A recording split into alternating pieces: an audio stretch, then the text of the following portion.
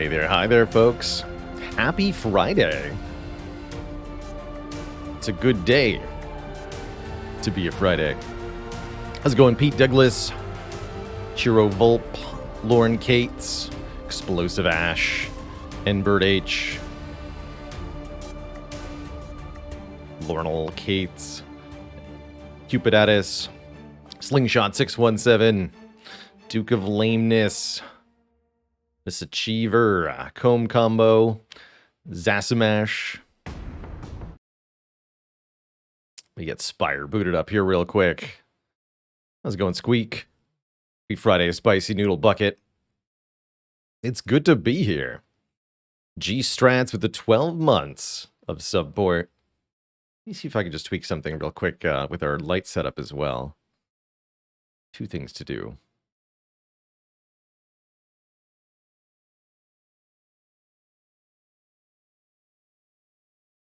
First, the Spire.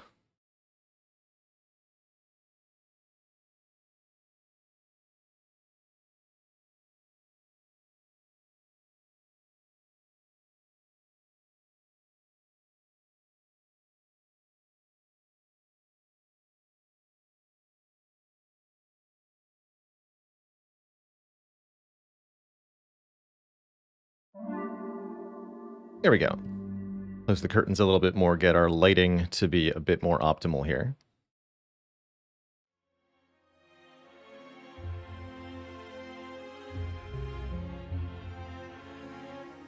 Oops. There we are. All is set up. How's it going, Calyrax? Hey there, Marl Dog.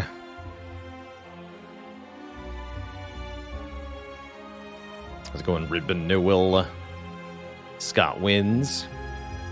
And all my cozy crew. Hey there, hi there. Enable solar panels beaming at me? No, I think it's just sort of a brighter day today. Actually, one thing.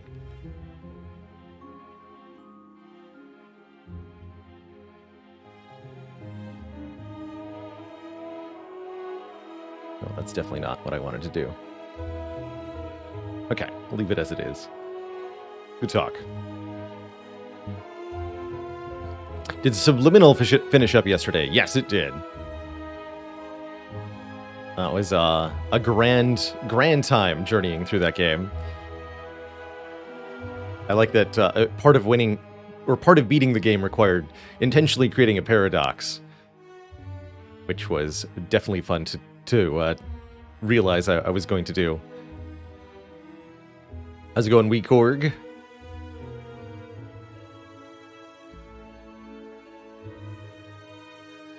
Hey there, Mr. Zorag.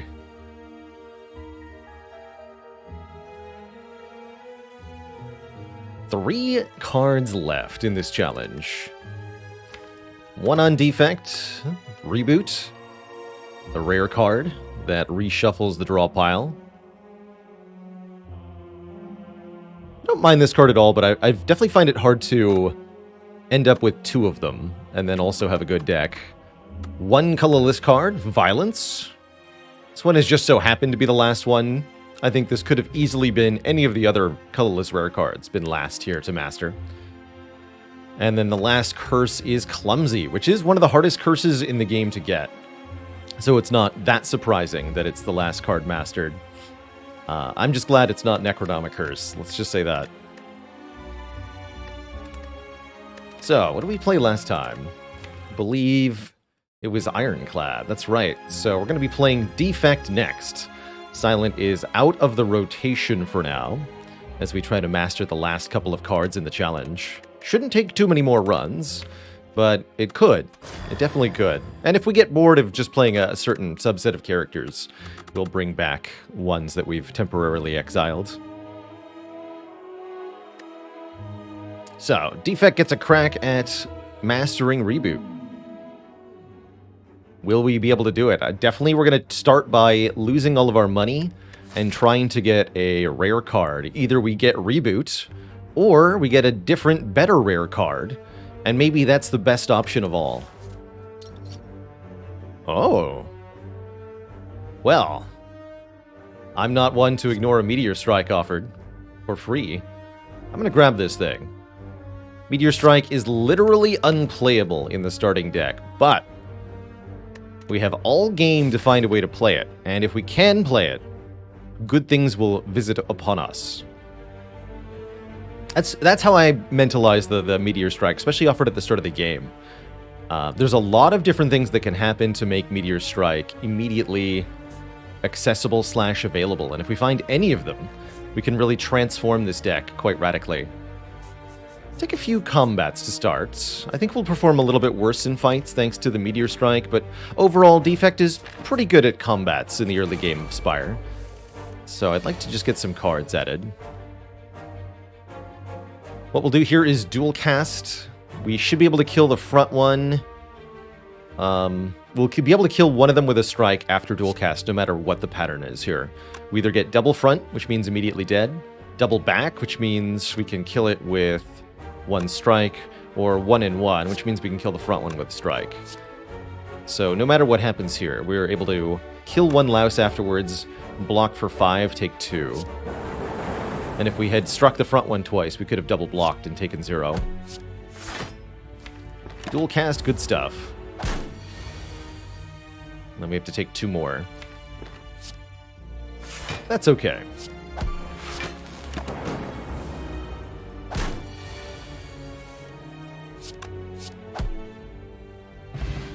And there it is. Immediately we find one of the ways to play a Meteor Strike. Liquid Memories can fetch any card from the discard pile. Note that you didn't have to actually play it for it to be in the discard pile. And makes it 0 cost. That is the key that unlocks the first elite fight for us. We can kill any elite as long as we have this Liquid Memories.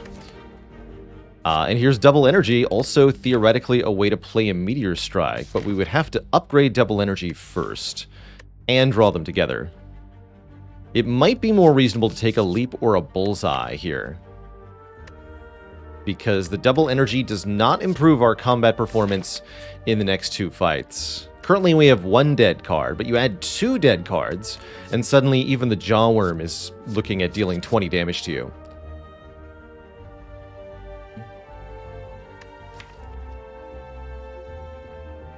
Now, if this was a Turbo, I would have already clicked on it, because Turbo lets us play it immediately in the upcoming fights. I think I'm going to take the Bullseye. I don't feel like we're in a position where we can actually afford to take the Double Energy there. I think that line visits immediate failure.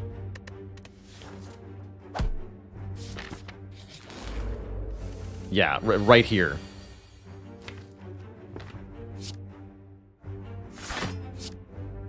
Because we have a Bullseye, I'm not going to play the dual cast. We're going to keep this Lightning Orb.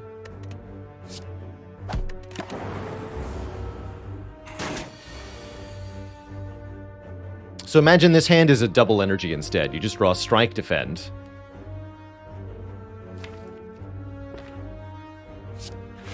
That would be a sad time.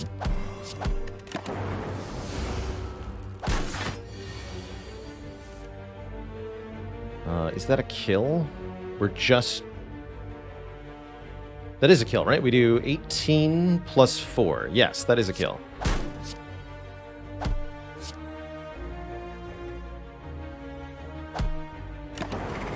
Thanks to Bullseye.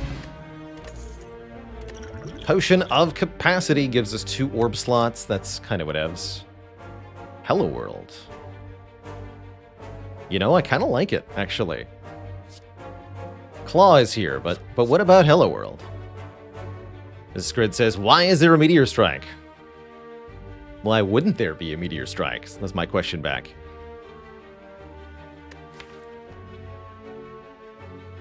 Are you not an 18th level wizard? Because I am. I'm going to take this Hello World. Hello World can give you claws. You know what else can Hello World can give you? Turbo. That's not a Turbo, though. That's the line here. Probably want to go Bullseye Zap. Bullseye Zap. Take 1. That's also not a turbo. Get with the program, Defect. Again, Bullseye giving us just enough damage to score a kill. It's a good pick. Weapon Tear's Steam Barrier Claw. Claw number 2. Could have had 2 claws, Twitch chat.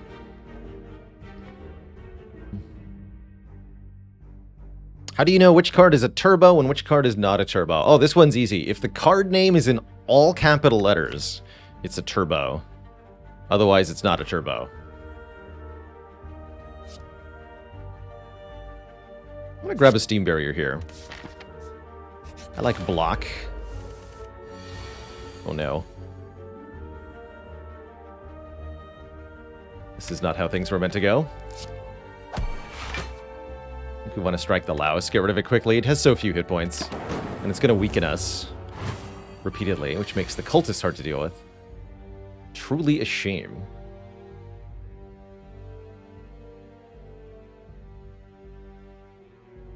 Do we bullseye? I think I go dual cast Hello World Defend.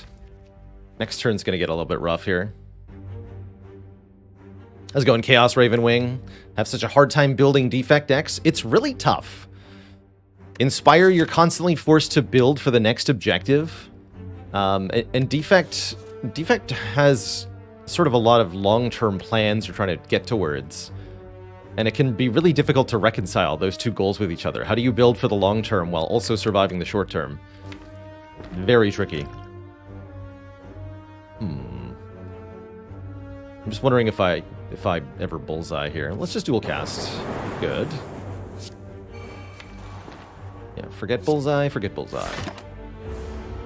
I need that card draw. Cool-headed, not exactly what I wanted, but I'll take it. This is getting worse, not better. No, we need to be able to dual cast a lightning orb. Just forget the cool-headed, I think. It's probably better than 4 damage, surely.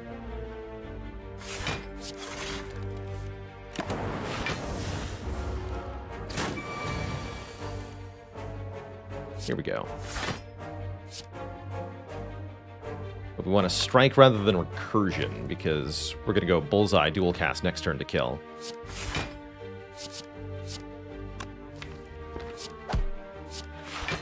That should be plenty of damage.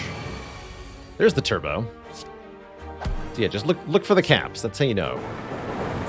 Okay, that wasn't bad, actually. We managed to avoid using the liquid memories.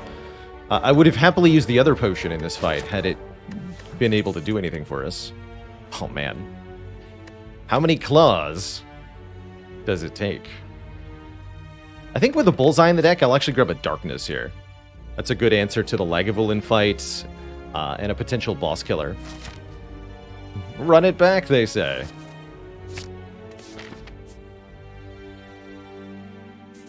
Now, we have a different plan this run.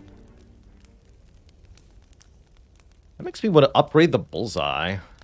Could also see upgrading Zap or dual cast here. I like having an upgraded Zap in a deck with a Meteor Strike. We'll get another upgrade momentarily, I suppose. We're going to go this way. Fight 2 elites. Pretty comfortable with the liquid memories. Paul, not Saul, thanks for the 2 months. Finally hit 810 on all characters. You're heckin' welcome for the assist. Let's upgrade Darkness here. Grab, 2 more random upgrades. Heck yeah. I don't even mind if Hello World gets upgraded. That's where we're at right now. Defend and Strike, perfectly fine by me.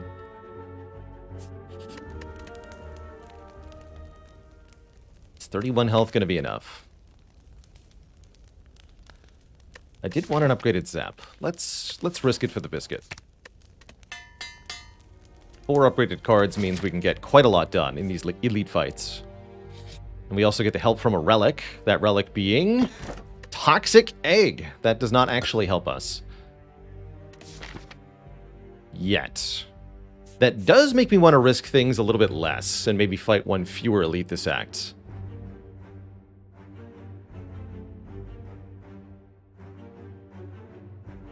Although we only ever fight 1 Gremlinob, Sentries and Lagavulin should both be really easy for this deck.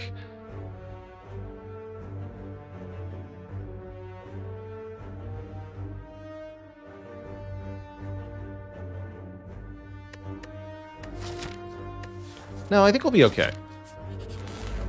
It's Gremlin Knob immediately, but we get Darkness and Hello World turn 1, so I think this dude is toast.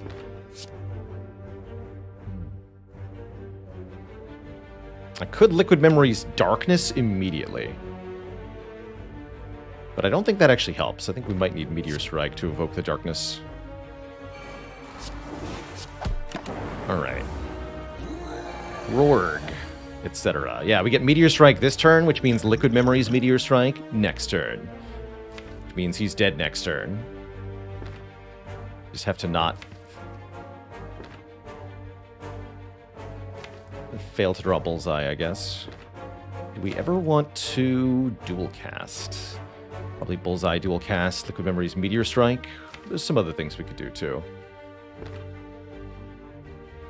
So that means we definitely play Steam Barrier. Probably play Defend. I guess we should do math.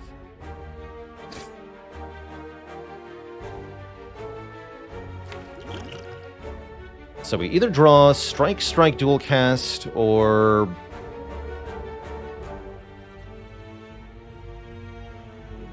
Bullseye, Strike, Strike, or Bullseye, Strike, dual cast. One of those three.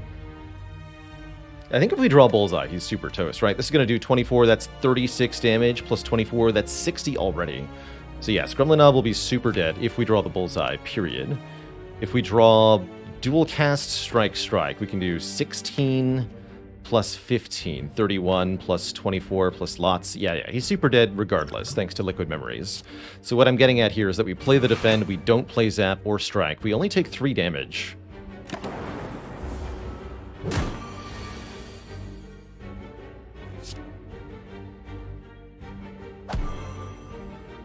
Well, there's no way to get through this without using the Liquid Memories, though, from the looks of it.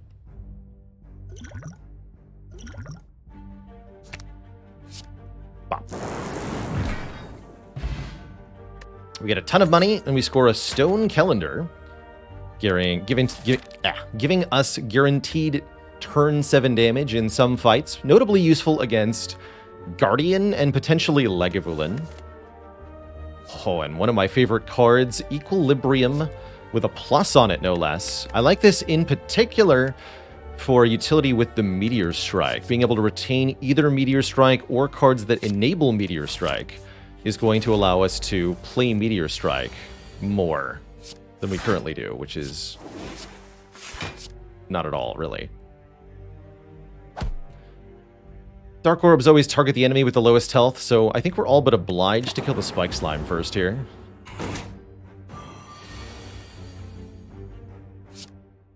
I can also retain Dual Cast, which can matter.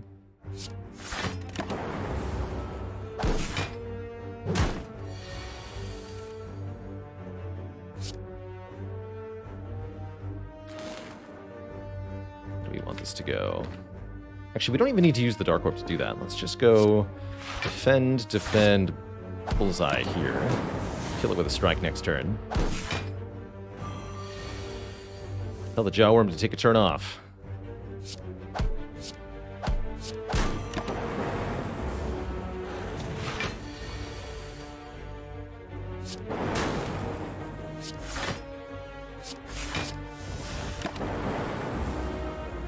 You're toast, sir. Buttered toast. A strength potion. Could have had 4 claws. And a toxic egg. Kind of cute, actually. There's a leap plus here, which is a pretty good block. We would like maybe a bit better block going into Guardian. I really don't dislike leap very much. I think it's a great card. Continue to click on the things that say plus on them. And here's another fight that I think is pretty easy. Sentries.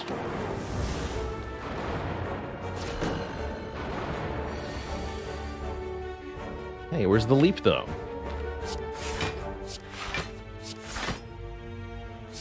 That card improved our deck by leaps and bounds.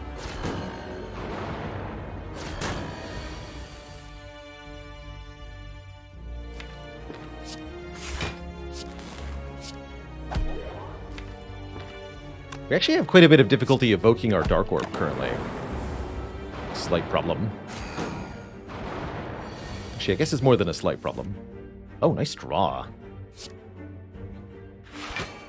Really nice draw. Just add block cards.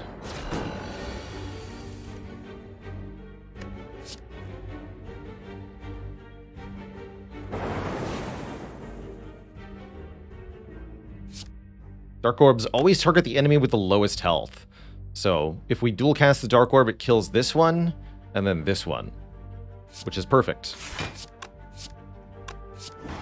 Because then the Stone Calendar kills the middle one.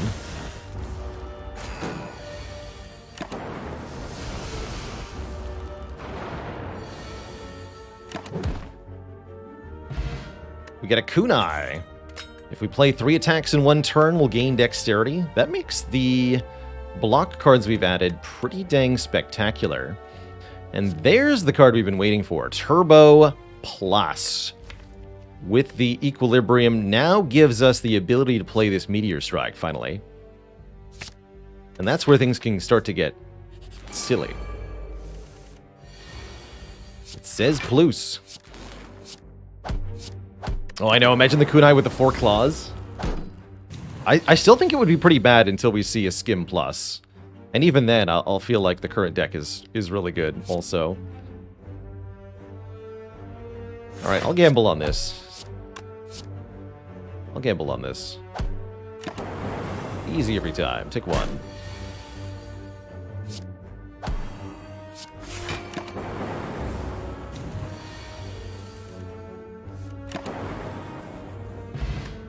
Energy Potion. That's also a way to play Meteor Strike. Oh, there's the Skim Plus. Well, I'm taking that. That's awesome. You were saying? Here's what I'm saying. I'm saying the Meteor Strike deck that I'm making is going to be better than your Claw deck.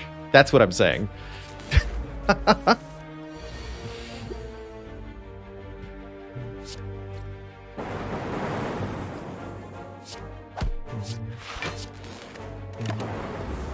Just you wait. What's better than skim milk? Skim Plus.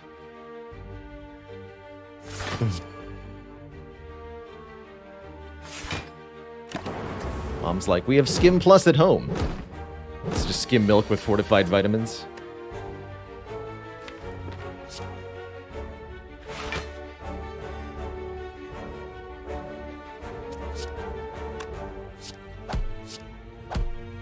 Milk with extra water.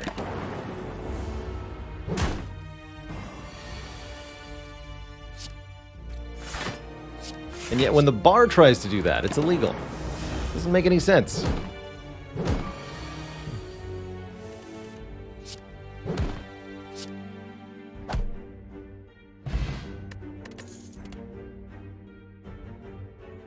Chaos Plus can create other orb types, notably plasma. This is a way to get plasma orbs, and I quite like that. It's also a way to evoke the plasma orbs created by the Meteor Strike, or to rotate dark orbs to the front. I like that quite a bit, too.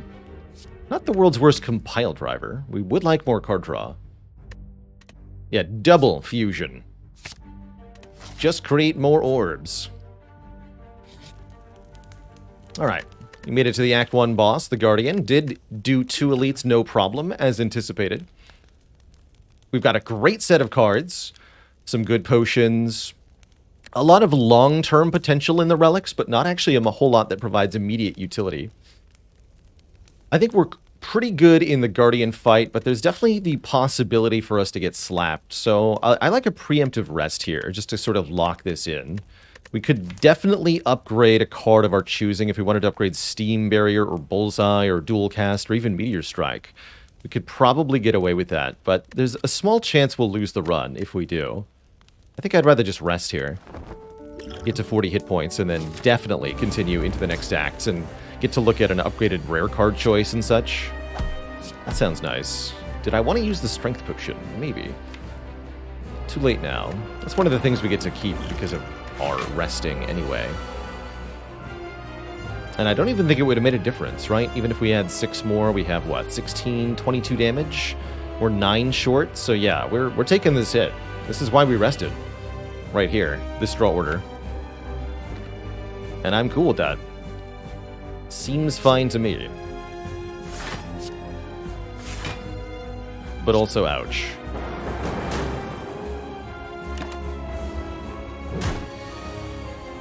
Yeah, so I think we actually would just be straight dead if I hadn't rested. With these being the top 10 cards. Cool. I feel justified. Still need to transform by next turn. Chaos, what do you got? Hex Dragon. Thanks so much for joining the list of channel cuties. Welcome, welcome.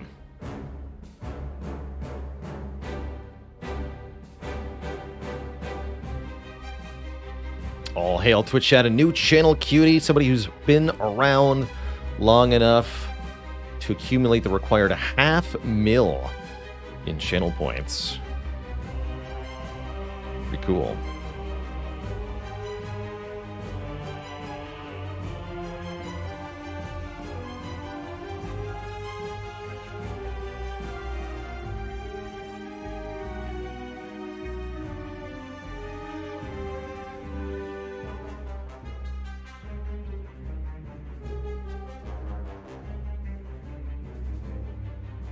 You're on the list.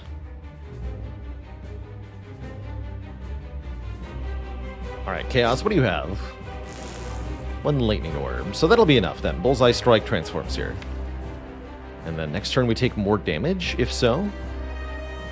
Or I can Equilibrium. Transform next turn. And get stuff in play. I guess I'll do that. We have to block 15 on the following turn, but that's no biggie. That's no biggie at all. So we go Hello World, Darkness. End turn. This turn, 15 damage incoming. But we have some block cards to draw into. And I could even play Ball Lightning instead of Zap. I don't want to play Zap, though, because I'd rather keep this Plasma Orb for the energy here.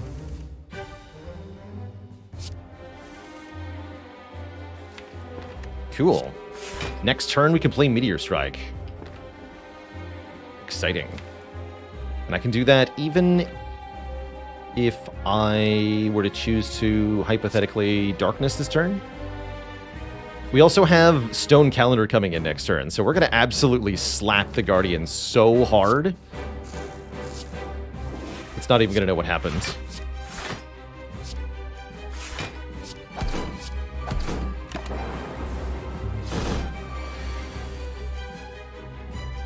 Let's go Turbo. Bullseye. Wha-bam.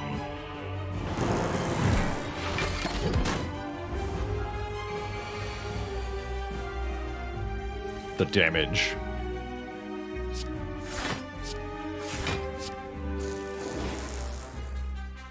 Now that's what I call damage. I should have just struck it.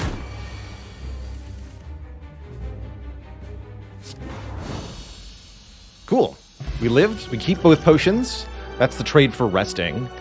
And I'm really quite happy with the choices we made in Act 1. I think we've come out of it with tons of cash, tons of cool upgraded cards, including, look at that, Reboot Plus, which I think is genuinely very good as a card here. Shuffle all of our cards back into the draw pile, then draw 6 new cards. Really like this with Equilibrium in particular. Fission would have also been really sweet in this deck, but we're absolutely clicking on the unmastered card for our challenge here. Samson Jamson also joining the illustrious list of channel cuties. Let me get you added right away. Looks like we need some more celebration in chat for Samson Jamson. Welcome, welcome to the list. Yeah, where's the take all button? Click.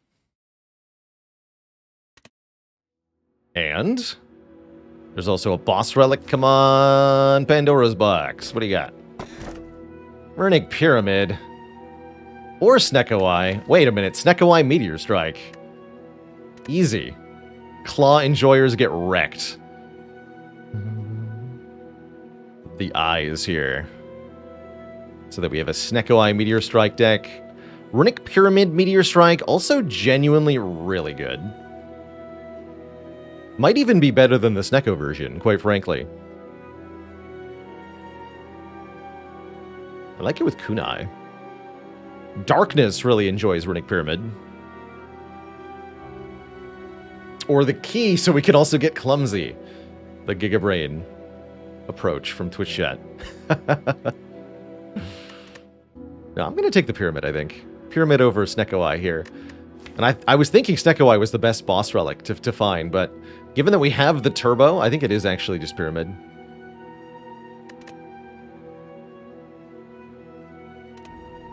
The goal then becomes draw a billion upgraded skills and play them all.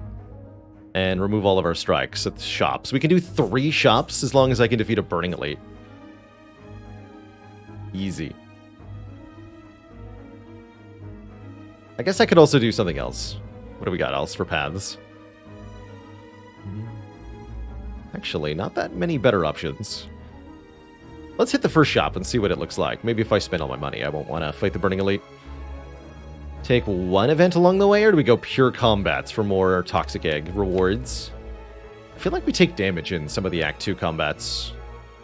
That was actually the big advantage of the Snekoi, is that we're way less likely to get donked on turn 1 by the Avocado. Fortunately, this is not the Avocado. Really like Reboot with Runic Pyramid. Really like it.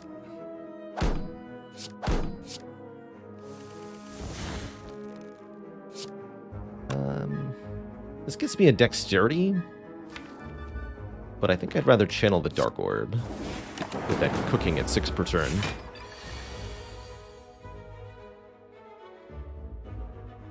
And then Turbo can either let us play Meteor Strike, which will then give us energy to clear our hand, or it gives us the energy to clear our hand, which will then let us draw Meteor Strike. Either way, we win.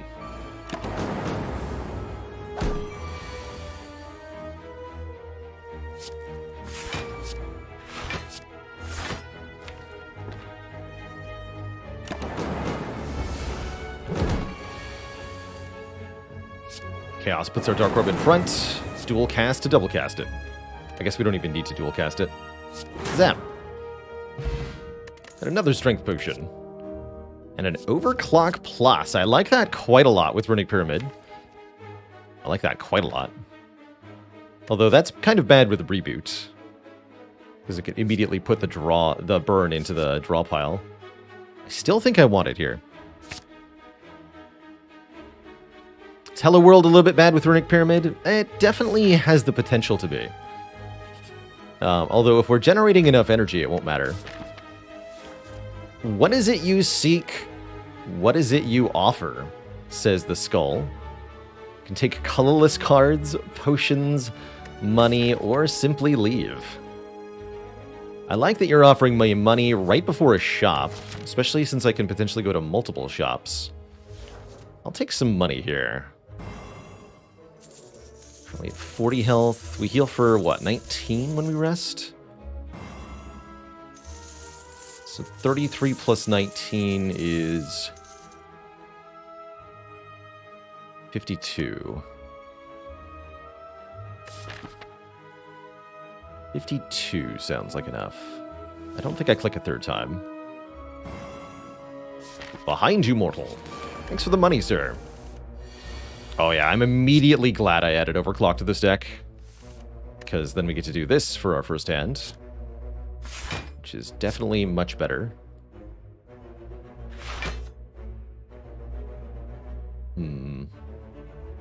Take 2, play the Darkness, keep the Turbo, or play the Turbo, play the whole hand. I think I want to keep that Turbo. Play the Darkness. Take 2.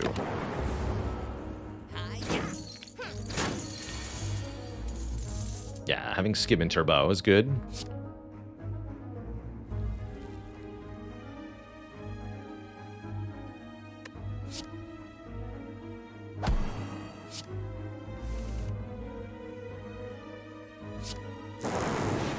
Dual cast kills you now. Could also do Zap, dual cast the Plasma, have tons of energy. This would deal 27. We can still finish it. Let's do that. Zap. Dual cast. Strike, strike, defend, defend, reboot. Darkness. Strike. Kill next turn with dual cast. That's quite clean. Go for the eyes. Really nice with Runic Pyramid. Really nice with Kunai as a way to gain dexterity. Quite like go for the eyes here. Would prefer an upgraded version, but with the Toxic Egg, we can probably just afford to upgrade it, given that we'll get plenty of upgraded skills. So I'm going to grab this.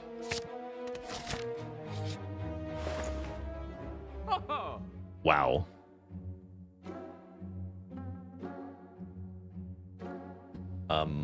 Pretty sure I buy both of those things. It's even on sale, the multicast. So we get a super dual cast. Evoke our next orb, X plus 3 times. That's awesome. Yeah, and we can buy a remove.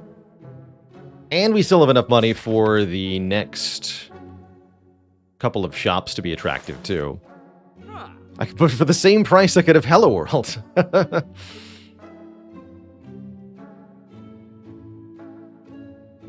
Just imagine.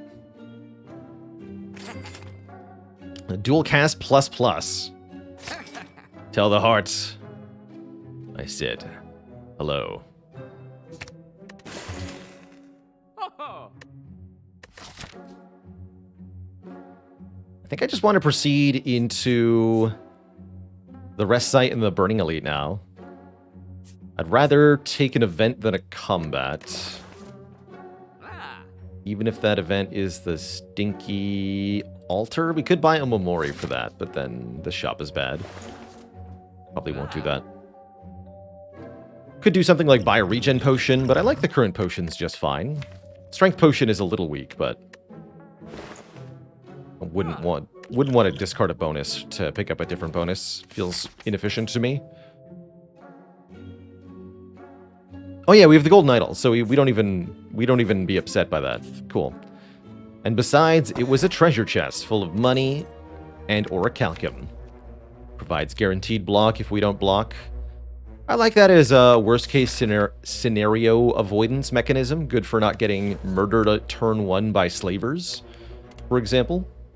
Sure.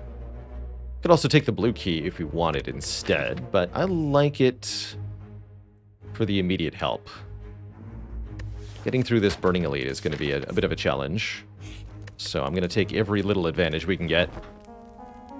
Sir39, thanks for the Prime sub. Welcome to the Cozy Sub Club. I think with the dual cast plus, we're going to be in pretty good shape, even against, yes, the deadly triple slavers.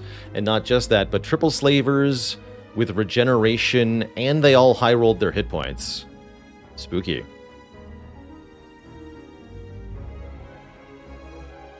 Definitely spooky.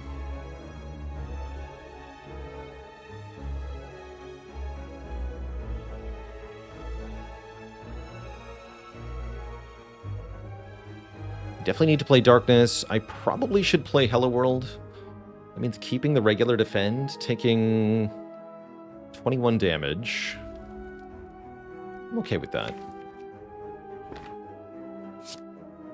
Yeah, we really want to play this Hello World. This can create orb generating cards, which would be crucial. Can also make other important cards. I'm not going to use any potions yet.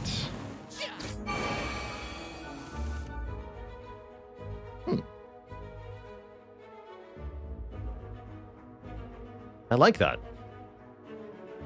Okay, let's use the Strength Potion. think we need all the help we can get here, as mentioned. If we get through this fight, we're fine. But we do have to survive this fight.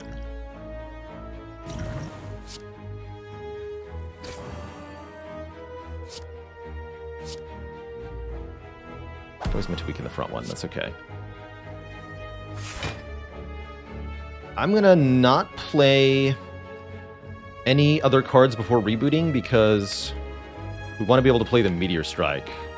Although note, as mentioned before, because now there's 3 wounds here in the discard pile, the reshuffling of these cards is pretty undesirable. The fact that it draws 6, though, is too good to ignore here. Ha! You do draw the Meteor Strike, but we also get the Void. Good news is we do have Energy Potion, so I am still allowed to play that if I wish. Well, I'm not sure that I do wish. I'm tempted to skim here instead.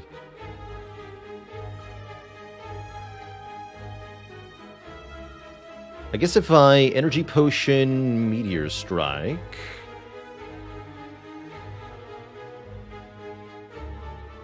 kill the back guy. Not becoming vulnerable seems important. Then I have 1 energy left. I can play... go for the eyes and the defend plus. We barely take anything. Yeah, let's just use the energy potion also.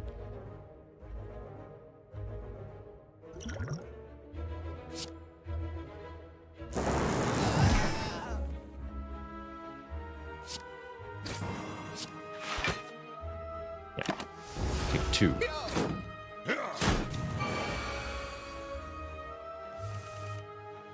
Oh ho!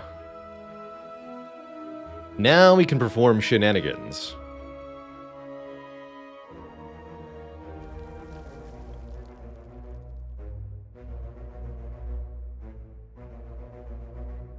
Unlimited power. So there's actually quite a few things we can do on this turn. I'm fond of this line. We play Darkness, Dual Cast, Multicast, with Chemical X. Evoke this way too many times. We have 26 energy now. Hologram, Multicast plus. Evoke this Dark Orb 28 times.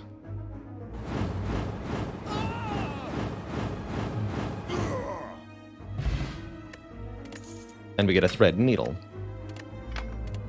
Good times. Ooh, Recursion with a plus on it. I really like this. We're doing Orb Shenaniganry now, so Recursion is awesome, basically. Talk about overkill. We're going to be doing that a lot. Any boss fight we get into, that's our strategy.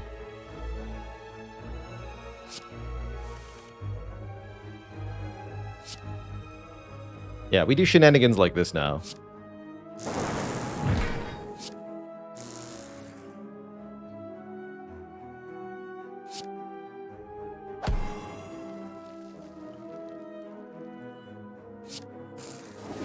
Let's keep the rest here.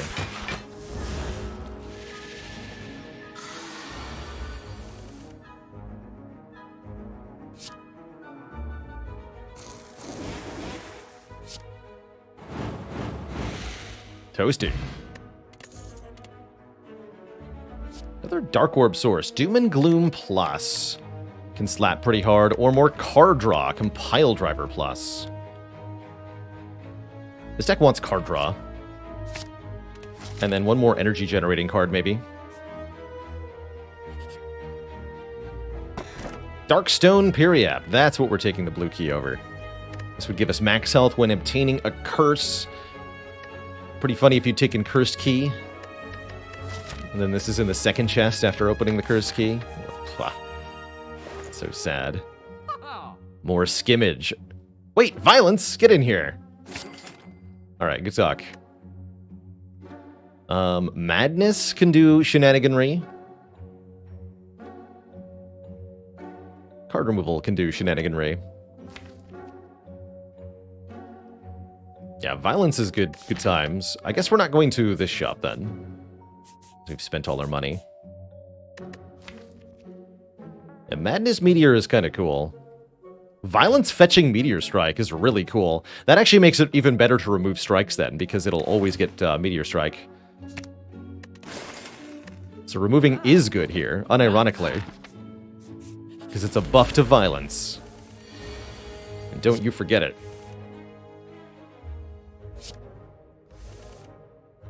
Perfection.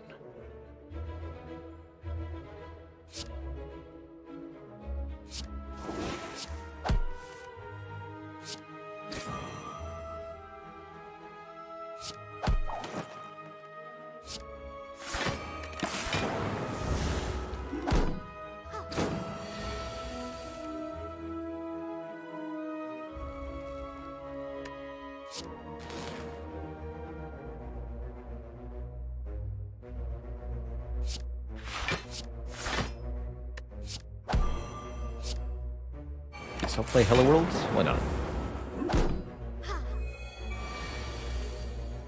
Perfection. Get him, multicast.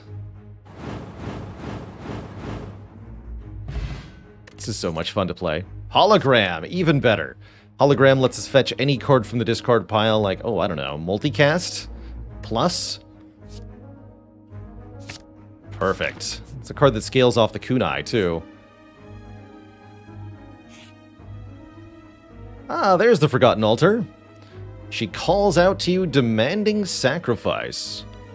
Give up our golden idol to gain a bloody idol, healing us for 5 whenever we gain gold. That's pretty nice. I'll take that, I suppose. Good sustain for Act 3. Could also lose some max health, go to very low health, and keep the golden idol. We'll gain a bunch of health from resting anyway. But I think I'll just take the healing for the late act. We're doing okay here. There are some situations where it's, I think, the better line to keep the golden idol to gain the additional money. But this doesn't feel like one of those to me. Let's upgrade Bullseye. Purple Fire Spirits. We can donate a card to the Purple Fire Spirits. Here. Depending on the rarity of card donated, we'll gain a boon of some kind. Notably, if we donate Hello World here, we'll get full healed. I think this is definitely a time where we could get rid of Hello World. We now have all the good cards we want in the deck as it is. If we wanted max health, we'd have to give up a rare card. I'm not going to give up Violence, Multicast, Reboot, or Meteor Strike, though. Those are the core pieces of the deck or the core mastery targets. So, yeah, let's lose Hello World. Goodbye, world. Hello, full health. So wait, it was correct to keep the golden idol. Dang it. At least I upgraded instead of resting at the first rest site. And we'll still have healing for next act, too. This overclock drawing on turn 1 has been so good.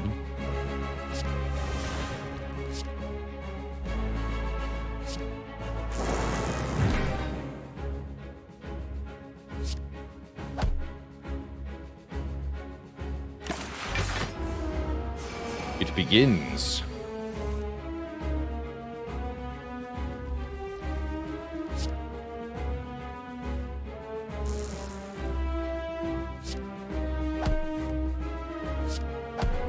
There's too much block in this deck.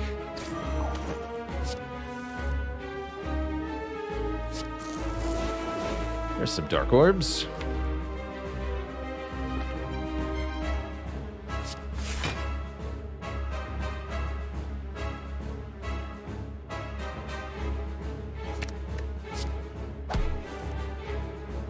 Excellent.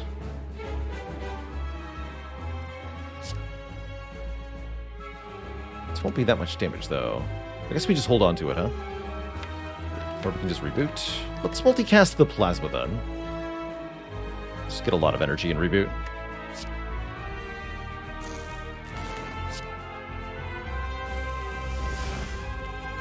Cool.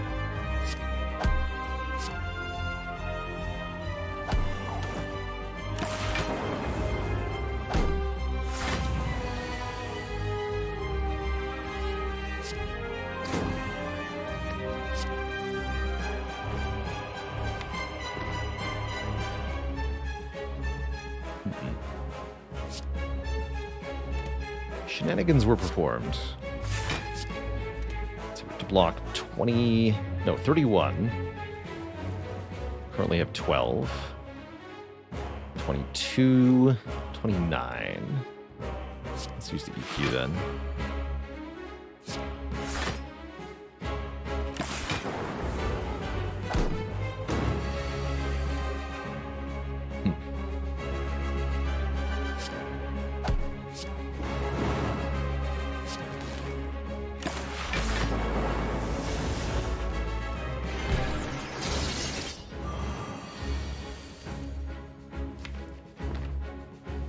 Multicast, where have you been?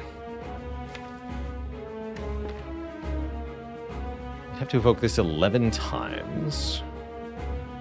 I may or may not be able to do that.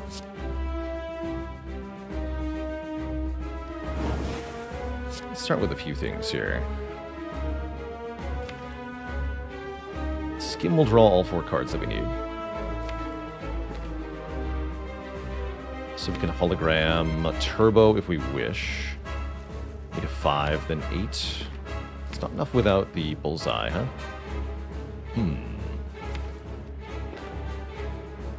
Guess in that case we hologram, go for the eyes. We block for a bit more.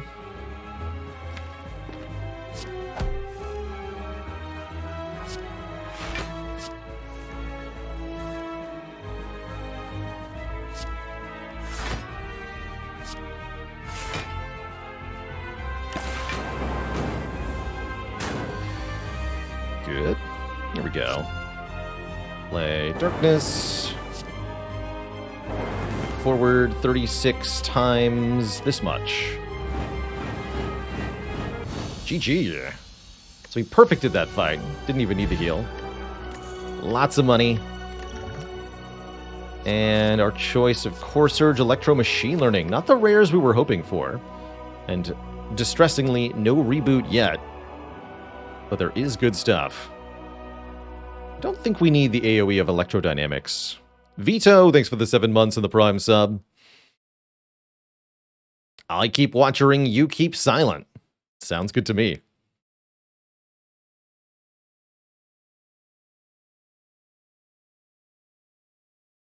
Move Every Zig says, do you think devs should try to perfect balance, or is it okay for some cards to be way better than others in solo roguelite? I think it's actually important for some cards to be better than others in a solo roguelite. If the cards are too well balanced against one each other, they're all like exactly the same power level somehow, then your choices don't matter because all roads lead to the same conclusion if all of the cards somehow provide the same amount of value. Even if you can, of course, like contextualize and conditionalize a lot of them, but if the cards are too well balanced, then you end up in a situation where then every run just kind of feels the same. You could either do the same strategy or achieve the same means so consistently that there's not any variation to enjoy.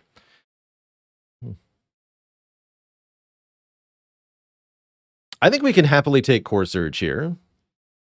Machine Learning could be useful, but with the Pyramid and our other card draw cards, I think it's not that important, but Core Surge definitely has utility. We could combine this with a Speed Potion in particular would be really helpful.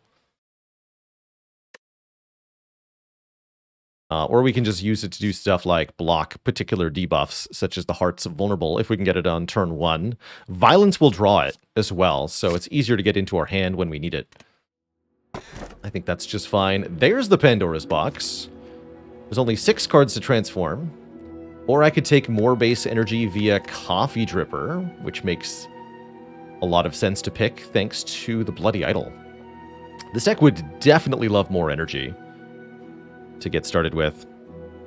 What was my job before I streamed full-time? I was a chemistry teacher.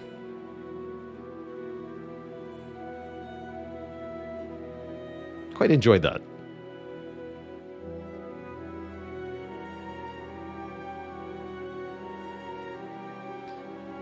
Do I consider the Pandora's Glitch cheating? Yes, for the purposes of Ascension 20, streaking wins, using the Pandora's Box to remove all your strikes to defends would be cheating. You can do it in a speed run, but You can do a lot of things in a speedrun.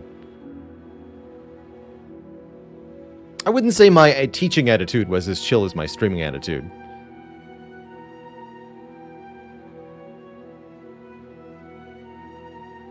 Ollie Yubi says, no wonder you're so good at the game, you know the exact formula to the cards.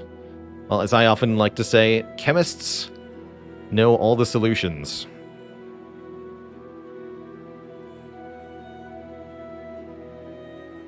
Transformation could give us, yeah, it could give us another reboot. That's true. So if we're purely looking to try to get cards, that might be the pick here. Never trust an atom. They make up everything. If you're not part of the solution, you're part of the precipitate.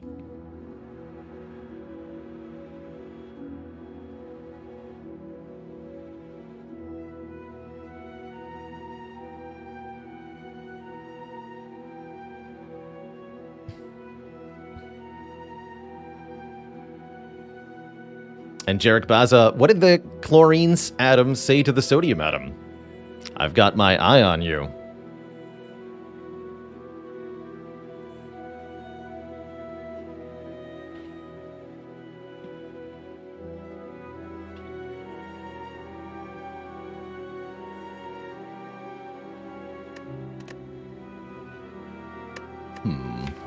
Playing this on base 3 energy should be kind of fun, too. What's in the box? Well, there is no reboot, but there is the bias Kong that somebody promised me. There's also, very powerfully, an all-for-one here, which can return all zero-cost cards to our hand. That's Overclock and Recursion and Go for the Eyes and Turbo, Steam Barrier, Zap, and Recycle. That's pretty good. That Recycle in particular is really powerful here, allowing us to exhaust a card and generate for ourselves energy equal to what it costs. We're also allowed to take this path, which totally has 5 elites on it.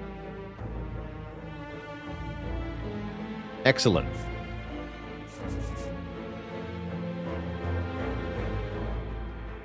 That's what you like to see, and that's where the Bloody Idol's really going to help out. 5 elites, add 5 more relics to this deck, and perhaps just as importantly, 5 card rewards with boosted rarity for a chance at reboot. This also matters.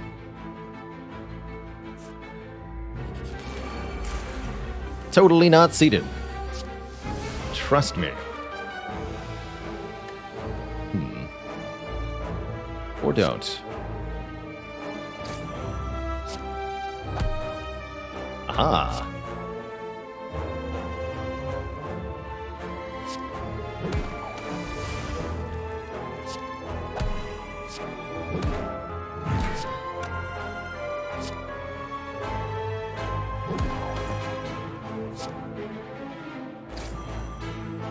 We can actually just let Orichalcum block, so I don't need to play the Steam Barrier here.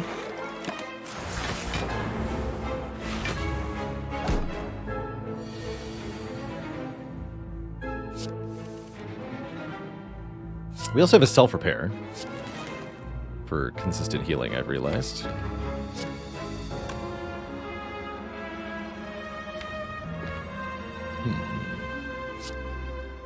Quite a bit I can do here. Can even hologram all for one to get back a whole ton of cards.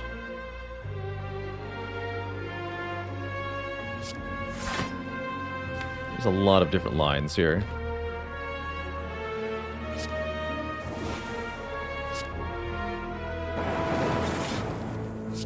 Let's do this one.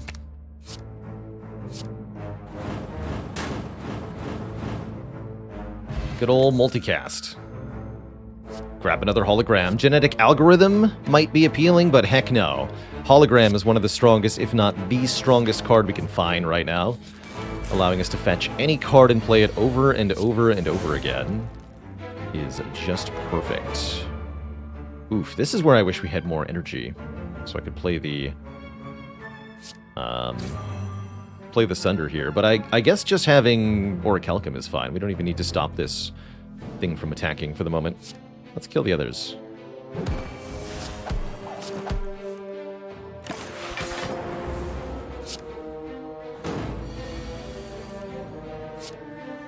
And now I've got energy for days. Perfect.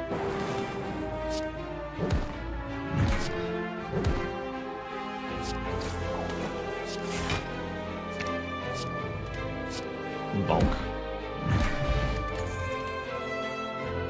Imagine being stuck with a claw deck here. This is too fun. Solaris, thanks for the 2 months of support and the Prime sub. But I hear about the cult that worships violence. Their beliefs are just whack.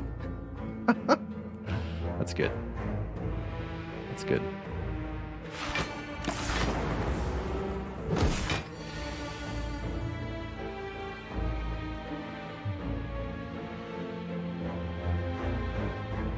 Those wacky cultists. So we want to go recursion, compile?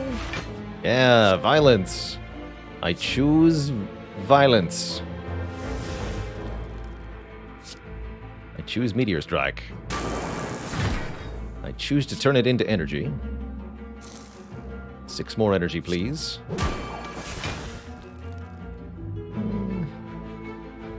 This is fine. Get Recursion Turbo back with All for One. Let's do this. Oh, I love it.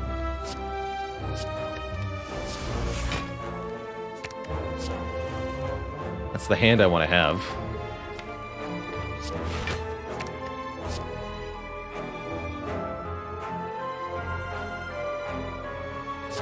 So we recycle that.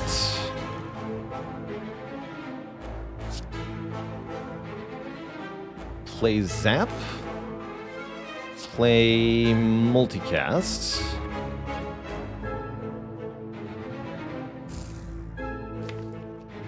All for One gets back Zap and Recycle. Just play Chaos, I guess. And then Hologram the Multicast. So we evoke this for 12 times 19.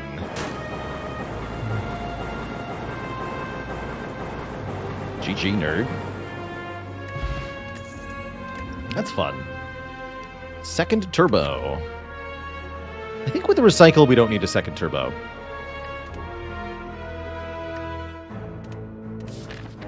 I would take an aggregate, though.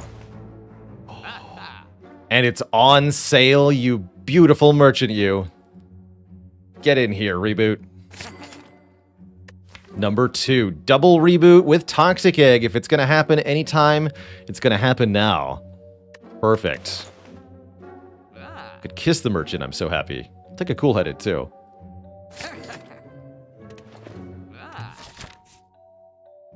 Big ol' smooch.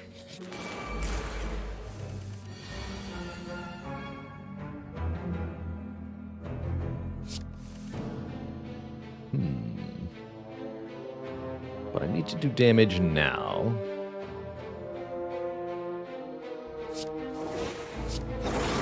This enemy's tough.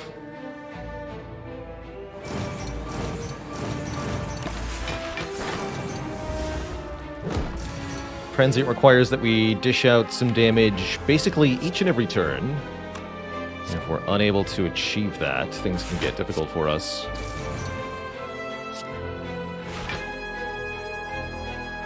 Looks like we're okay, though. I would like my multicast back, I suppose.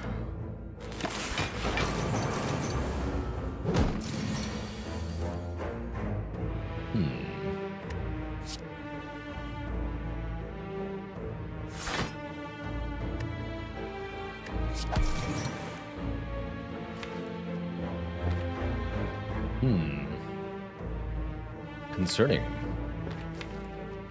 Do we reboot now? Or do we keep digging? Tough call.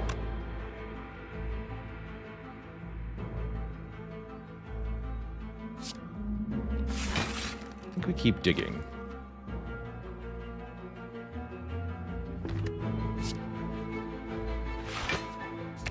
Keep that weaken up too. Seems important. That means we gotta lose multicast again, I think. buy ourselves some time. Okay, here we go. We got Recycle and All for One, which will fetch some important stuff. Does that mean we're recycling Meteor Strike? No, it means we're recycling Sunder. Don't be silly. Get back. Overclock, Zap, Steam Barrier, go for the eyes, Recycle in that order. So I need to make room in my hand.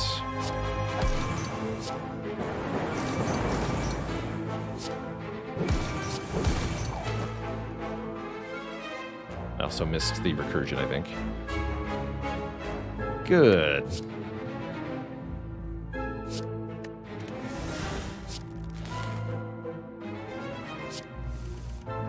There we go. Now we can play Meteor Strike. Then we have a ton of energy next turn. Cool.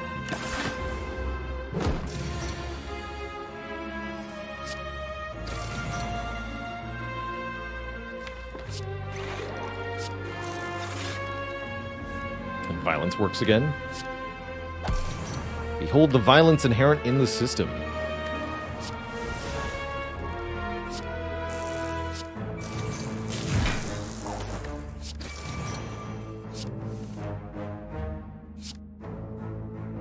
Might be able to kill Transient suddenly on this turn.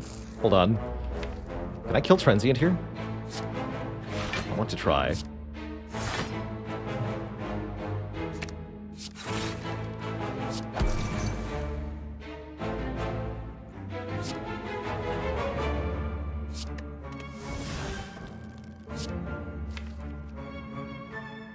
The hologramming compile driver? Nothing to multicast yet.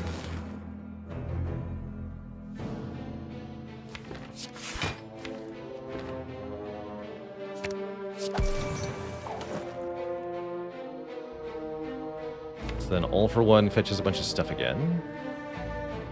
So dual cast. Chaos. All for One. Get rid of auto shields. Play this. Play this. Overclock drawing into these is pretty spicy, actually. Alright, I will continue to do stuff that isn't the primary goal. Still have one more turn coming up, right? Not if we kill this turn. Easy. Guess I'll get Recycle. Do some stuff here. Turbo, Darkness, Zap, Recursion, Reboot. Perfect. Keep going.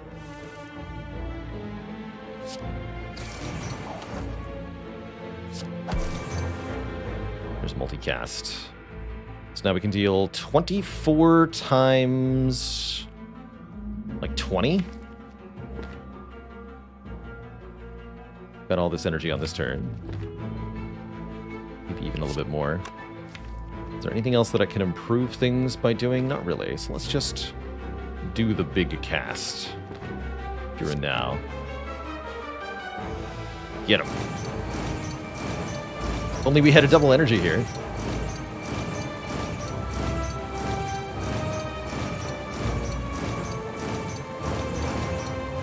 Still, that's pretty dang good. I bet we can do the rest of the damage next turn. If we so desire. Not if I draw that, though. Hold on. Yeah.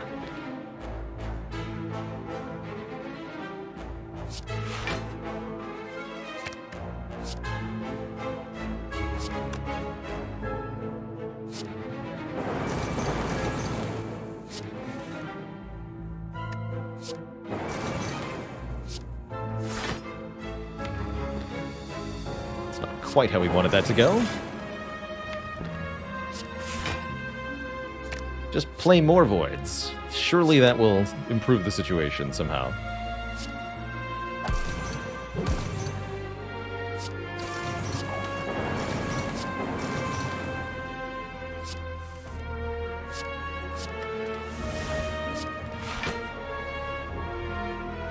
Freaking got him.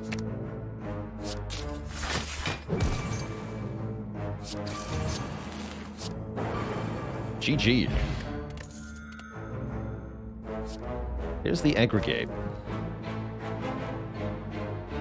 I'll take that, rather than 4th hologram. I like aggregate because it's an energy-generating card that does not put a status card into the discard pile. So that's quite valuable to us. Feels like hologramming Sunder is a good idea. Kill these newfangled minions coming in.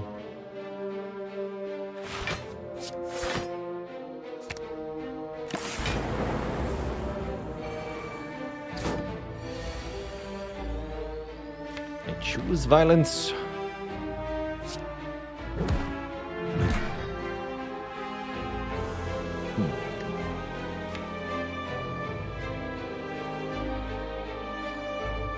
One, two. I just go for the eyes and all for one here.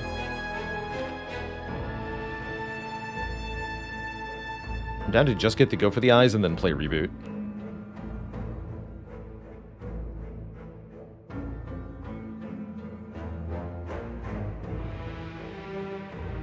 Could also use the flex potion here, along with the core surge to get some kills.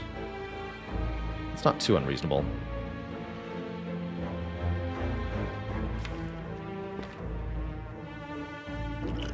Sure.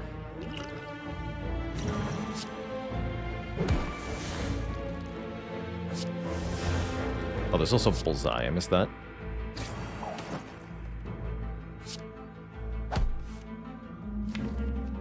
Nothing to hologram that's any good.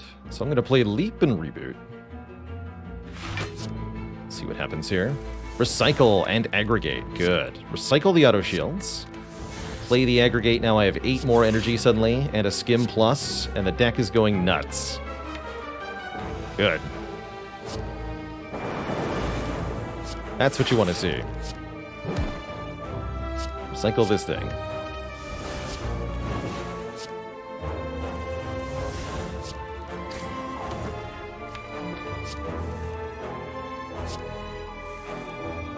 Perfect. Play Meteor Strike. And turn. Get destroyed, lady. Cycle. All for one, oddly enough. Don't ask.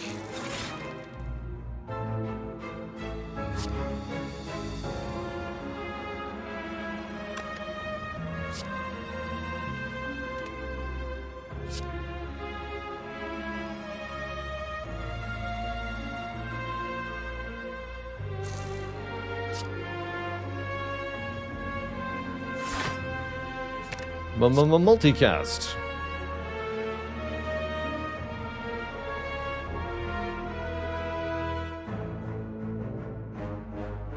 And then we waited patiently.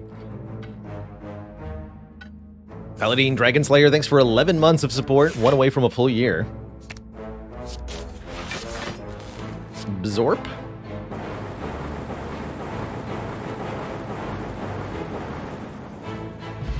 Imagine that like 40 more times.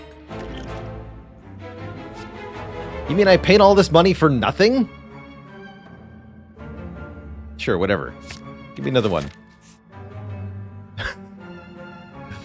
Just take it. Who needs double energy when you have triple reboot? The rebootification.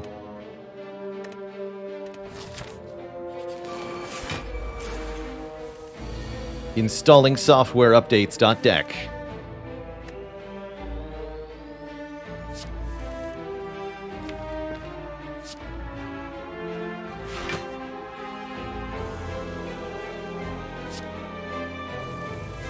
I have some energy, please?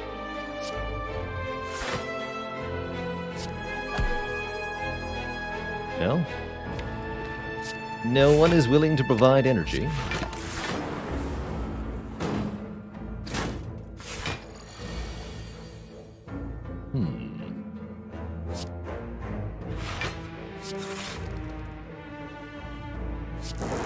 There we go.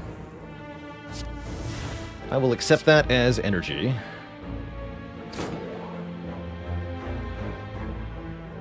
So wait, I can go Recursion, Multicast, Meteor Strike. Well, Sunder, Meteor Strike. Hologram, Meteor Strike. That seems kind of insane. Don't mind me, I'm just playing Meteor Strike. A lot.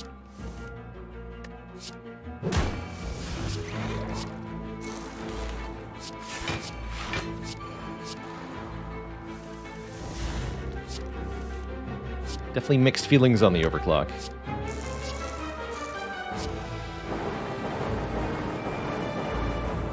The Blip Blap. Liquid Memories always welcome here. Do we want a second? Go for the eyes. Mostly for kunai reasons, and for removing hand clog reasons. It would be consistent weaken on heart, consistent kunai activation. I think this is worth it, number 2 here. I might even be able to upgrade that one. That means we don't need a weak potion. Medical kit would definitely improve this deck if we found it at the last shop and had enough money for it. It'd be kind of cool.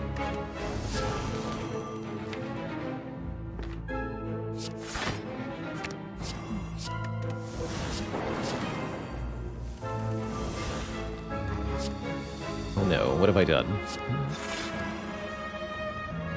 What have I done? No dark orbs for me. It's fine.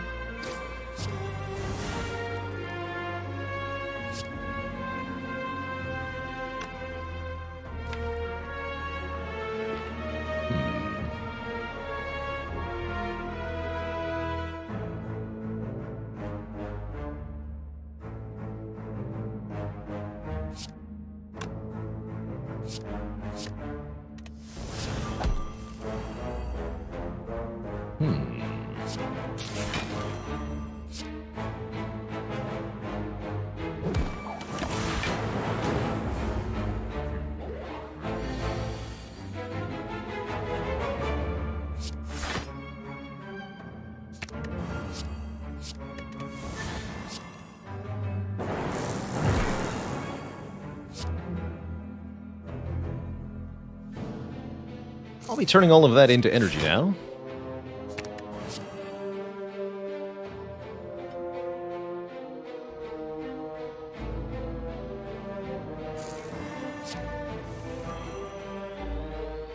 All of it?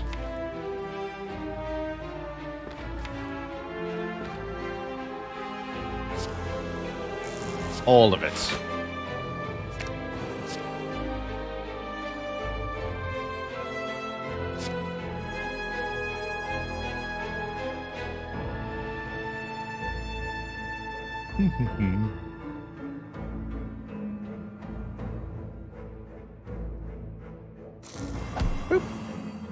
Reboot. Yes. Excellent. Aggregate. Darkness plus multicast.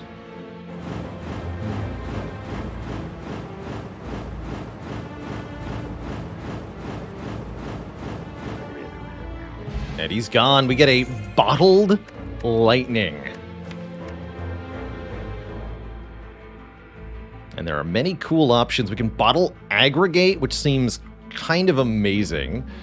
We could also bottle one of the reboots. We could bottle violence. We could bottle skim. Lots of good options.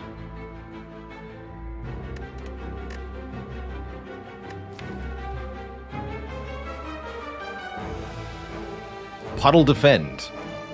We don't have any defense, actually, so we can't do that, I'm afraid. I think the reboot bottles are quite good. But aggregate might be better. Really like having that guaranteed early energy.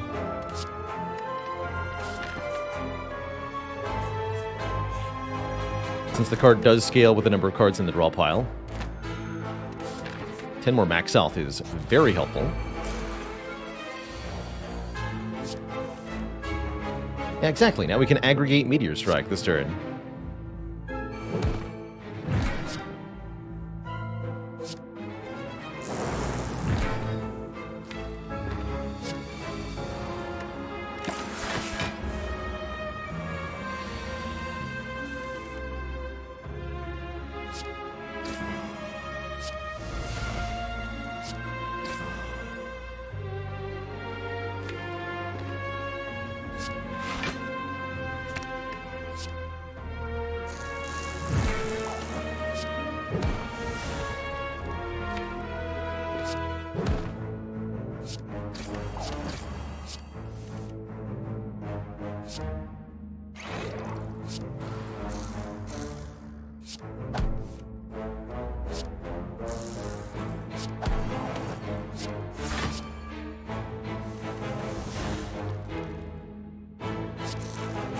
Meteor Strike. I think that's the Neon achievement, by the way, for this turn.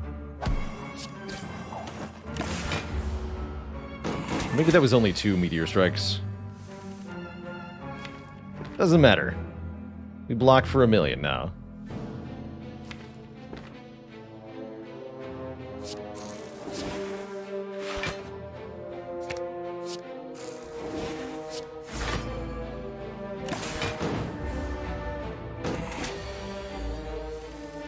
And you, lady, are toast.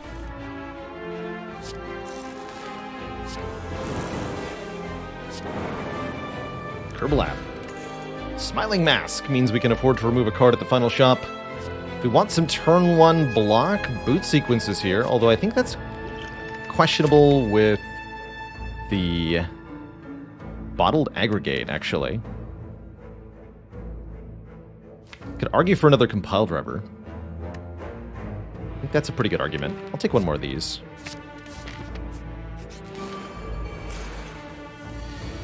Yeah, reduces our turn 1 draw by a lot, although we may sometimes just keep the aggregate for turn 2, of course.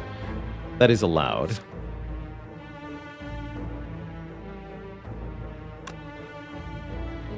Although we can do plenty of damage turn 1 here, and I can always hologram... Actually, wait, we can do aggregate, hologram, aggregate, multicast, right? Let's just do that. That's tremendous damage here. That's actually just a kill.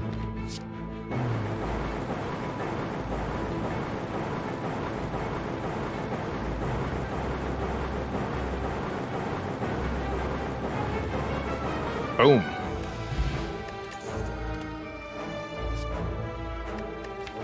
One recycle's good. How about 2? I say yes. Now we're done with energy cards.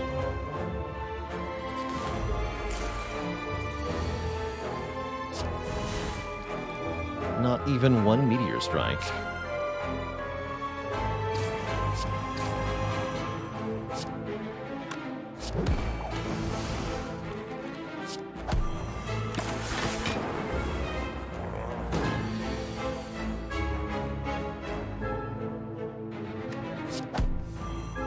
There we go. Now we're getting somewhere.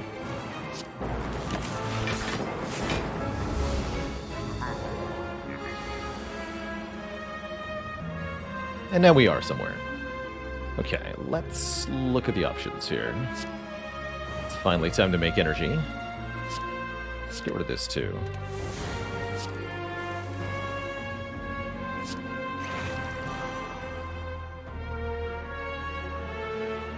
Multicast right now. And all for one returning pretty good stuff.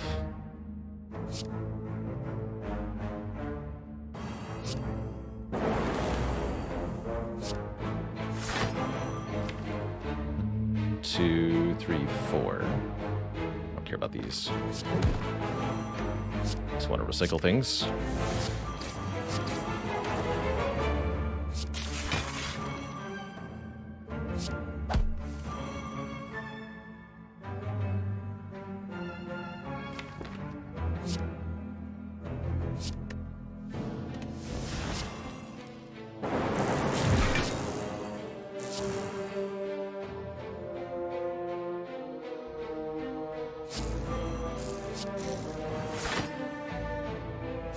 Hopefully this works. Didn't have to be this way, but I chose that it would be this way. Yeah, Burn Void incoming, we just draw nothing. It's totally possible. But no, we get hot nonsense is what we get. The best kind of hot nonsense. Hologram and a whole bunch of skims. Or skimming a whole bunch of holograms. Other way around. So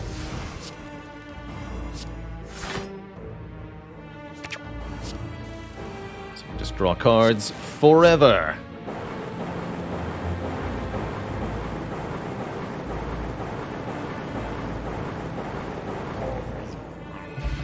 Get a Pantograph, healing us 25 at the start of boss fights. And we could take another Recursion or a Machine Learning. I really don't think we need either of those. This deck is nothing but hot nonsense, and you love it. Hello, Mr. Merchant.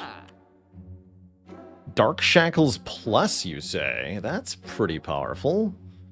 Clockwork Souvenir is also here to block Vulnerable from Heart. I really do like things that let us survive the heart more easily.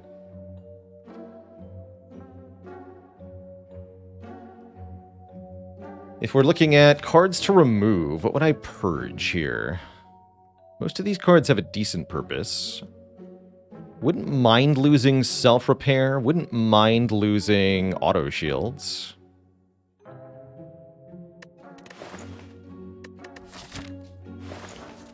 But yeah, if we keep all of our money for next shop, we can have the full set of options. Which could result in another card mastery. Is there anything this duplication potion makes particularly powerful?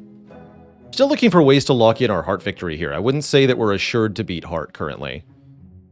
Although the longer the fight goes on, the better our odds, which makes me think that we do want Clockwork Souvenir here to try to lock in our reboot mastery.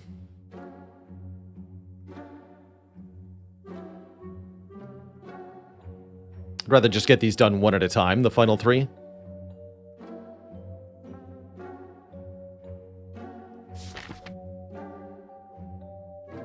But it's true, it's possible we find another Violence. It's also possible we lose. Let's take the Souvenir here.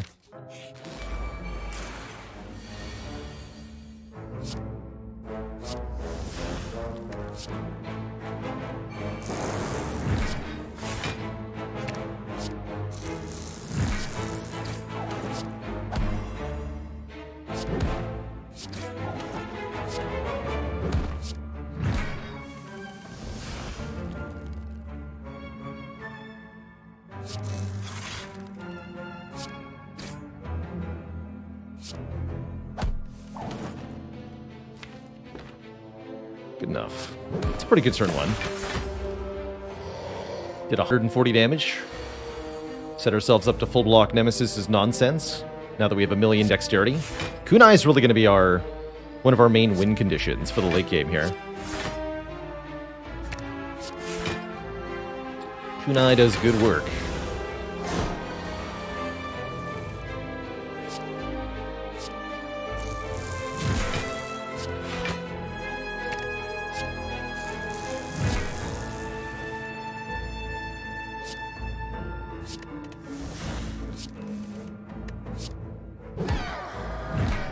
Gambling Chip. Can discard any number of cards on turn one and draw new cards again. Neat. Relics helpful, cards are not. Definitely too late for Algorithm. Even Algorithm Plus here. Gotta skip this. And recall. Yeah, who needs Bottled Reboot, right?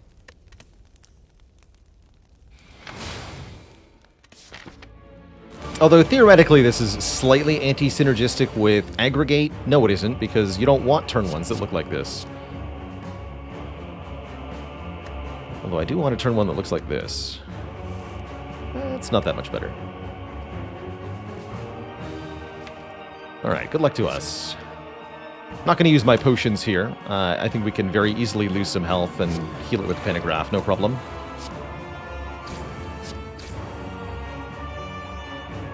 Could Aggregate multicast, but no, I shan't.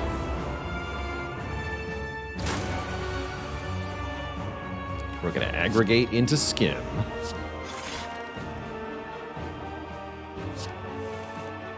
There we go. Could multicast this Dark Orb, maybe?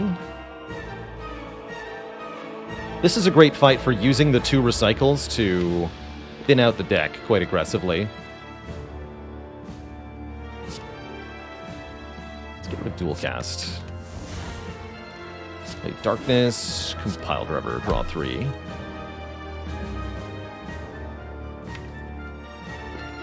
Hologram Recycle is the route I'm going to take in this fight.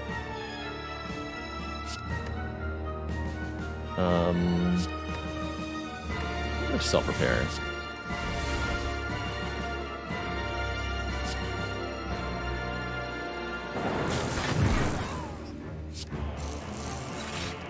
Nice.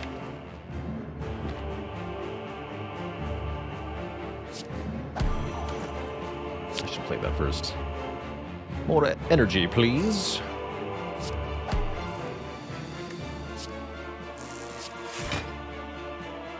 Let's get rid of some zero-cost cards so I can use the recycles more aggressively.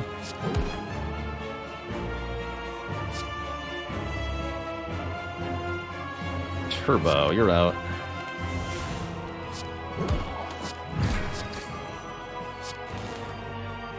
Good turn.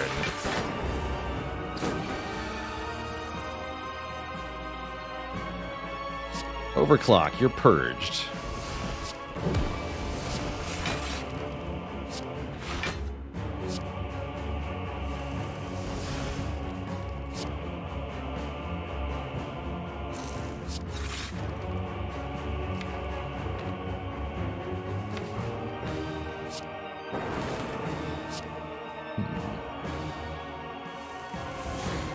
Go. The goal is keep deleting cards for the moment. Gain dexterity with kunai. Perform other shenanigans. There we go, 3 different types. Get rid of auto shields. Get 2 recycles in the discard pile. Perfect. All for 1 them back into my hand. Get rid of this, go for the eyes. Draw cards. Get rid of bullseye. Perform shenaniganry. What else do we want to delete here? This is cheating? It feels like cheating. It certainly feels like cheating sometimes. Just your average defect run. Never stop taking your turn. Pro tip. Never ever stop taking your turn.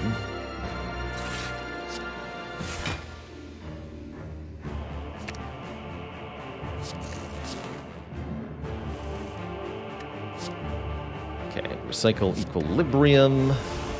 Draw 3. Hologram, they recycle. What else are we getting rid of here? Looks like I want to keep Meteor Strike. We can get rid of Aggregate, though. Where we're headed, we're not going to be able to use that ever again.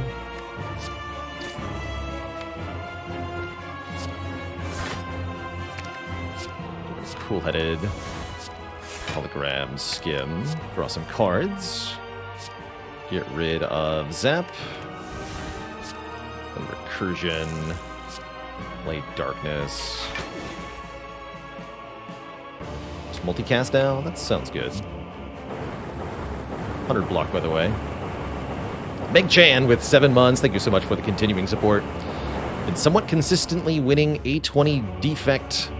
Or rather, been somewhat consistently winning A20 Heart thanks to you, but you're in a slump on Defect. Cannot get through Act 2. Yeah, Act 2 as Defect is definitely tricky. Some suggestions, potentially consider avoiding elites in Act 2 if you don't have good area damage. Prioritize cards like Doom and Gloom, Sweeping Beam, and Sunder. Prioritize grabbing a couple of decent block cards like Leap or Steam Barrier as well. Try to avoid too many powers. Powers are what will really get you killed in Act 2, especially. Those stinky powers, man. Right, we're actually just good as we are, right? We no longer need Meteor Strike. So I can do this.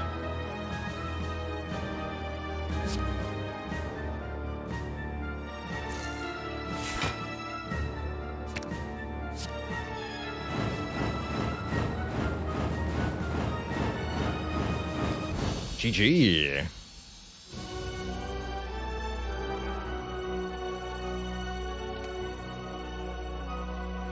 The Dolger, why did... Or, actually, not for the Dolger. Who requested a dad joke? Awesome Jelly. Why did the Defect want to become a wizard? They wanted to learn how to multicast. McFi with a tier 1 sub. Welcome to the Cozy Sub Club.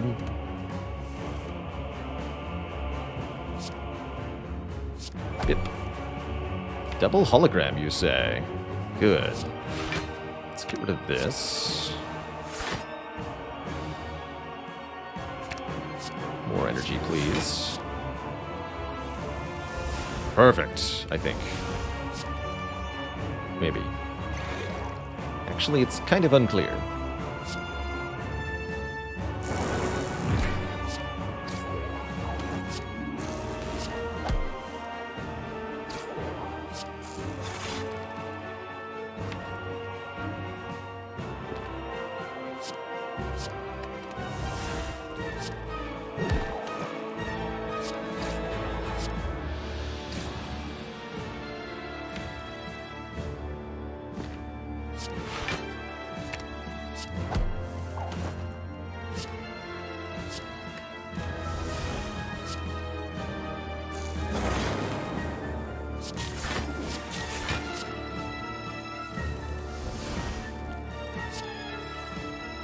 Card draw.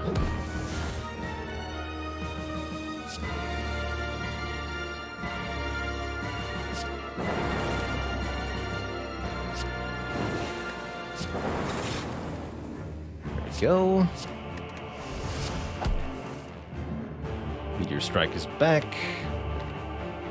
Might just recycle it though. We're so close to winning this already. Could use another plasma.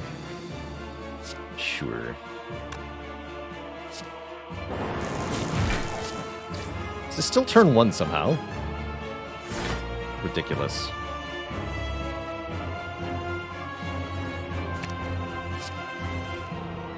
So anyway, I started skimming.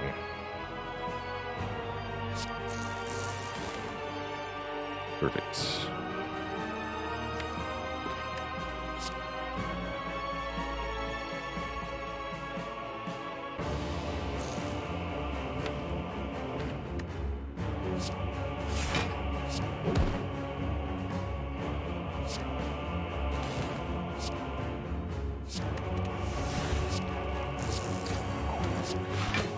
And then Zap time. Hellpet, thanks for the tier 1 sub and the 10 months of support. The full metric year. Oh, you're still alive somehow. Wait, can I fix that?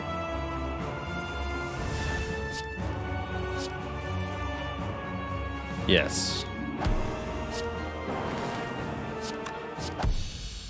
Turn 1 KO on Donu Deka. GG.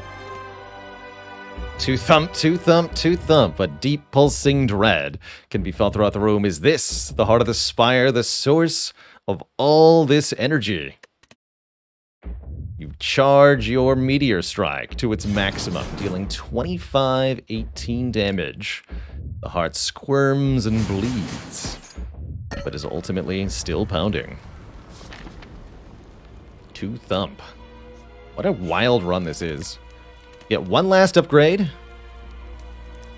Upgrading Bias Cog actually seems reasonable here. We are using orbs, including Frost Orbs. And we're able to block that debuff with Core Surge, so I think it's actually quite good. Let's do that. Dual cast for the energy discount also looks pretty solid there as a final upgrade. Can all relax. There was no violence in the final shop. Just a cool-headed and a capacitor and some pretty lousy potions. I'm quite happy having spent the money on the clockwork souvenir.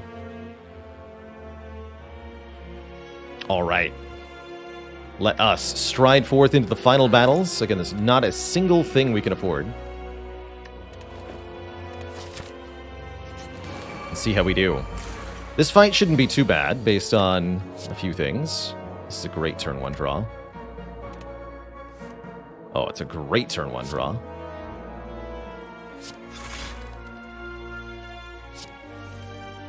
We got all for 1 too. So let's recycle dual cast.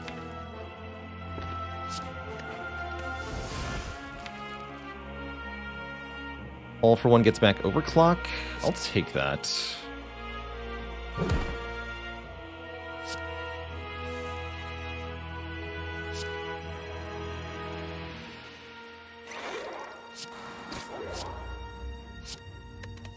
Not going to play the turbo, though. Could All for One overclock again. I don't like adding too many burns, though, since we're planning on playing Reboot here. I do want to draw as many cards as possible. Let's hollow the Cool-Headed, then. Good.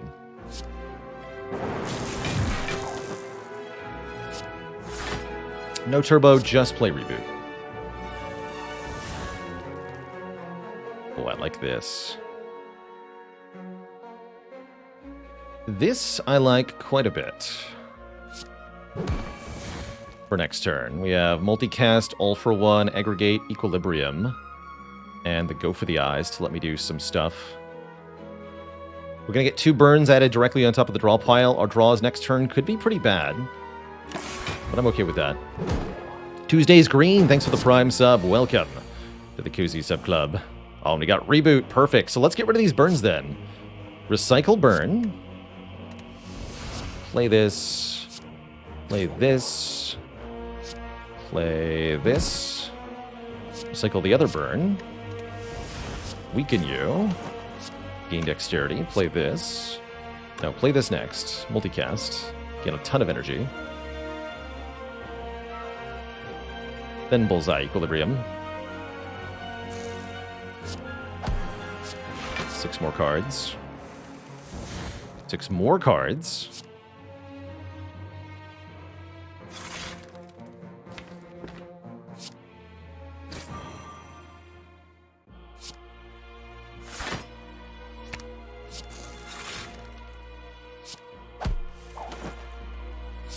Get the burn.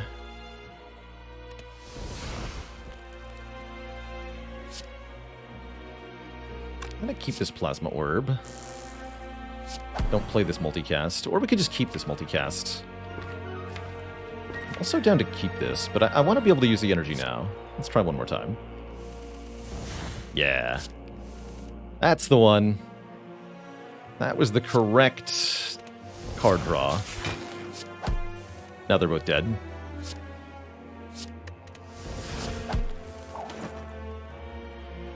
Now they are both very dead.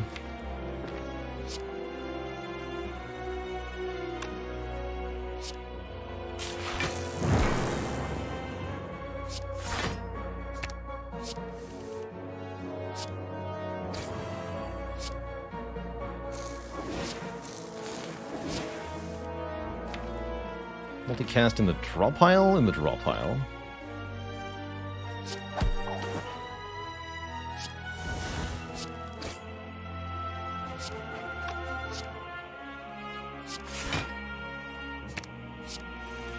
There you are. No relics to set up. You're dead.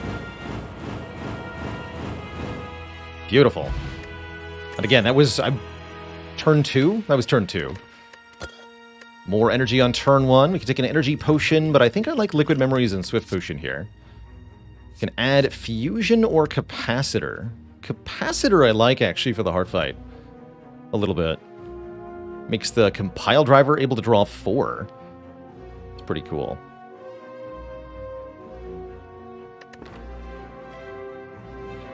Let's take a Capacitor here. We definitely create enough orbs. Alright, we have full health, 2 decent potions, and a lot of goodness going into this heart fight. I think our odds are pretty high to be victorious here. With the prize, of course, being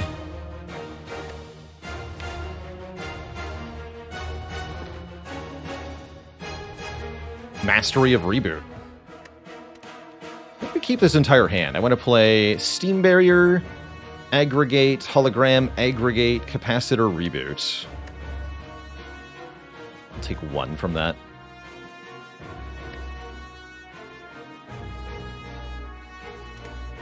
Yeah, Bloody Idol healed 0, so objectively it was correct to not take this. That's really funny. Could have had 5 more max health and more money. Whoops. My dang.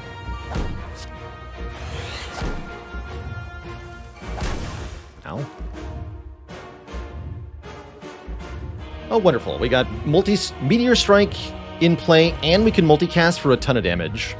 Note that we don't actually want to do the same thing in this fight that we've done in previous fights, where we multicast one orb for as big as possible in order to deal maximum damage, because the heart can't take more than 200 damage in one turn.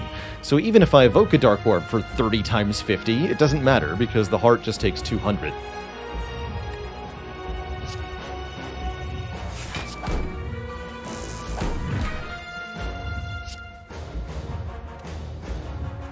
But 8 times 16 is quite a lot.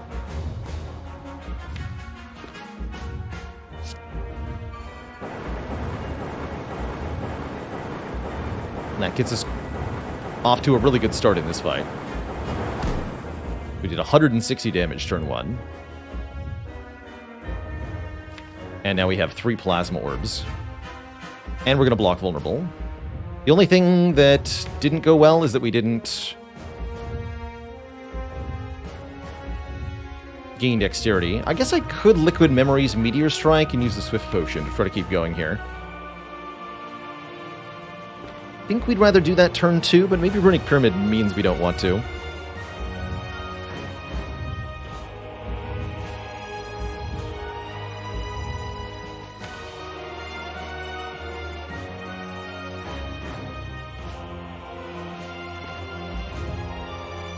And I do like getting closer to capping on damage here, right? We do another 24. Just trying to think of what advantage we can get from the Liquid Memories on a different turn. I guess we have more flexibility. We can get Hologram or something for important blocks. We're fine. We're fine. Multi-hit first. It's only going to be 1 by 15 here. Auto Shields gets to do stuff. Good job, Auto Shields.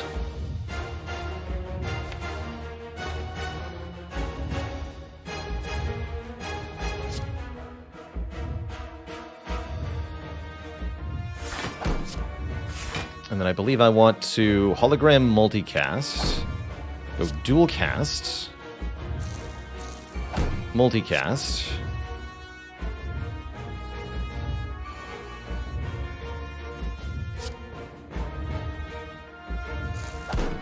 hologram, meteor strike. Can also cycle holograms a lot to get block, but currently the holograms are not blocking for very much each. We need to gain some dexterity before that matters. So let's play Sunder and gain dexterity here. Then reboot. Hey, look, Auto Shields played again this turn for value. How does that work?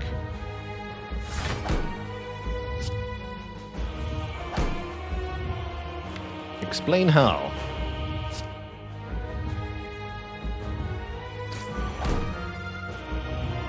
I think now I want to use the Swift Potion. Yeah, that felt right.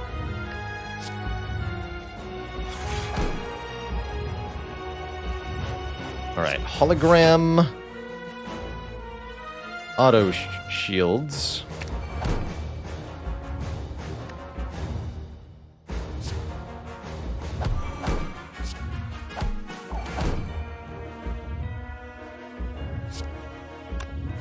Play auto shields again.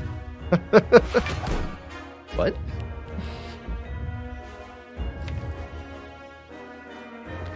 Make that make sense.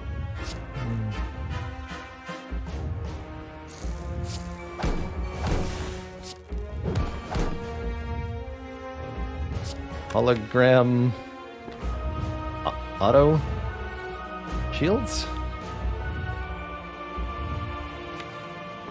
Hello? Let's do it. Why not? No, we won't have the right number of block, actually. Let's give dexterity now. So I'm gonna go for the eyes, Sunder. Hologram. Hologram. Hologramming. Hologram. Hologramming. Hologram. And then plays that.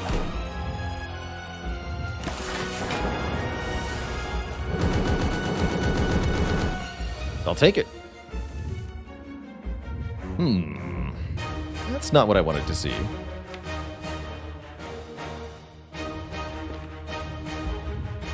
Could just reboot. I'd really like to find the recycle so I can get rid of wound and or burn.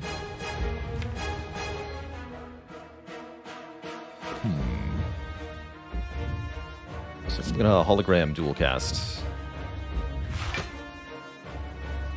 Want more energy.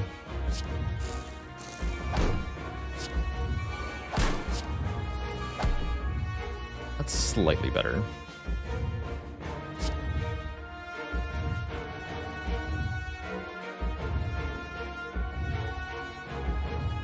Guess I'm gonna play Reboot.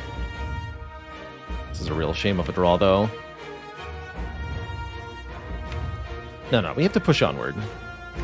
Go for the eyes overclock. Jeez.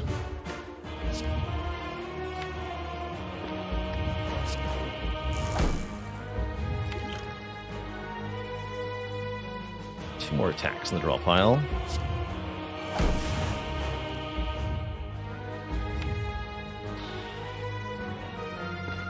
Trying to get recycle here. Still.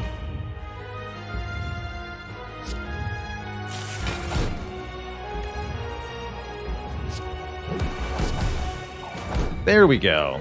Whew. Okay. Salvation is arrived. I'm gonna play Leap. Turbo, Recycle, Burn. Hologram, fetching, hologram, fetching, hologram, fetching, recycle. Recycle, wound. Probably just let these go.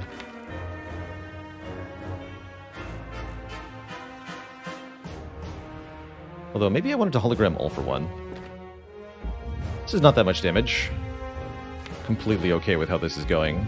Let's just end the turn here. Keep this liquid memories. Take comparatively little. Still have lots of health, and I'm feeling like we're in a really good position now.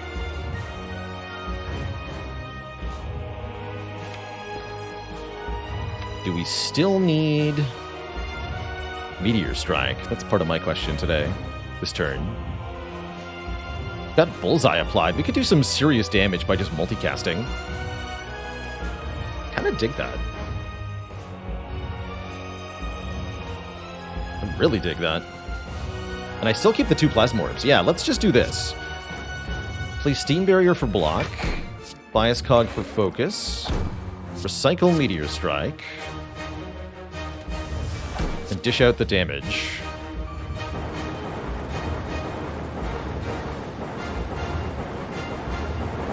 Caps the heart this turn. End turn. Actually, maybe he wanted to reboot there. No, I like this just fine.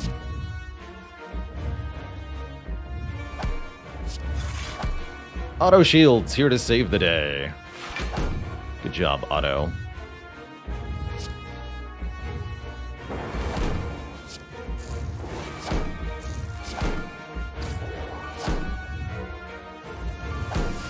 Perfect. Get rid of that. Reapply Bullseye. Looks like we're in the clear here, Twitch chat.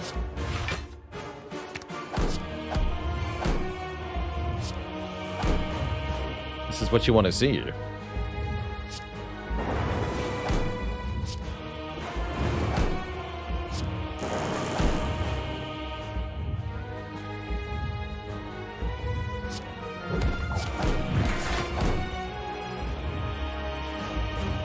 $22.14, full block.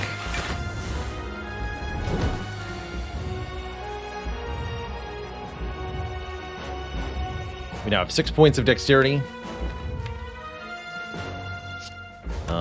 Where's the other recycle? Discard pile? Cool. Barely worth it.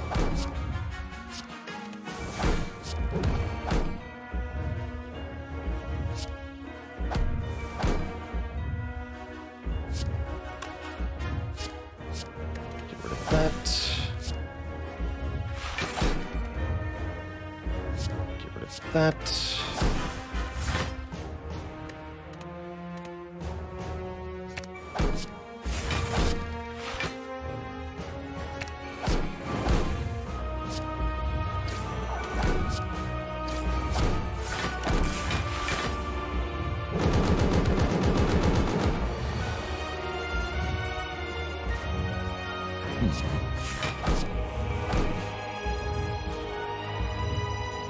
No, I goofed up. Yes, perfect. We had to set up the exact kill. GG! Get wrecked, sir.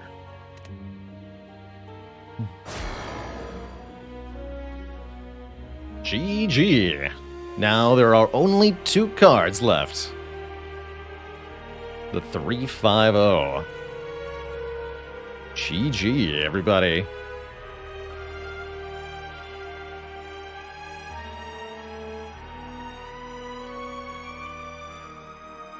GG.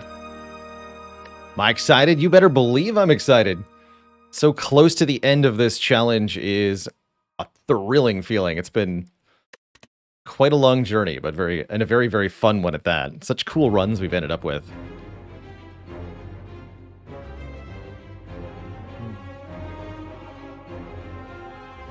And my snark about the Meteor Strike deck totally paid off. That was better than a Claw deck. Way better. Yeah, what? Has it been done? The Spire sleepeth, and so shall I.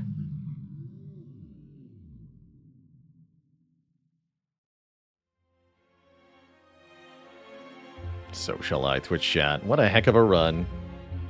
Is it possible to see how many cards I played against Onudeka? It is not. Not from here. We can see that it took 1 turn. But I don't think we can see the number of card plays. So that means we're also officially done with Defect. We're actually done with the core cards of all 4 characters with only Violence and Clumsy remaining. It's, I suppose, up to the Watcher and or Ironclad to try to get that done. Might have to grind some attempts to get Clumsy, but I'm sure it'll happen. Maybe even in the same run. And we're going to make another attempt. I'm glad we got Reboot on the first try here. So technically I've met my goal for the day, but might as well see if we can do 2. So we'll do a Watcher run, maybe even an Ironclad run, depending on how long the Watcher run takes. Before that happens, though, I'm going to take a quick break here. Twitch chat, refill the legs, stretch the water, grab a quick snack. So I'll be back in 5 or so minutes with some more Spire. BRB, folks. Don't go nowhere.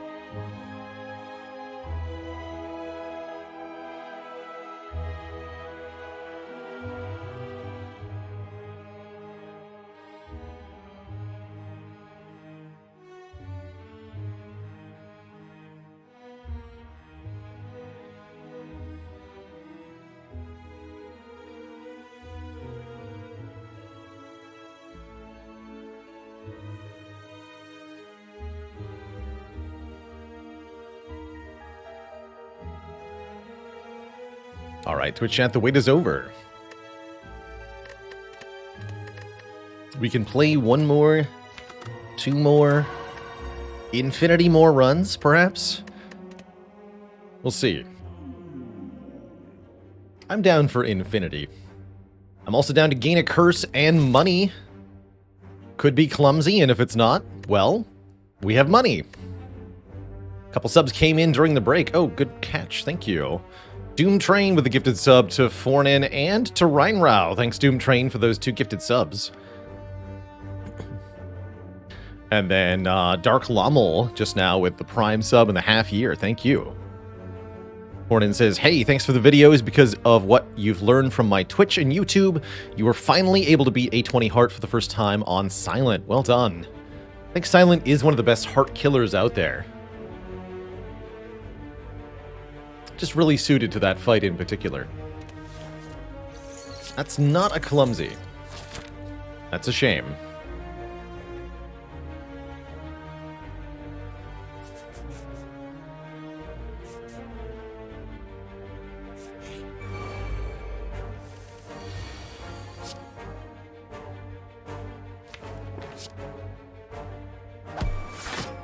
No doubt.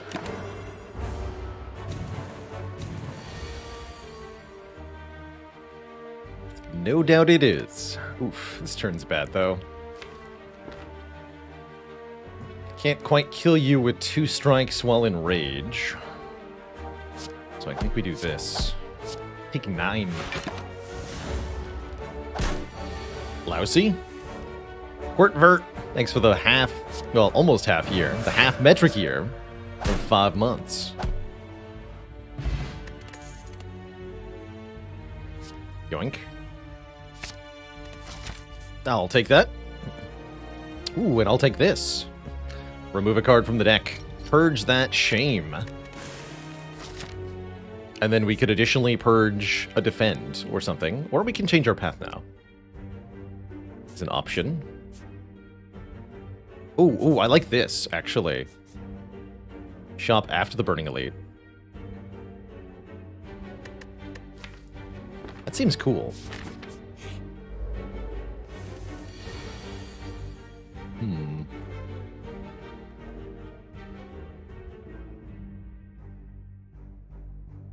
39.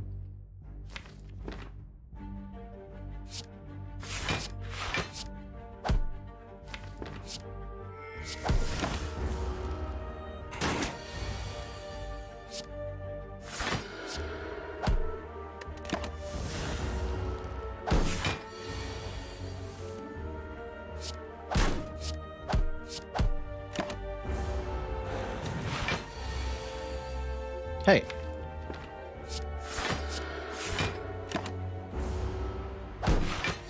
Watcher definitely feels off to me when I have 4 defends.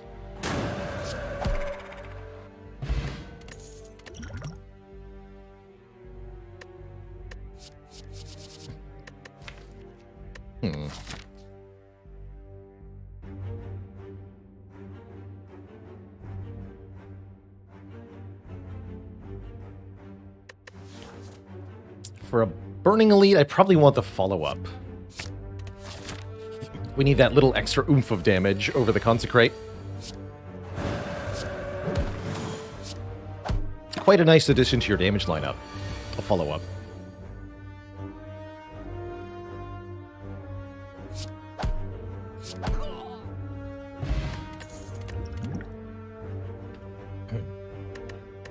Crush Joints, also a welcome addition to the lineup here. Allows us to apply Vulnerable for 1 turn to amplify our damage further. 3 decent added attacks and 2 potions should make this Burning Elite manageable for us. We even lucked out with our encounter here. Thief's not too bad.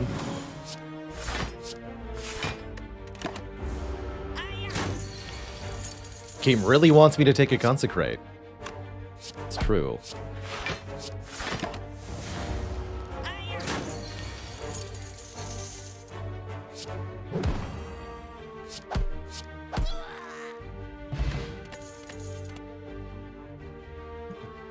But I'll take a Foresight instead.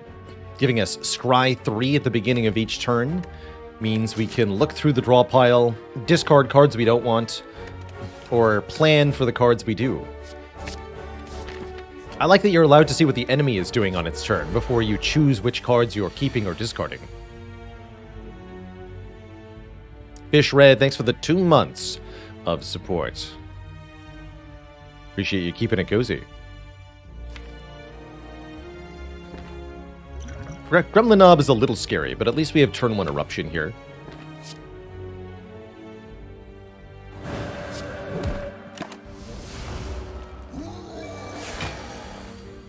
Oh, nice draw. I think. So next turn we can do a kill, easily. So we might as well just block potion, take 4, win the fight. Sounds really good to me.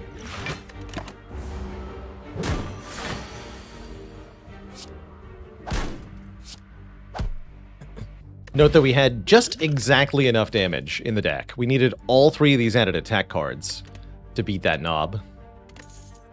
Omamori would negate our next 2 curses. Is that something we actually want, given that one of the 2 cards we're looking for is a curse?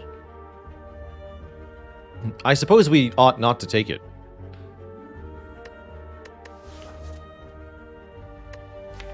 Inner Peace, however, is more than welcome here.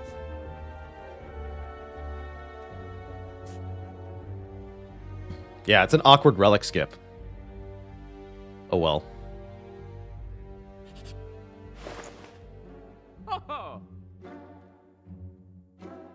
Added strength is always good. Toolbox is fun. And defend remove is good. Not much else here that I necessarily want. I'll take the Vajra. And that leaves us with enough money for 1 more remove here, if we want. And I probably do want.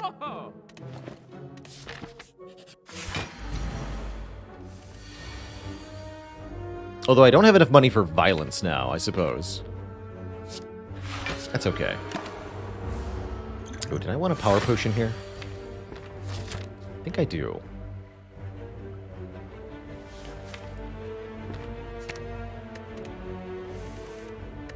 Ooh, that's good.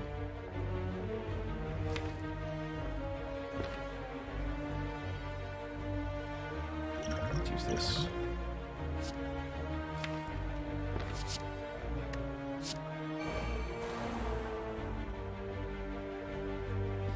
That's a really good open.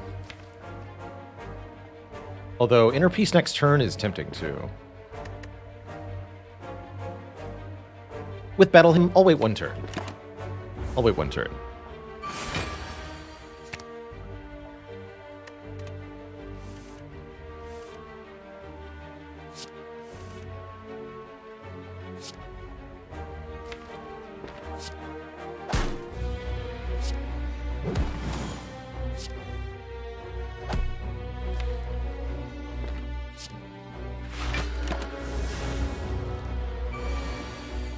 And now, if we discard just 1 card, we can guarantee a handful of attacks, including the Crush Joints that we want here.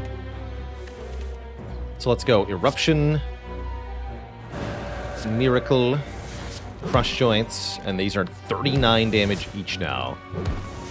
Ba-bam. Good times. I'm gonna skip these.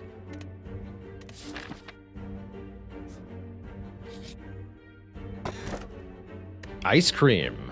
Energy is now conserved from turn to turn. Some cool stuff we can do with that.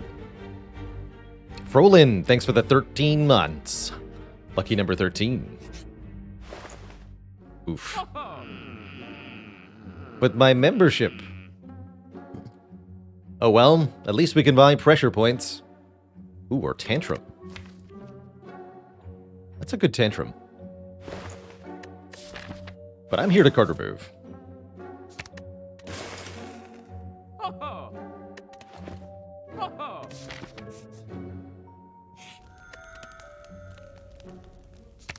And to upgrade Eruption.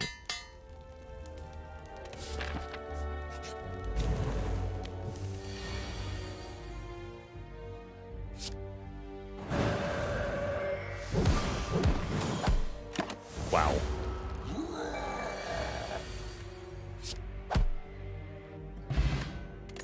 And Dead Branch. Oh my goodness. Ice Cream Dead Branch is some hot nonsense. Now, whenever we exhaust a card, we get a new random card. And that is mighty strong.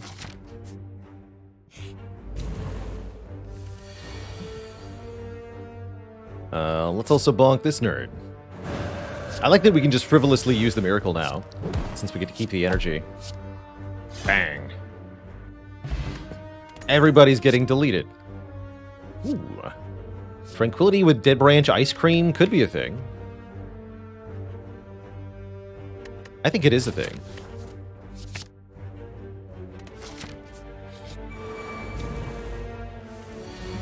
Greetings, nerds. I have a wheel kick.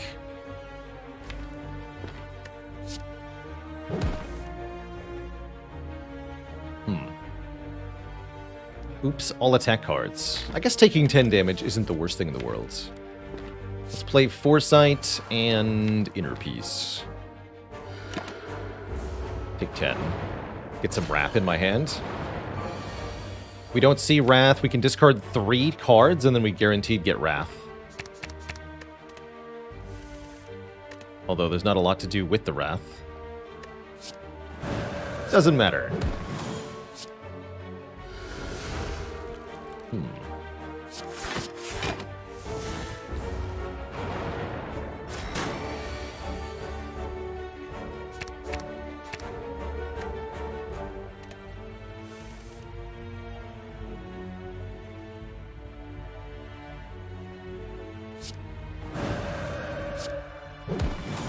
Can't quite kill, but we still block for lots.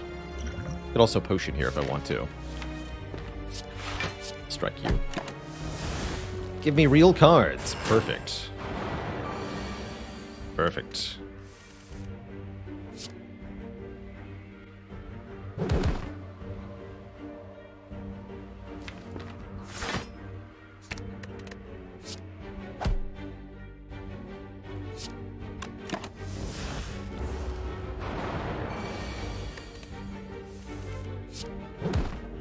Not too bad.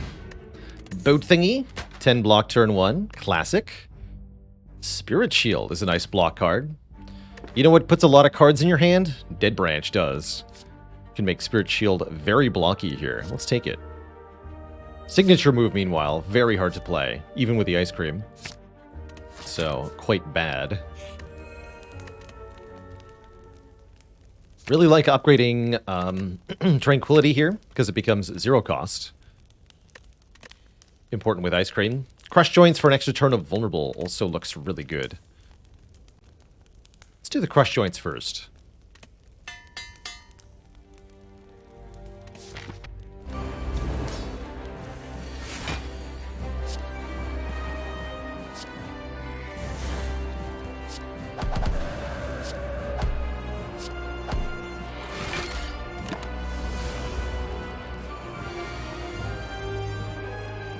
Well, that's quite a turn. Let's lose the Eruption. Cool.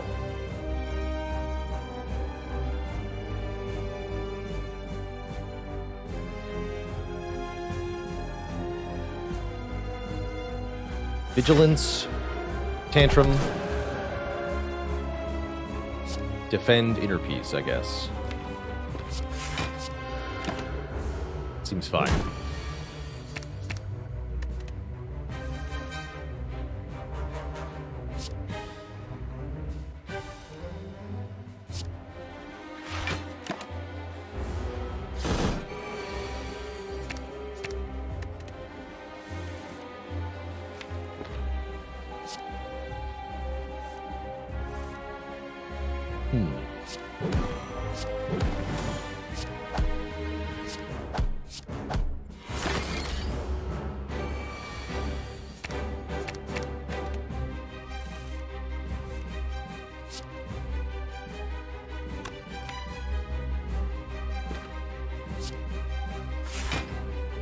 Discarded too many cards there.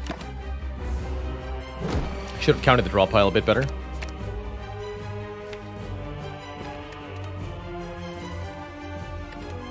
still mostly fine. We take some damage here, but I'm okay with that.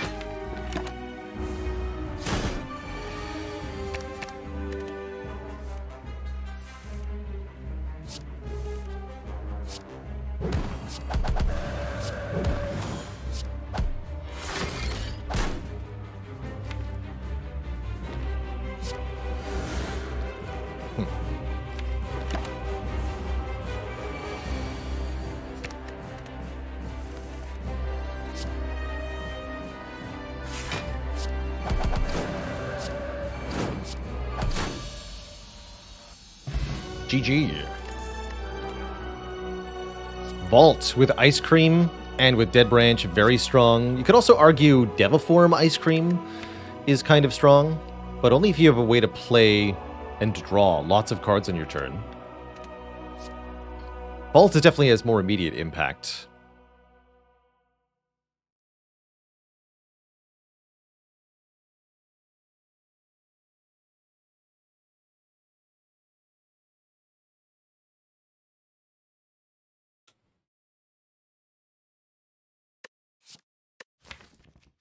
Conjure Blade seems iffy here.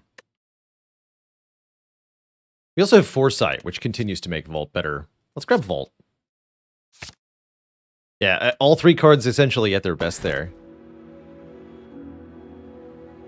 Let's buff the enemies a bit. I'll happily take a Philosopher's Stone. Seems like we're doing just fine. So why not spice things up a bit? Would I consider Vault to be Watcher's best card? Probably. Although it's got stiff competition from Scrawl as a really good card as well. Scrawl is just as good as taking a whole turn sometimes.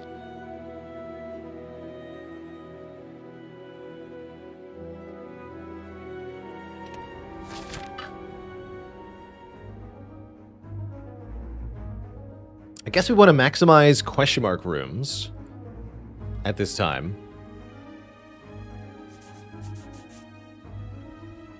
Although we could also fight a lot of elites. That's always fun. I really like maximizing events here. That's going to give us as many chances as possible at something that could maybe give us a clumsy curse. This is normally not a path I would advise through the Spire. I think we'll be okay, though. We're definitely strong enough to make it work. How does it feel to know we actually want Juzu Bracelet? It's a weird situation to be in, that's for sure.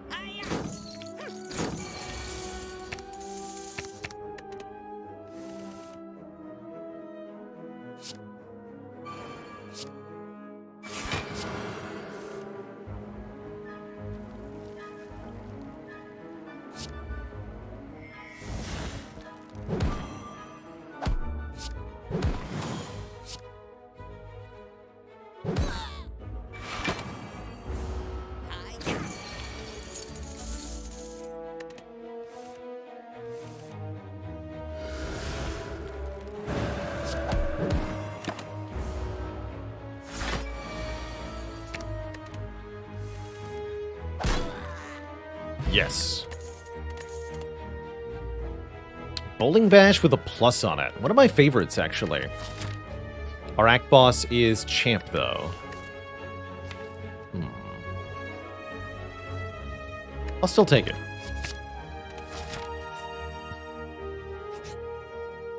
Transform a card.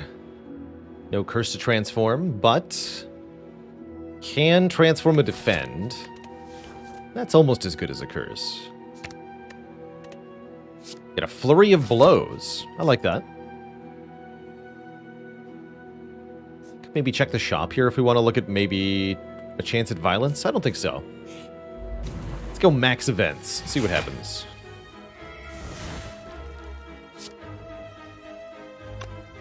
Study seems kind of ludicrous in this fight. Let's do it.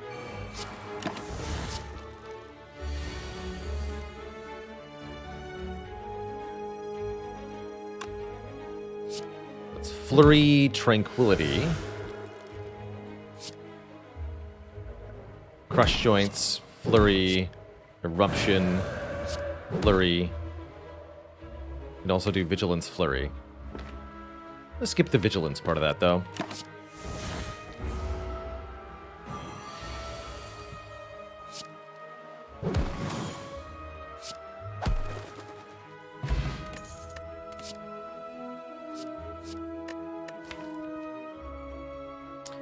Fear No Evil looks pretty good. Another way to get into Calm is definitely welcome.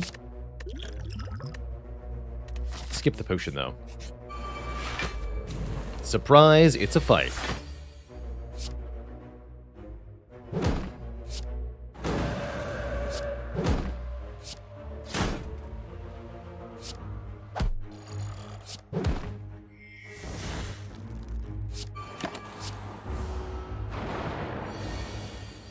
Hey.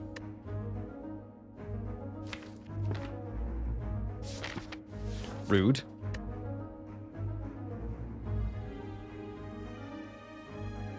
And I actually would have a kill if only I had just not played the study. This would kill. Guess that's on me then. Ow.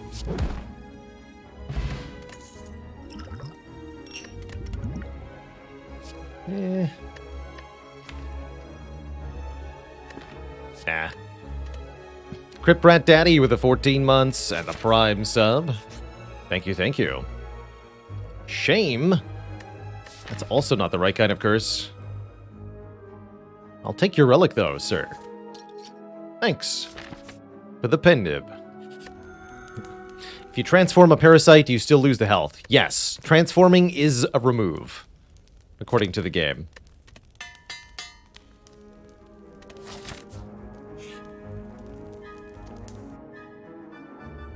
Maybe I was meant to take that curse.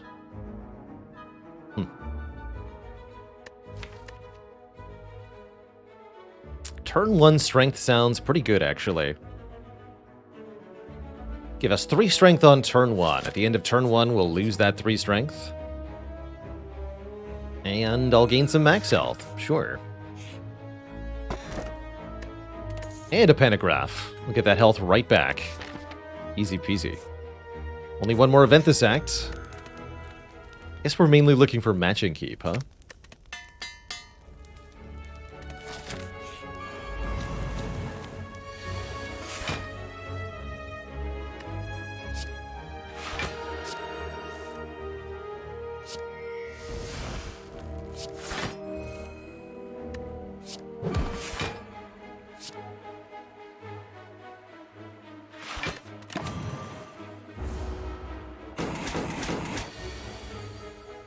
Oh dear.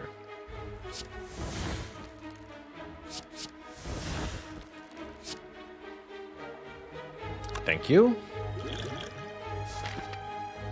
This fight's not going to last long enough for me to want to use the regen potion. Although I should have considered it.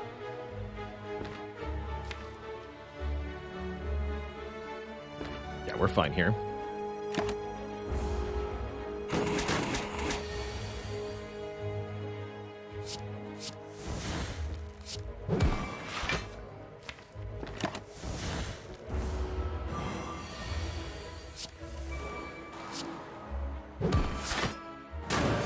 Stopping pen nib, though. Blam.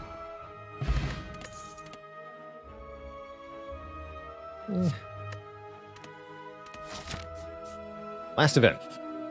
It's a chest containing a shuriken. If we play 3 attacks in 1 turn, we will gain additional strength. That's just spectacular. And hey, a fight where we can use the regen potion quite happily. Good.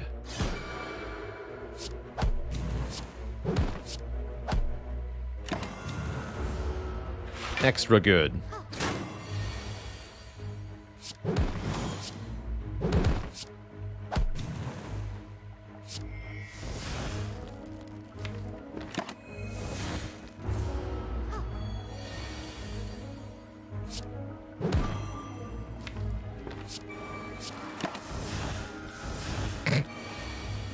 Wait, what? Vault can create Deviform from Dead Branch, which then immediately exhausts. It's wild.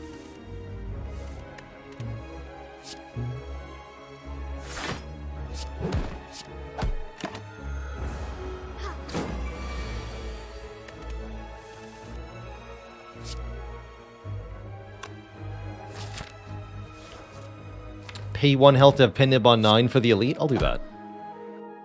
Skip the last regen point. Ragnarok with strength. Seems like a powerful card. Love it.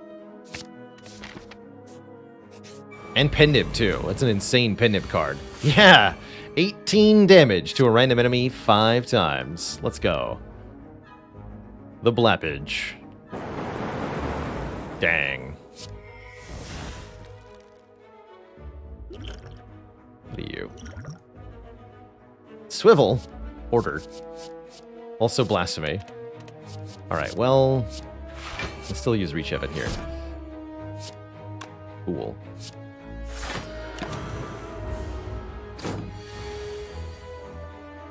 Instant value.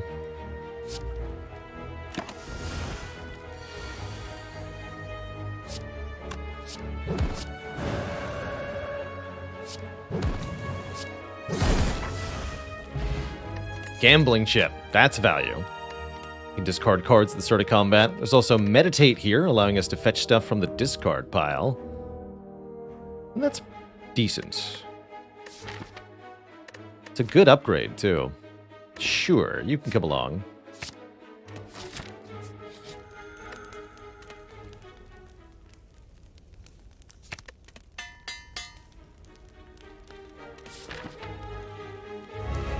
Got all the good rare relics in one run, it seems like.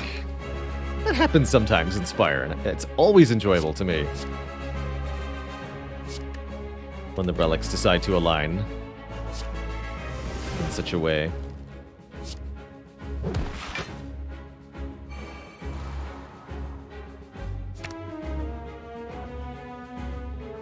Keep it.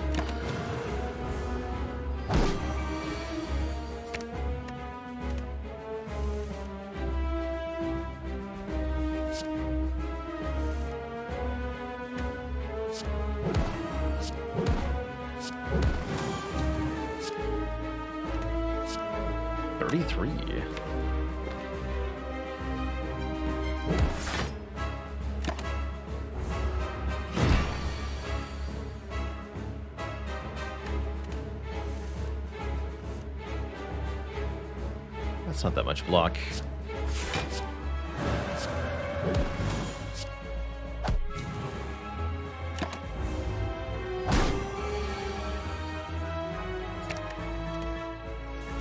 We're already getting close to half HP on the boss, though.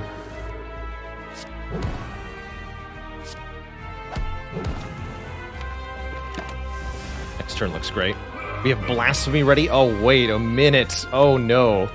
Oh, I got bad news for you, champ. Oh, dear. Sir? Sir? Gotta make sure this is actually... Yeah, this is gonna be times infinity, basically. It's not attacking. Okay, go Blasphemy. Blasphemy for extra energy, and then Vault to save it all. Wait, no. Alright, Ragnarok, 67 to a random enemy 5 times. Boom. Get obliterated, sir. Give me another vault. I'll take it.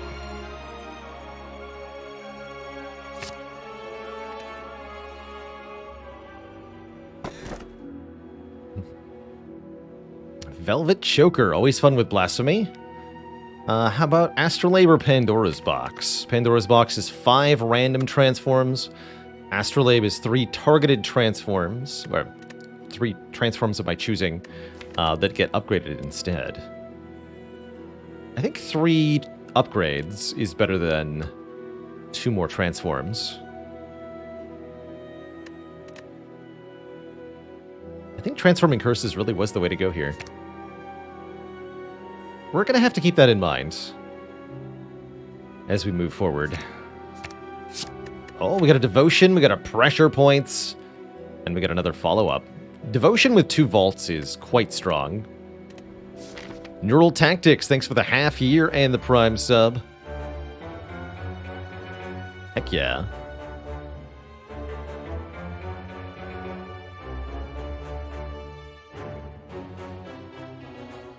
We'll continue to take events, but don't have a lot of hope for anything other than an enjoyable and wacky run at this point. It's definitely not a bad thing.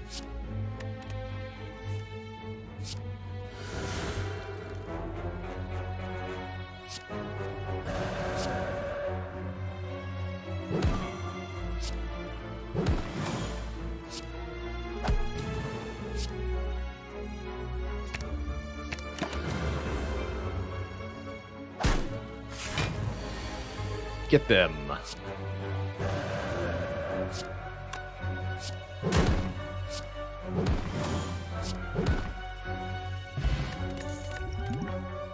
Wow, and we immediately get offered a Warship Plus. 5 Mantra and Retain. That's perfect, given that we have now Devotion. Cool. Welcome. Did we remember to bring a Spiker solution? We did. It's called Pressure Points Plus. We are geniuses.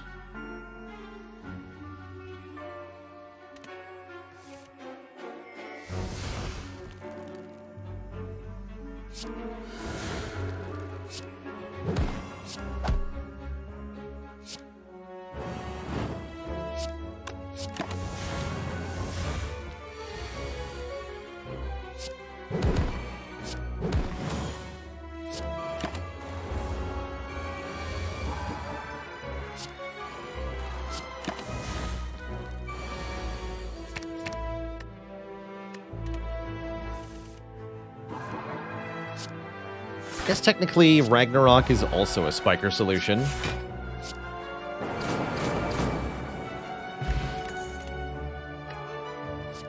I'll have to remember that next time. Pick Ragnarok to kill the Spikers. Got it. Ooh, Bottled Lightning. Could bottle our Vault Plus. That's kind of cool. Although with Gambling Chip, we don't actually really want to bottle the stuff that we want to have in our hand on turn 1. Make that make sense.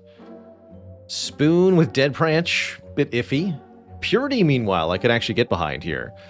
Exhaust a bunch of cards in our hand, get a bunch of different stuff instead. Joe Spaghettio, thanks for the Prime sub and the 2 months of support. So yeah, bottle something you don't want. You can bottle...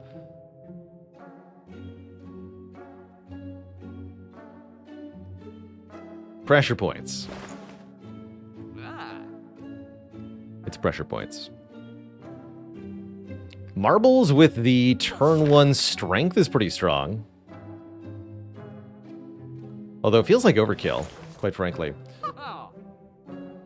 Bottle strike, remove strike. I'm gonna buy that purity. And yes, remove strike. Keep the rest of the cash. For now. It's the match and keep. Here we go. 4 clumsies. You got this, Gremlin. Show me.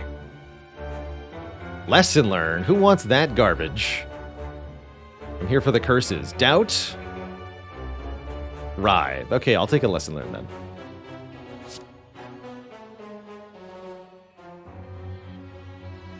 Take a lesson learned. This seems fine.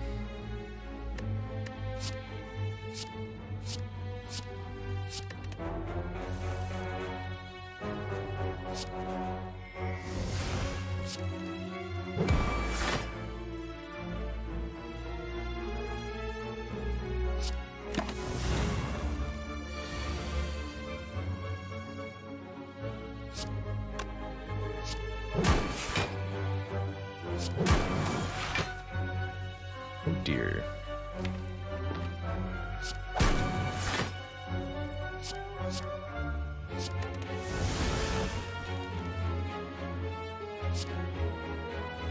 I can crescendo signature move here. That's quite a lot of damage.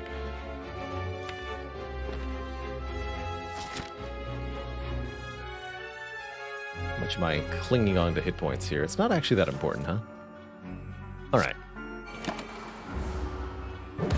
I will accept hit.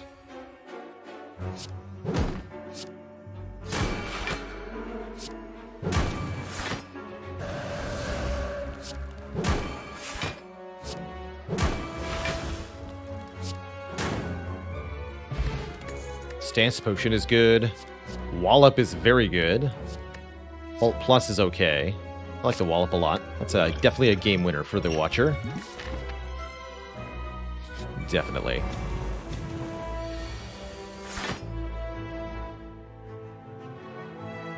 Yeah, I thought about it, EMR. Getting the clumsy or the curse on purpose, specifically to be able to transform it. That's definitely the Gigabrain play.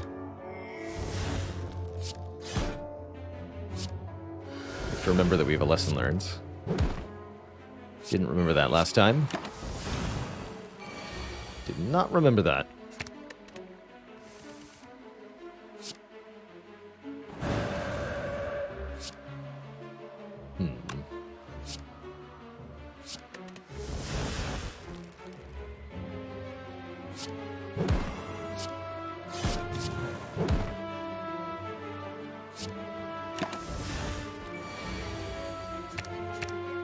More turns from here. Excellent. You're dead. Still no lesson learned. Still can't remember it. Doesn't matter. It's not better. Looks like we're gonna go this way.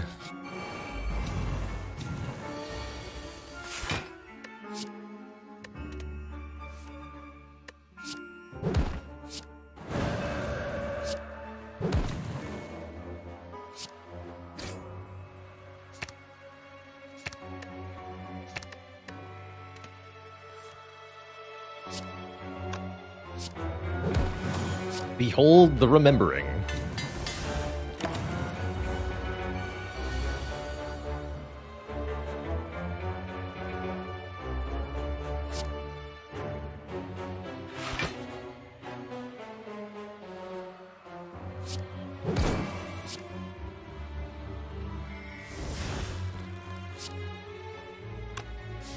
Let's take 3.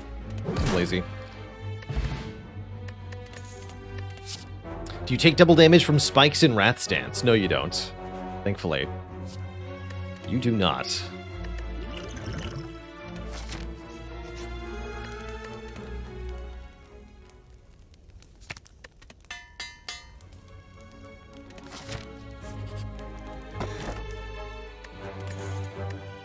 Click. The maw?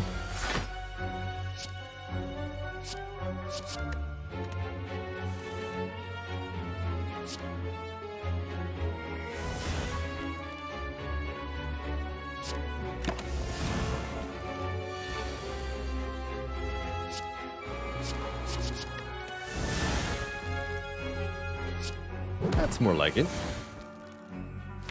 So you're telling me I can do worship, scrawl.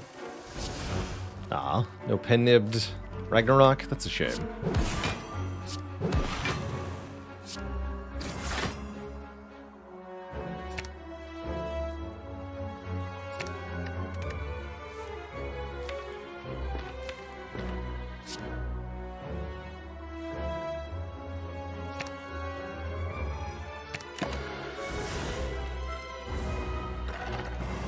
But their copy of Blasphemy is excellent here.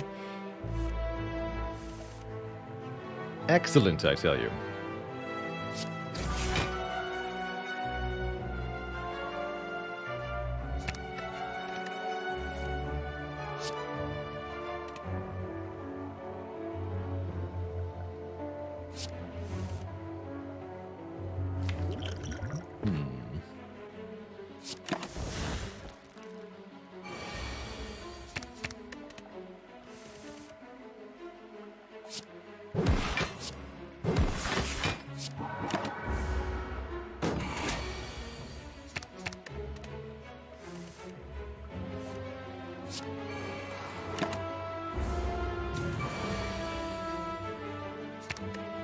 This should be right. Wait. It's not quite correct. Flurry, Tranquility. Flurry again. Pen-Nib Wallop. Here we go. can block for quite a lot. Can still learn a lesson here. I'm willing to do that.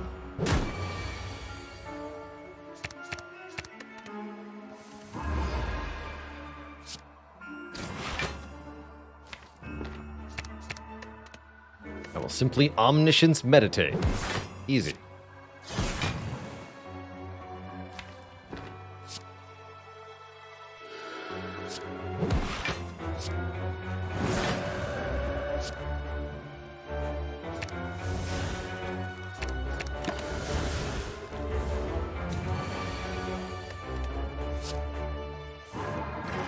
There we are.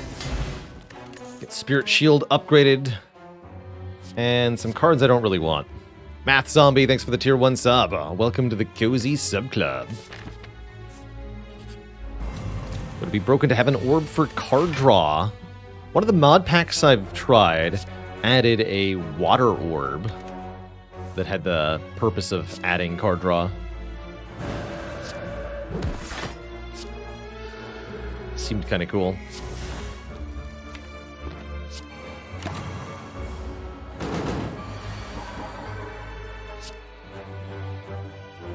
And I just upgraded that.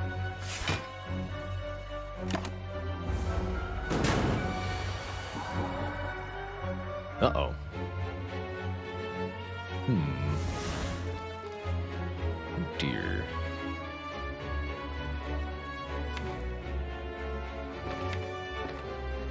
Better meditate, inner peace, spirit shield then.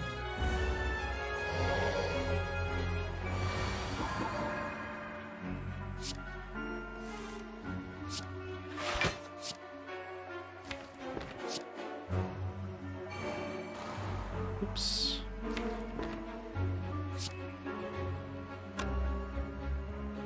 Whoops.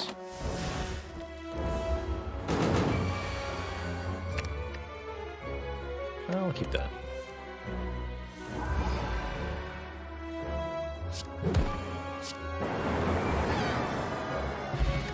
Toasty. Last to talk to the hand. Classic way to block in the late game for Watcher. Whenever you attack this enemy, gain some block. Love it in particular with Ragnarok and Flurry of Blows. Great with Dead Branch too, of course. Pain. No pain, no gain. Upgrade. The hand. And prepare the Spiker solution. Immediately.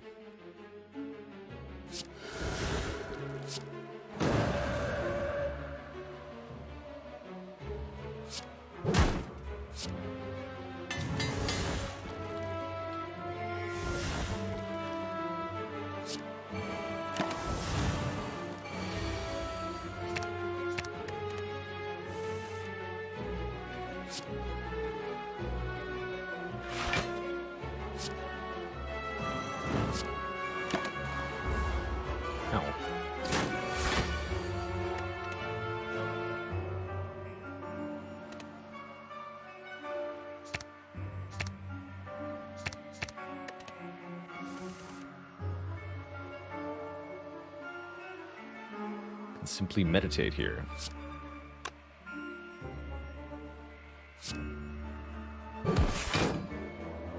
Ideal.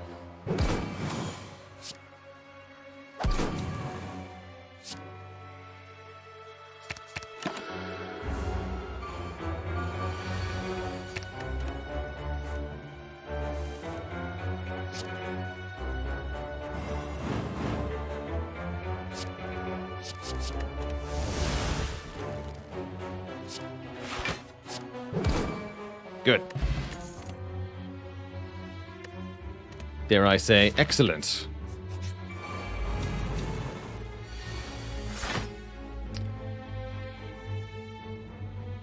I'll update the spreadsheet with the reboot mastery. The spreadsheet doesn't show reboot mastery because it literally just happened.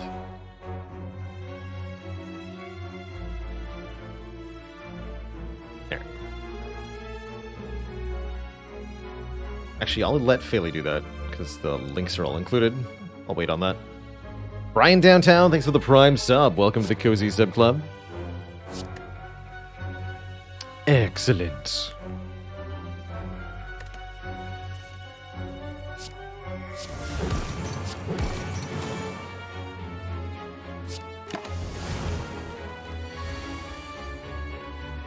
Devotion, get in here.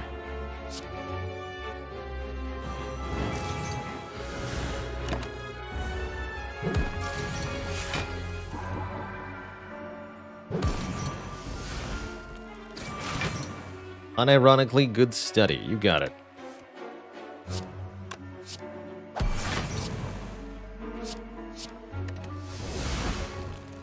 Perfect. This is one dead transient.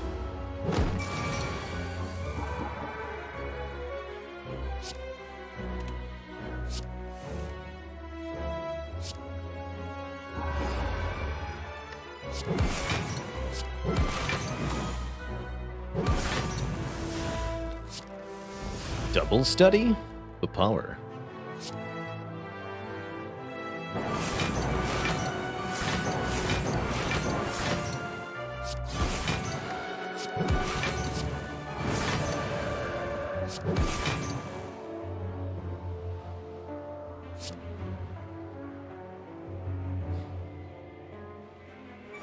Somebody's played. Crush joints and vault, actually.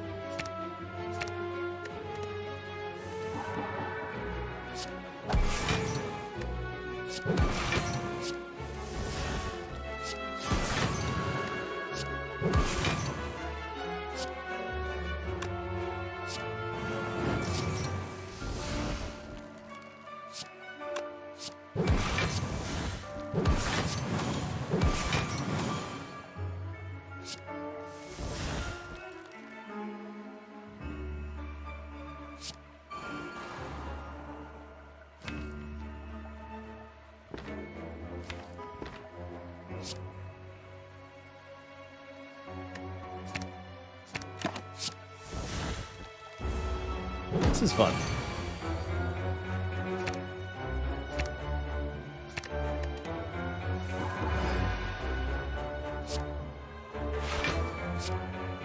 Oh, that's way too much damage. If I want to lesson learn the transient, we can't play the Ragnarok, as it does well over 600 damage here. Whoops. My bad. Didn't mean to overkill so hard. Jeez.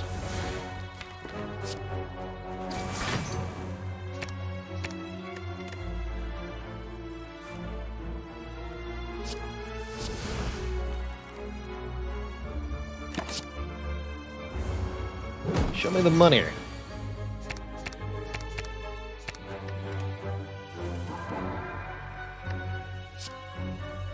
Uh-oh.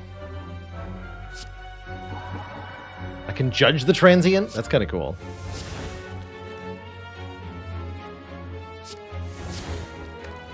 I can pressure point skill the transients, but we cannot lesson learn the transient, as we have gotten ourselves into a situation where every card in our hand will kill it. So, be judged. Be judged. Ice Cream, Dead Branch, collect. That feels useful. Let's try it.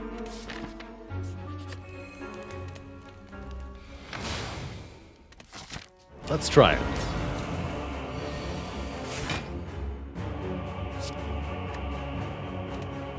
This is a pretty spicy turn one. Oh my, is it ever, actually? Oh my goodness. What is happening here?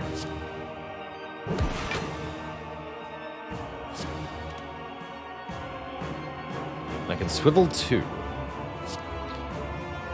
You got it.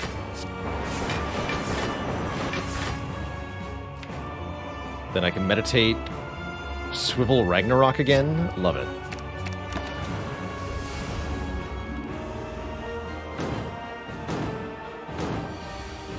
Let's see if we can make this one pen-nibbed. Not quite, huh?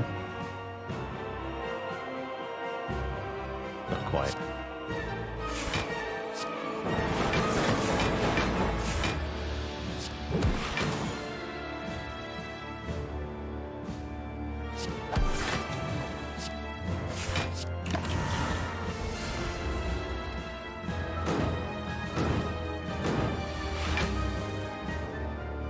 We'd like to bring Time Meter below half on this turn to avoid getting attacked for a whole bunch of damage next turn, which we can do. And Time Meter has to do something else.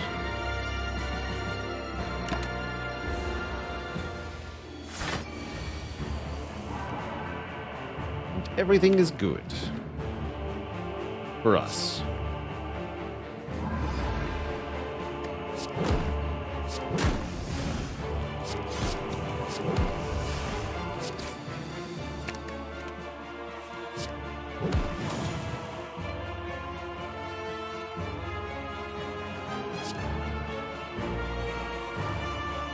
My turn.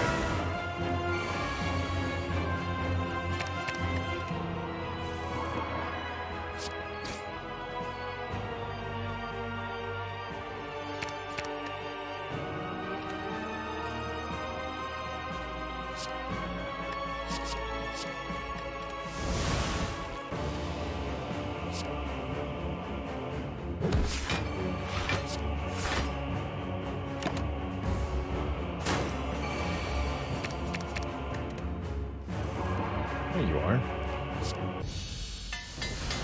GG.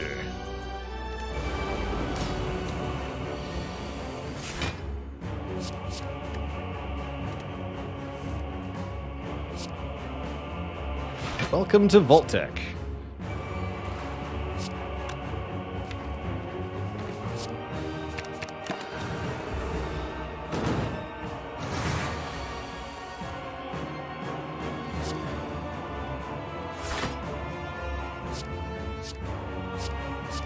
We'll keep the flurry, actually. Seems fine.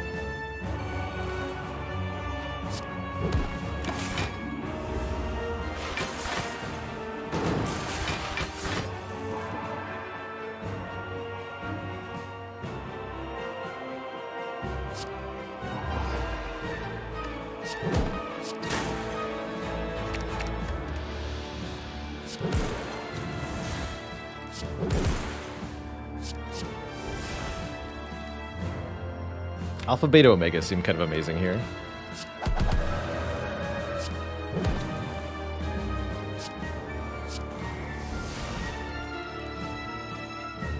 More devotion, sure.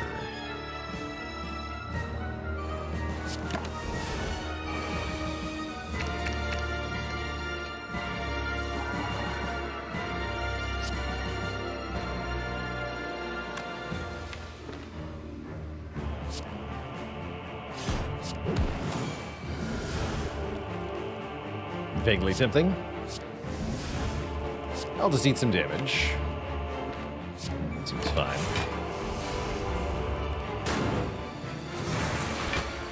What is healing for? If not undoing damage that you take.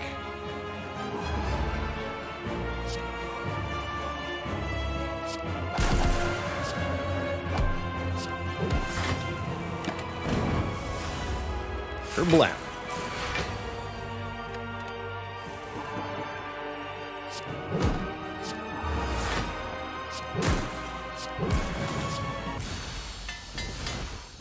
GG. We're on to the final act. Two thump, two thump, two thump. A deep pulsing dread can be felt throughout the room. Is this the heart of the Spire, the source? All these extra cards. You deal 21-28. The heart squirms and pounds, but is ultimately still here. And we're at full health. So we can upgrade any card we wish. I think will be Foresight. Wallop's also decent, but one more Scry per turn. Very, very powerful here for the final battles. I'll take that happily. I'll also take Damaru, one mantra per turn if we're doing mantra things. There's Medical Kit. We can play status cards, which immediately gives us a new card via the Dead Branch. That's also great. I can buy both of these, Damaru and Medical Kit, or we can buy an Omniscience, which is quite strong also. I think I'm taking this Damaru and the Medical Kit. Happy Flower wasn't too bad either for additional energy. Found none of the cards we were looking for in terms of mastery, but we're having a commanding run regardless. I'm fine with that. Totally fine with that.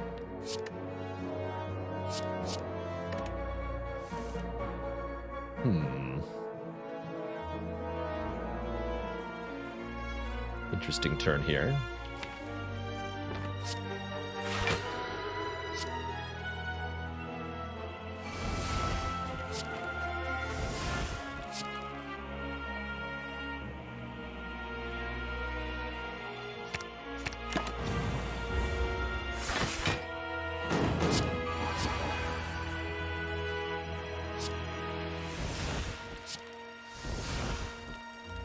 Neat. Got Spirit Shield for good block. Let's start there.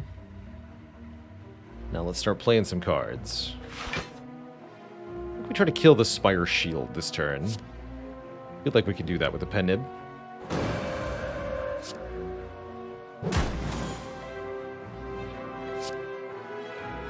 Although I probably should have played the inner piece.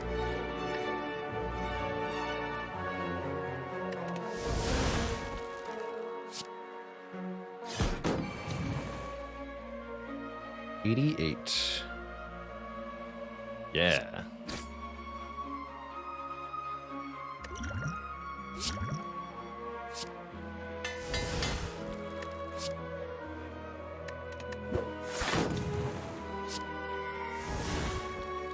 Omniscience, huh? Cute. Okay, take some, but we have Pantograph, so it's fine. And then we've already stopped the big hit that happens on turn 3 from the other one. Oops.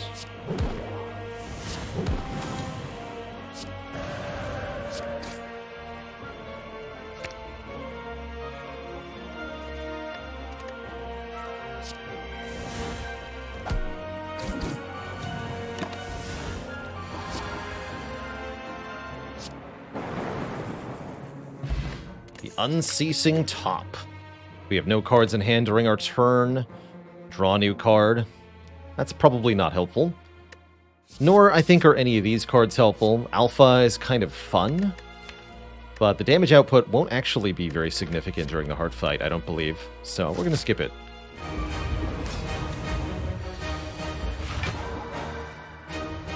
Deathraw says, I'm usually careful with adding new cards, but when Dead Branch is present, I want to exhaust things and make a huge deck. How does that work?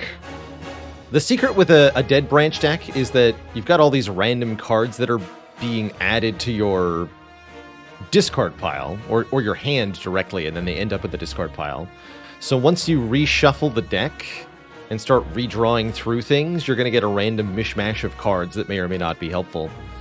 The way to counter that is to play so many cards during the first cycle through that there is no second cycle through of the deck. You just want to add so many cards that you can win with the first set of draws, and then you don't have to worry about what you're redrawing into randomly. Hello. That looks like I'm going to Stance Potion turn 1. Is that crazy? With Foresight? No, it's not. Let's just deal damage. Although, this might be too much damage.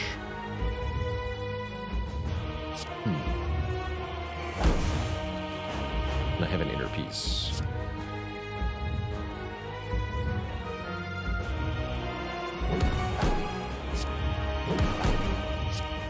That's not too much damage. I can't play... unless I go inner piece first. Go inner piece... then I have 5 energy. So I can't Foresight and Ragnarok. Maybe better to just Inner Peace, Foresight, Vault. That seems better.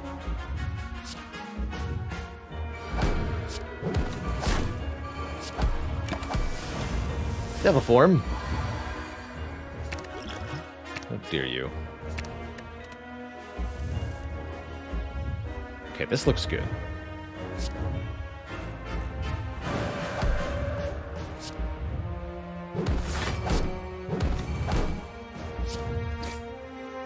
Let's talk to the hand. Guess we play that now. Means missing devotion. Or meditate. Guess we can miss meditate. Though I don't love it.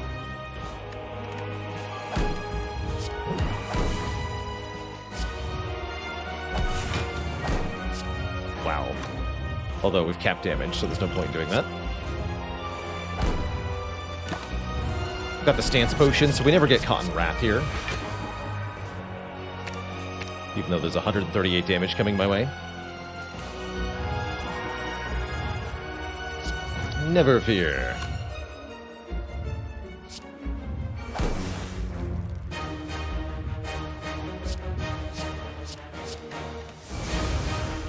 Oh, look at that. Weave, just lucky, empty fist. Easy. At least a speed potion this turn.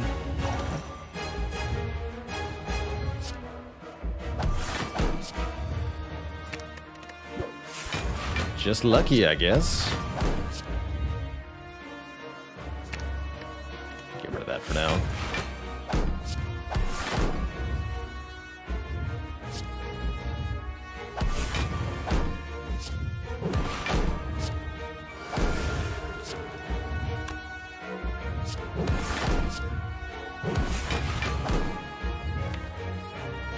And yeah, we're fine to Simmering Fury here.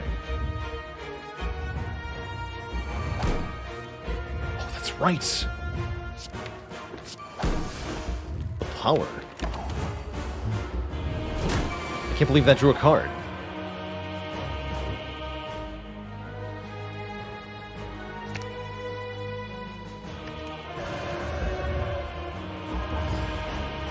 That was really scary. 9 by 15 for a second? I was like, what?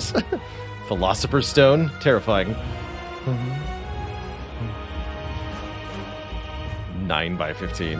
Hello? You're not allowed to do that much damage. Just thought you should know.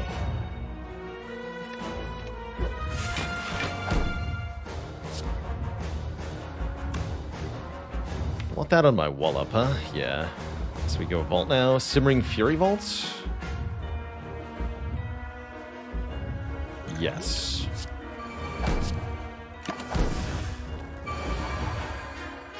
Yes.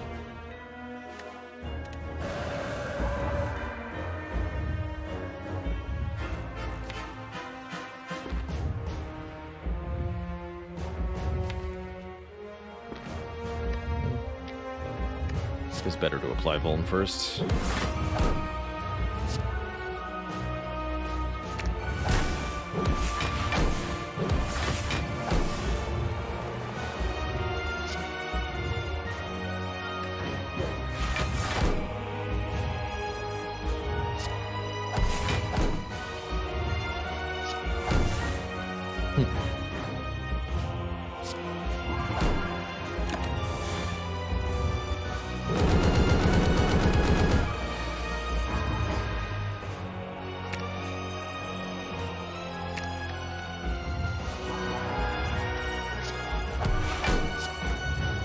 $193 damage from Brilliance.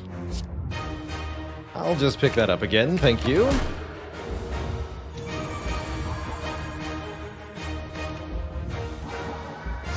Time to learn your lesson, Mr. Hart. GG. GG. Twitch chat. GG.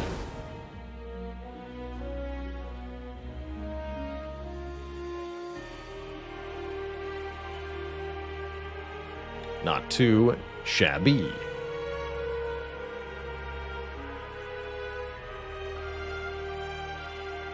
Had a good time with that one. Mr. Hart.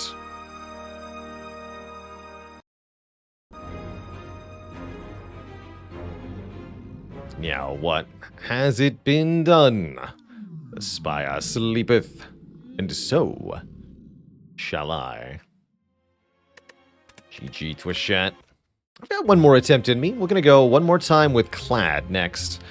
I definitely need a washroom break before that happens. So, I'll be back in a few minutes, and then we'll stride forth one more time as the Clad. Don't go nowhere, folks. I'll be right back.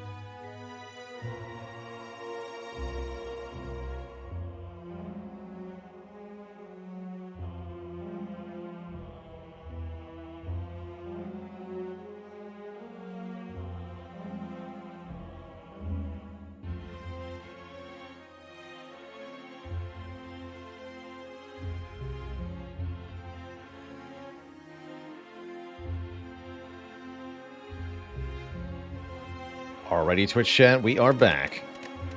Thanks for hanging out. We're going to play Ironclad, and I think based on last run, we're changing up the philosophy here. Which is that we're going to take the first curse offered to us, no matter what it is, and keep it as a potential transform target, instead of removing it. best mastery challenge starter thing here. We get a curse and a colorless card, a regret and an apotheosis. I guess that's not best, but here we are. Regret will cause us to lose health each time we draw it. It's not quite a pain, but it's still pretty bad. And we're going to hold on to that, we said. All right. If you say so. That's going to cost us.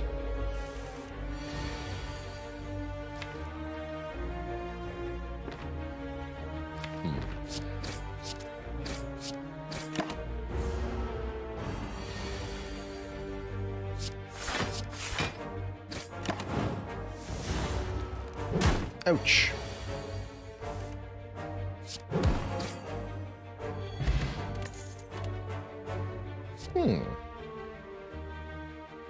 Normally I like Anger as my zero-cost attack card, but Reckless Charge will fit the bill here. Double Regret. Instant Regret Mastery. Regret Mastery Speedrun. Go. Yeah, I'll take 5 max health. I don't need 2 curses. That's just silly pants.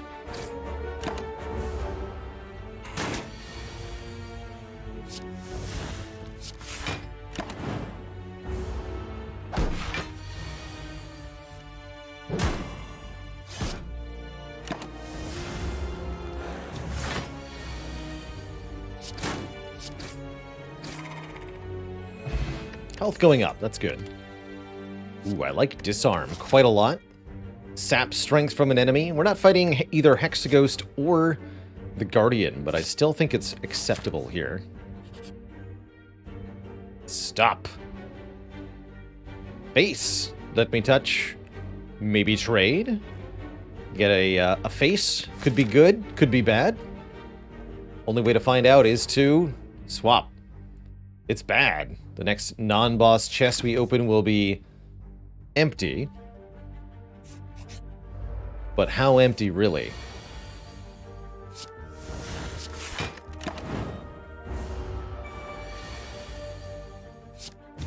How empty, really? Hey.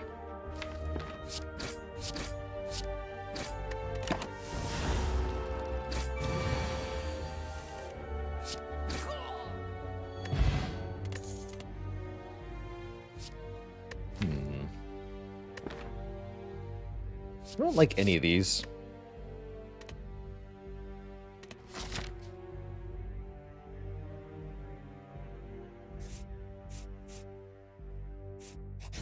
Still no potions.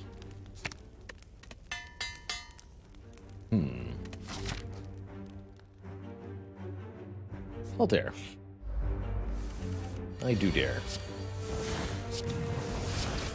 Excellent draw, actually. To get Disarm Apotheosis turn 1 in this fight. My only regret is not drawing Bash in time. That's okay.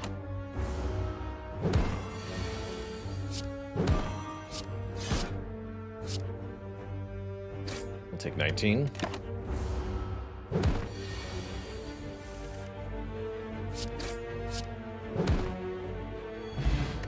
Petrushka. The next 2 non-boss chests we open contain 2 relics. I actually don't remember what happens if you have both of these. Guess we're gonna find out. Ooh, and we get a Searing Blow. A bit late, though.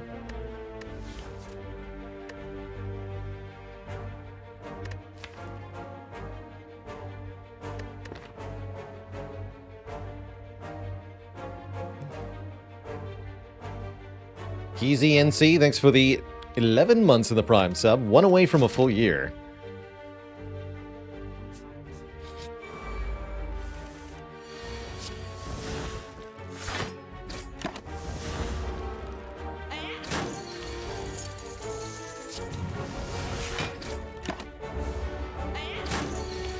Yeah. I regret nothing.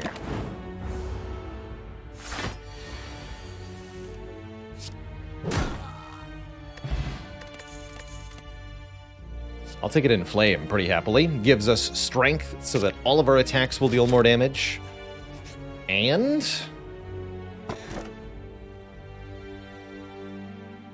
what? I didn't know it worked like that.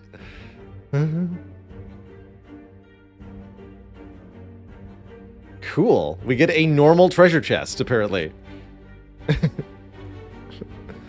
1 + 1 - 1. It's actually a pretty okay question card, right? More options from each card reward. I like that it gives us more options from the post-boss rare. Let's take that. Yeah, I would not have guessed that interaction either. Cool. Very cool. See, here's the thing, though. I've got an Apotheosis, so I don't think I care about you, Shining Light. Let's fight some elites.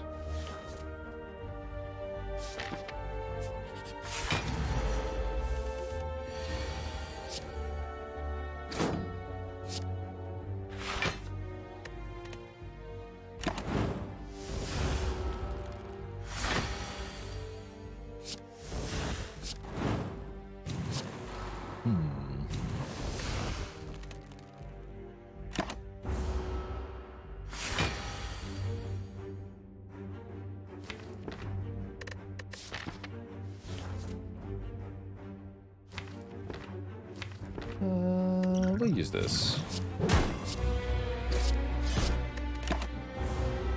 And a dad joke for the crowd.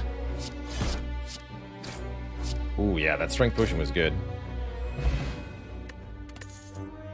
That strength potion was good. I think we want to take a True Grit. Although corruption is tempting. Did you hear about the Ironclad who tried to get into politics? He ended up ousted for corruption. Evolve is kind of interesting. Good going into Slime Boss. I guess good with Reckless Charge, too. Woolen says, what mods would I recommend for players that are new to the game? I would recommend a mod called Minty Spire. It's a quality of life / UI improvement mod that gives you reminders on gameplay effects that are occurring turn to turn. Makes the game a lot easier to learn and play. That would be really the only one I'd recommend for somebody who's new.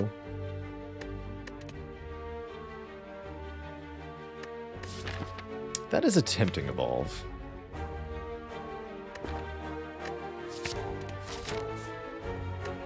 But only just.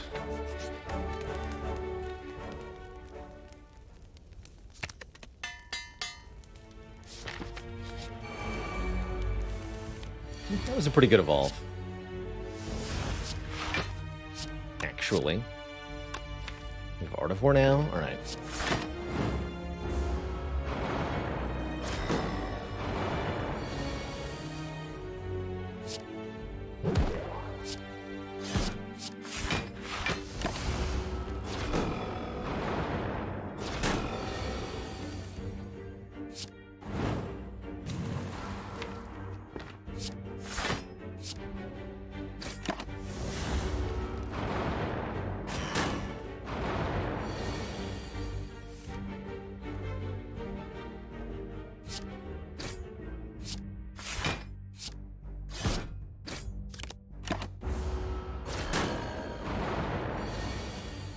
Give me more dazed. That's what I said.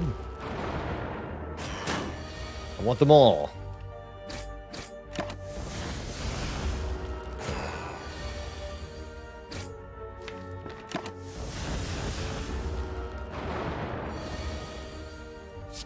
Beautiful.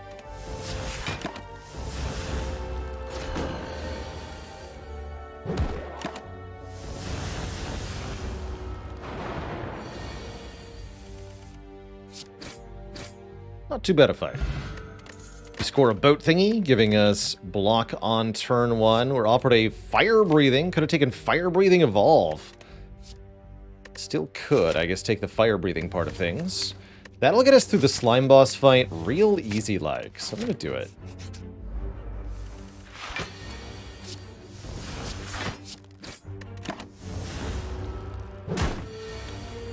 we find another evolve, we can consider it.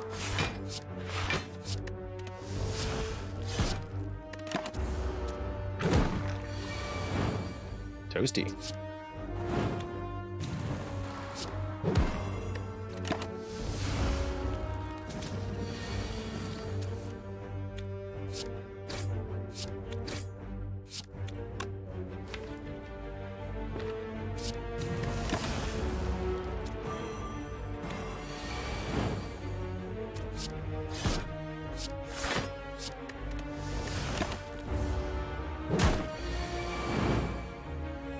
Love it. Ooh, Flame Barrier, also a card that I love. Lots of block and decent return damage. Really come down on Sword Boomerang. Used to be a card I liked quite a bit. These days, I don't see a whole lot of use for it with the sort of decks that I build. I'm gonna upgrade a couple of things that are a bit more effective if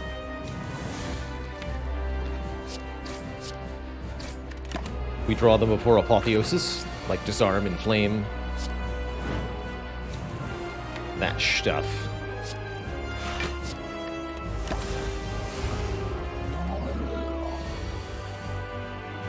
Just bonk me in the face, why don't ya? No, that's fine. You can do that. It's your right as the boss to do lots of damage to me. My right as the player to win the fight anyway.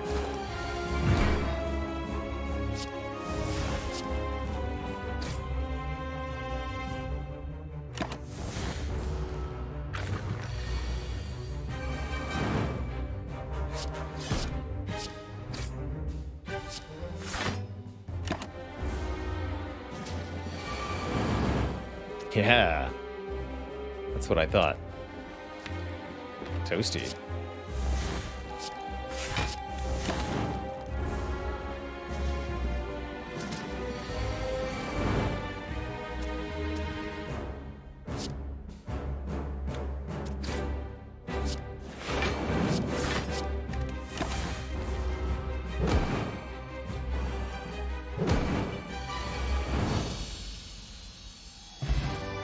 GG.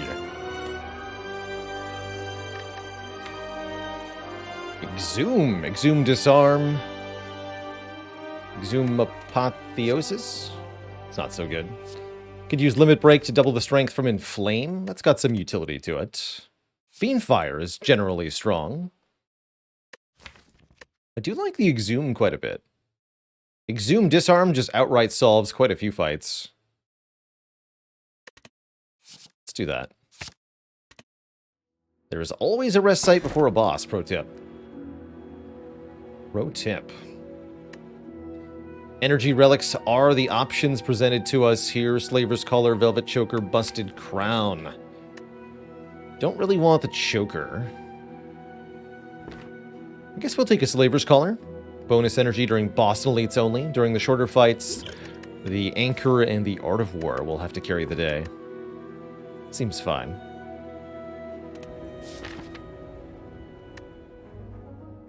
How do I feel about Question Card and Busted Crown? Don't take Busted Crown. That's how I feel.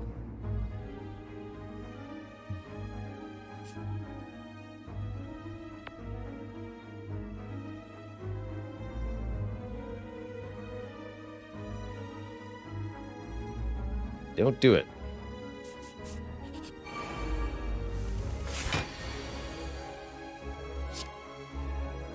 Alright, Art of War. Show us what you got.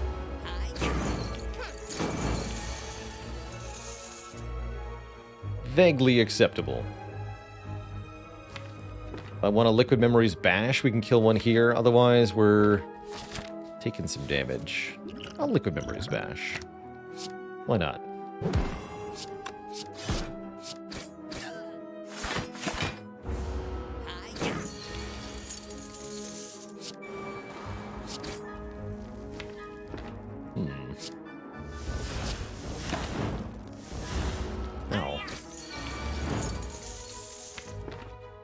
Seems like I may have hit the wrong one.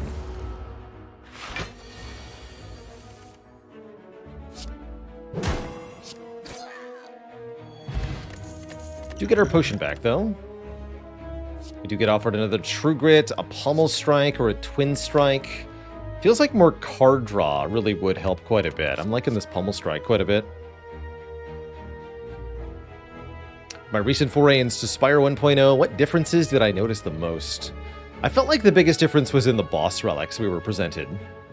The boss relics of original release Spire had such a big gulf between the most useful ones and the least useful ones, with some like the Calling Bell actively being a huge detriment to your deck most of the time, rather than any kind of boon at all.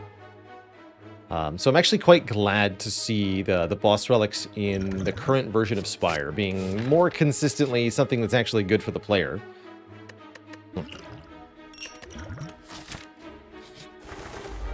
Ah, got scammed. Can I have my potion back? Damn it.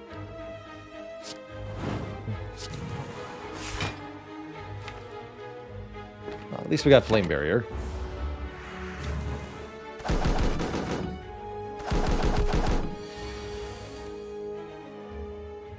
Bruh.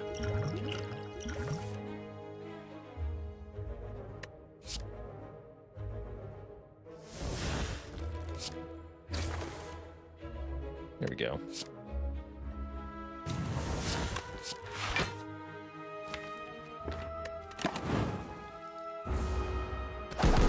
Of course, with more card draw means the regret gets worse. Why? Jerks. Smart birds are terrifying. When they know how to counter you. Can't do anything about it.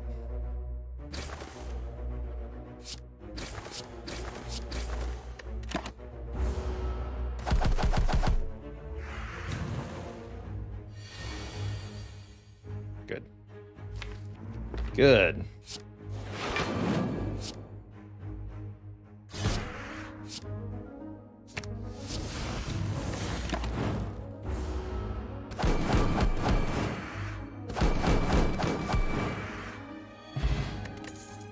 Good.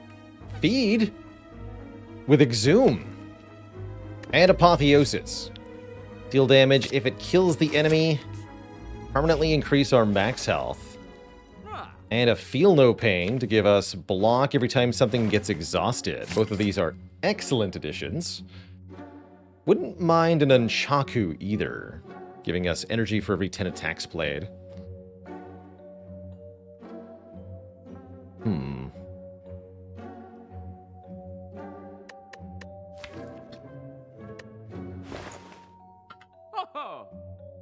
I'll take that. And do we remove a strike? Keeping regret for transformation purposes. That's why we have it. Why we have it in the first place.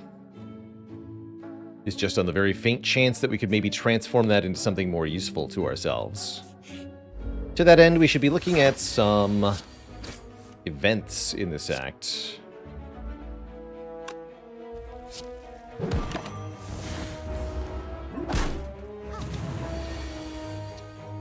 Yikes. Or we could just lose the run soon. That would also work.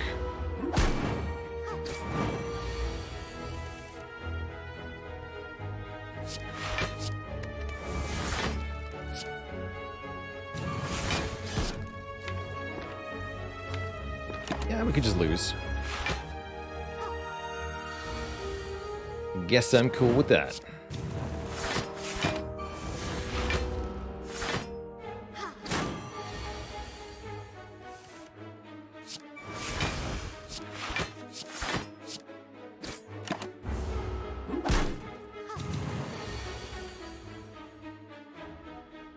Terrifying.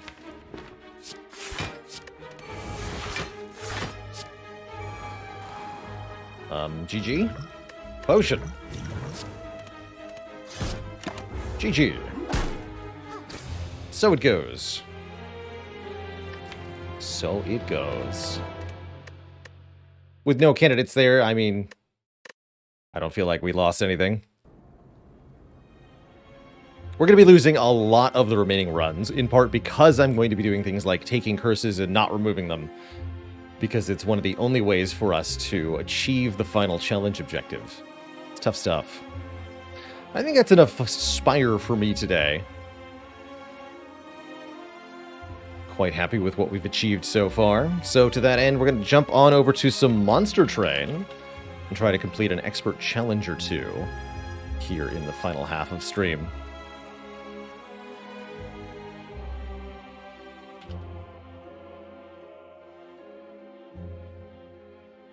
Although notably, I am trying a very difficult expert challenge, so this might not be any easier.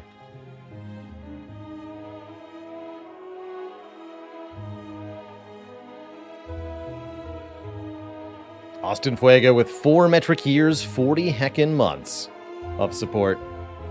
I also noticed we've caught up to the support meter below my face. That means on Tuesday, I don't do this on Saturday, on our Tuesday stream, we're going to have a celebration / thank you for another incredible month of support from everybody. And that means some modded Slay the Spire. So we won't be back to the Mastery Challenge in Spire until Wednesday. That means. Have I played Against the Storm? Oh yeah, we've streamed over 100 hours, I think, of Against the Storm at this point. We're all the way up to Prestige 20. We might be playing some more Against the Storm tomorrow. Looks like there is an update queued. Hauler Station update. Yeah, there's another update. Cool.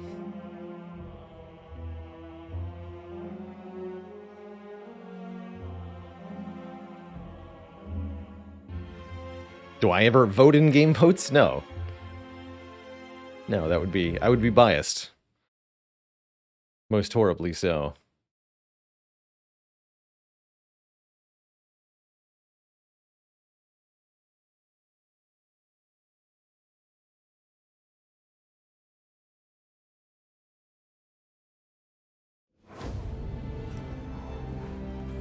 Hell.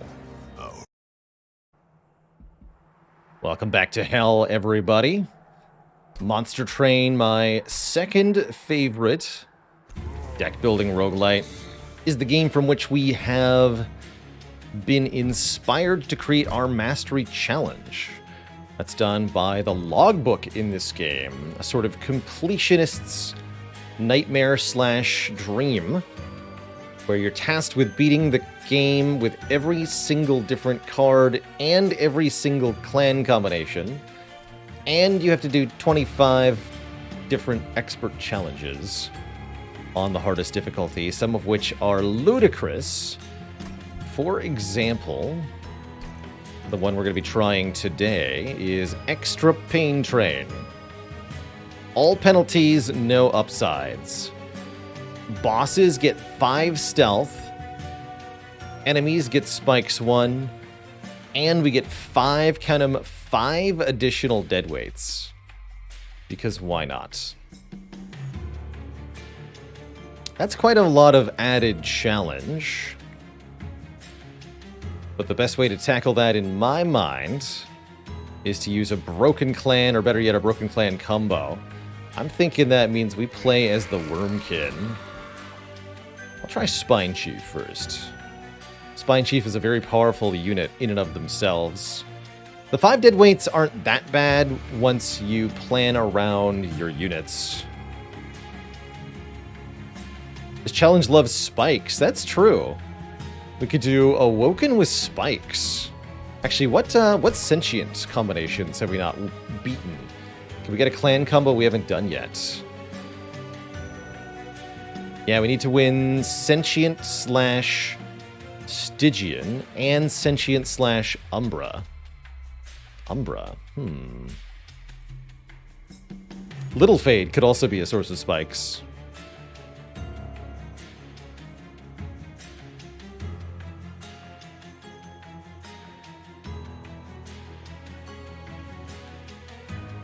Okay, let's give this a shot with Sentient Umbra. That's an odd one. I have no idea if this will work.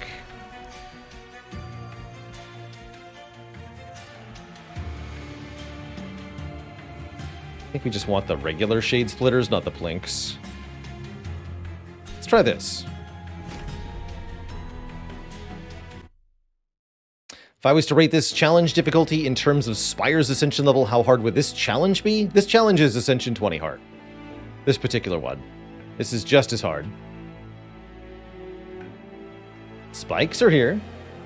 Extra card draw is here. Seraph the Patient is here.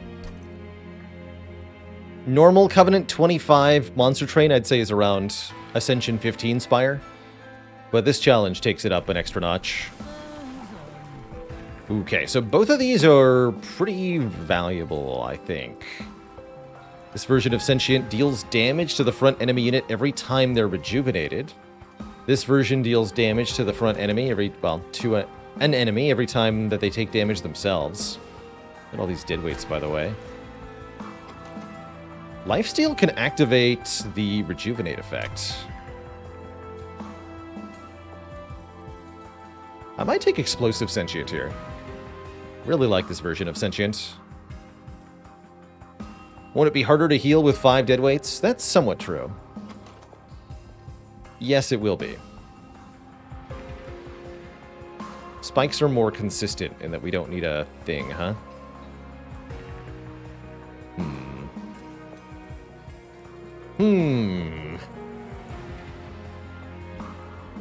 But it's more damage. Taking more damage.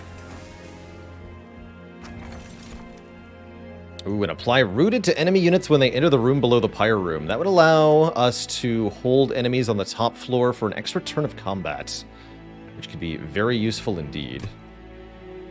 Cheaper merchant costs, also quite strong, but I think fundamentally we're going to want the Root Split Mask. And we're also going to want the money. And the unit draft.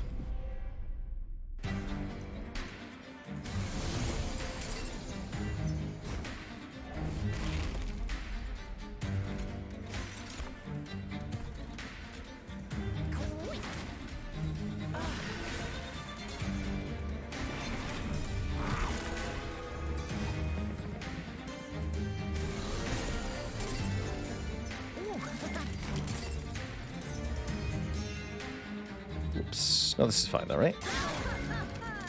Let's kill you, get the money. The enemies are all too strong, but it's fine.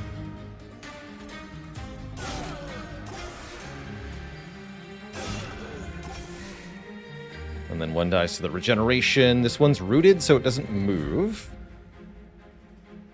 I'm not going to play Immortal Trade.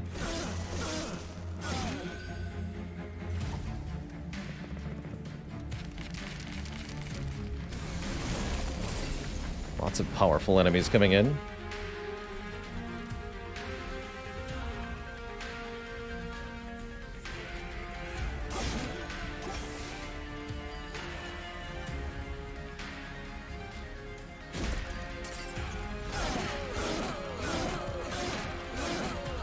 Ow.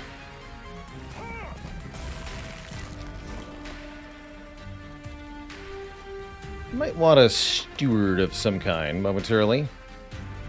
Let's see what this makes. Yeah, Magma Morsel. Okay, let's give you enough survivability so you can lifesteal one time. Or 4 times. Although, wait, no, that goes down to the Train Steward. Shoot. Oh well. Need her to survive the first round of attacks, or everybody dies. There we go. Overall, not great, though, actually. Ow? Oh yeah, the boss has stealth, that's right. What's going on here? So we don't get to use our lifesteal.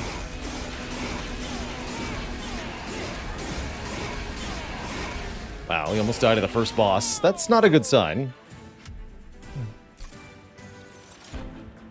We need more ways to heal.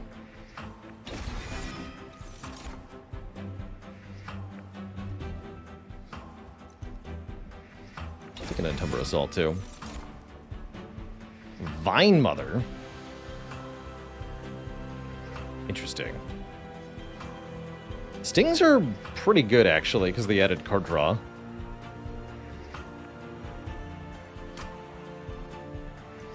I really like the Alloyed Construct. Have I tried Inkbound? I've looked at Inkbound, and I will look at it again in a year or two.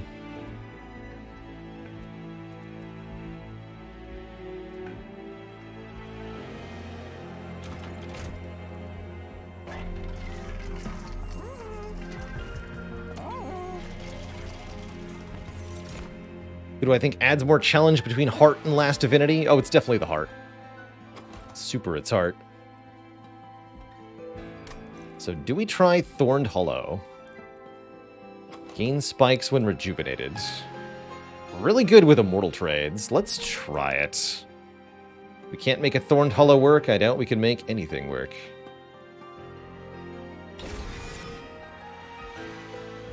Convoluted Mess is definitely what it looks like visually.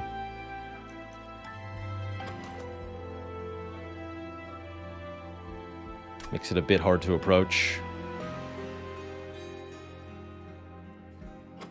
Shadow blocks, huh? Why do I feel like this is never going to go off? Take Trader's Quill. Stings do not consume, unfortunately. We currently have no consume cards. I'm going to give Multi-Strike to Thorned Hollow, but I have no idea if that's correct. You're going to get damage shields. I think we put Wildwood Custodian into the Vine Mother. And I want to reroll?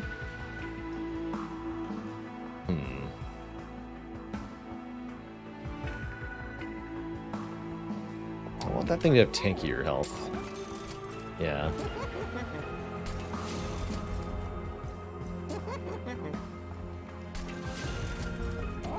That'll do. I feel like we're going to die very shortly. Armor 10. Pretty sure we just lose to that.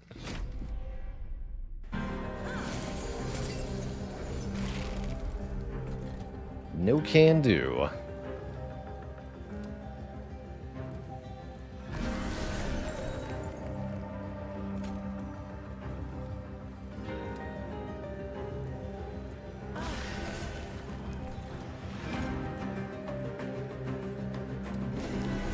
Then I can't feed morsels.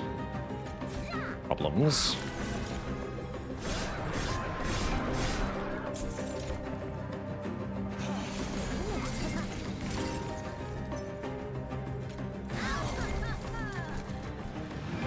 Yeah, I think we're pretty toast here.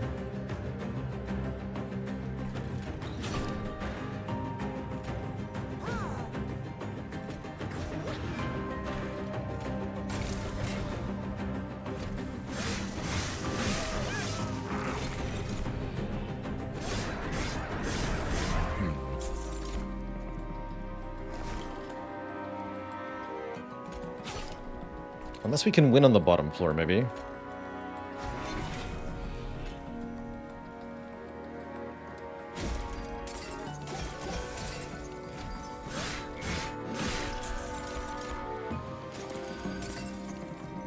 These units will kill the Pyre, but if we can beat the boss, it won't matter. And we can. Good. Very good.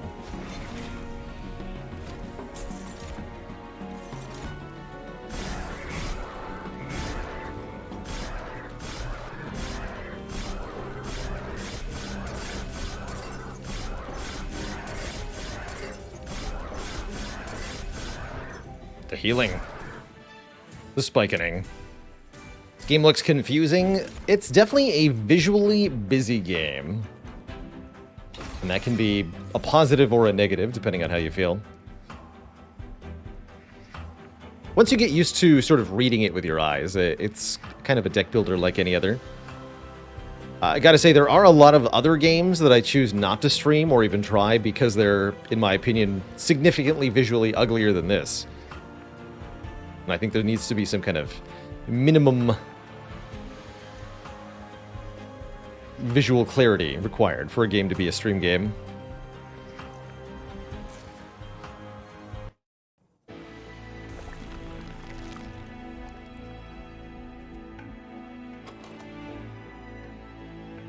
So you got your upgrades, you got your upgrades. That means you might as well take the heal. Is there anything I actually care to duplicate? I don't want double Thorned Hollow or double Vine Mother. I don't. Although, wait. 15 plus 1.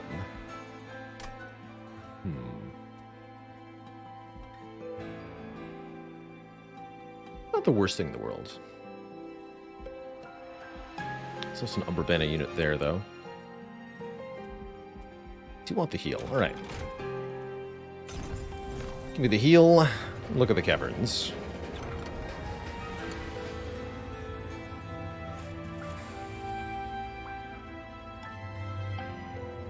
Got a rare draft pick from one of the other clans. Hellhorn, Melting Remnant, or Stygian Guard? I want Stygian Guard. I'm hoping for gifts for a guard. That would be very good. There it is. So draw 3 spells, make them consume, so they deal 30 damage to the front enemy unit, 20 magic power, and cost 0. Perfect.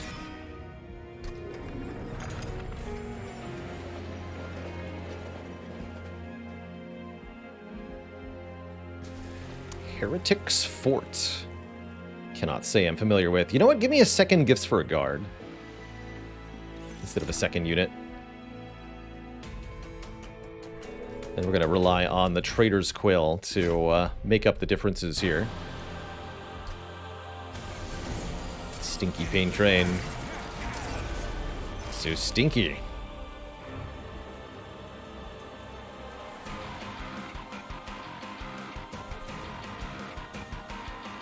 Explode twice, huh? How rude.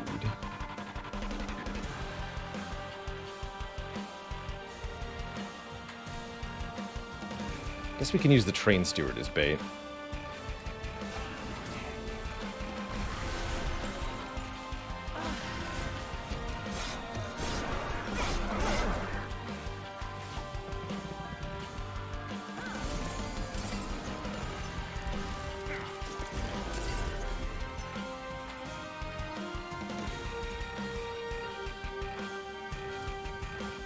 So much exploding. I think we sharpen here to kill all these. Yeah.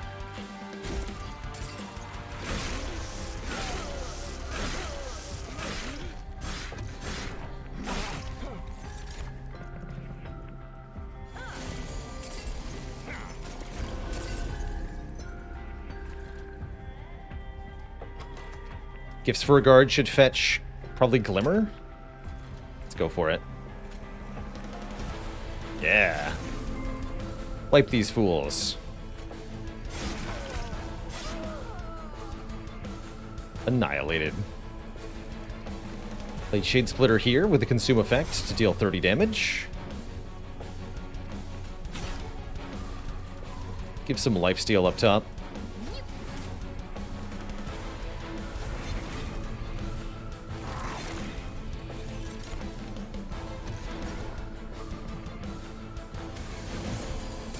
They're going straight to the top floor.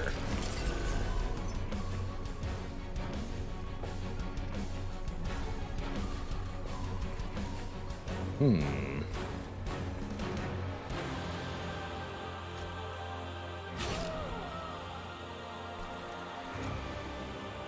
can have more lifesteal. Kill this thing.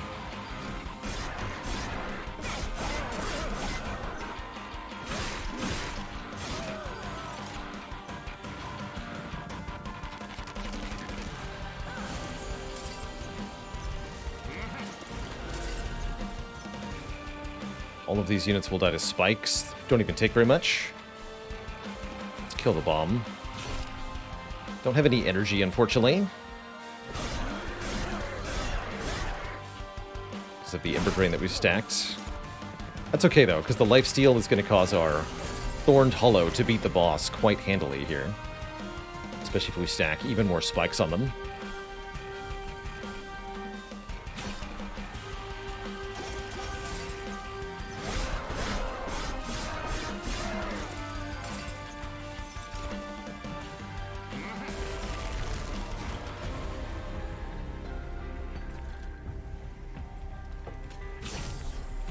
These units fold like wet paper towels. That's okay.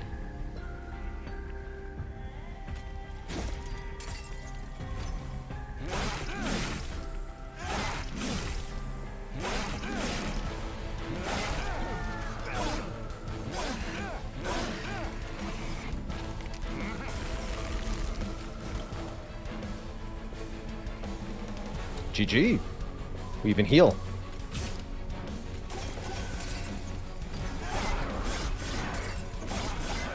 Again, every time it life steals, it also activates the rejuvenate effect, meaning it gets more and more spikes every time it attacks. 50 spikes. GG. Do I think it's worth playing Monster Train without the DLC? I think it's a much better game with the DLC, but it's still worth playing without it, definitely.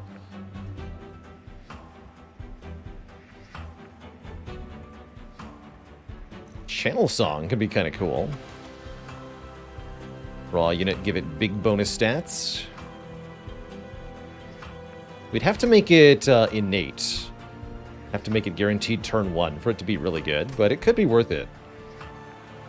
Let's give it a try. Steel Singer is here. Gets permanent attack power when rejuvenated. By default. Or the infusion is huge bonus stats and improve the attack power on being rejuvenated. That's quite good for the Thorned Hollow, actually. Then we just make a big super hollow. That's a really good infusion. Let's take that. Oh, this is one of the few unmastered cards. I don't think this is the run to try to master it on. We super need card draw. With all these dead weights. Super duper need card draw. And Train Steward removes. There's Intrinsic too. Perfect. So we sacrifice you to you. Create 35 by 2, 80 base health. When it rejuvenates, gains 1 attack power and 3 spikes.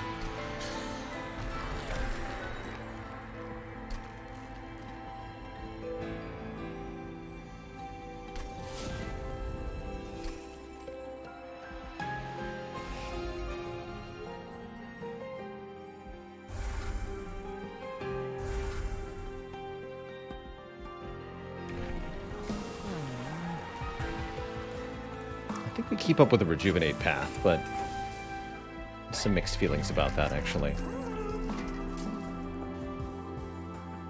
You consume now. And we need discounts. You need to be cheaper.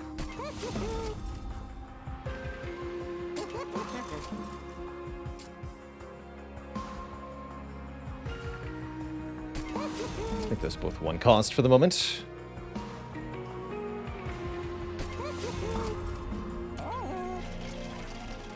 Probably skip this, yeah? Yeah. Onward. Okay, let's see how this goes.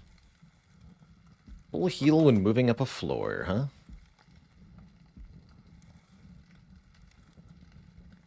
Sounds tricky. Not gonna mess with that.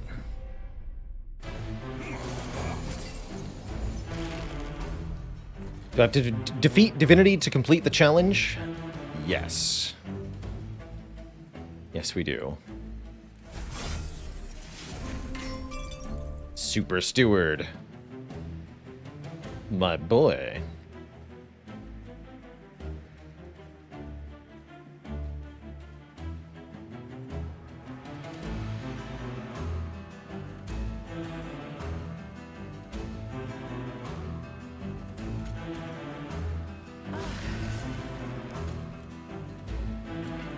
need to be deployed, surely.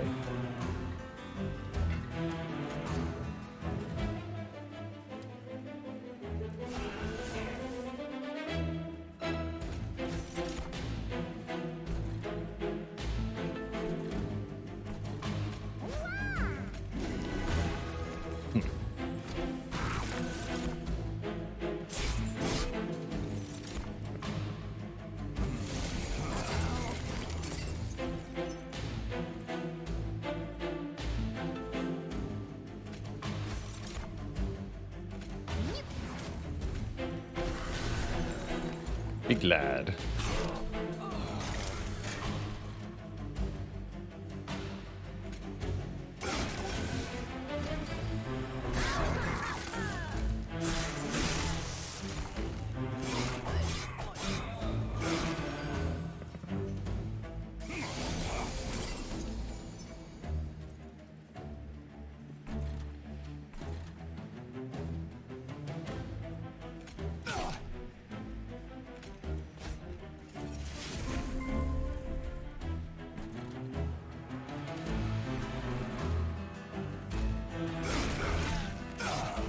Boom.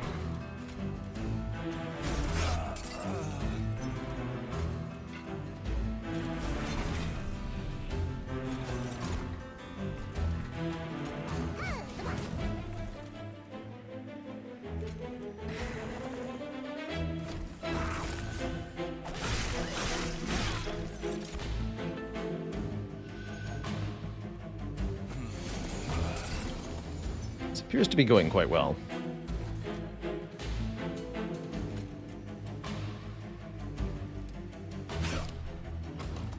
Three deadweights in the draw pile. Maybe not all that well.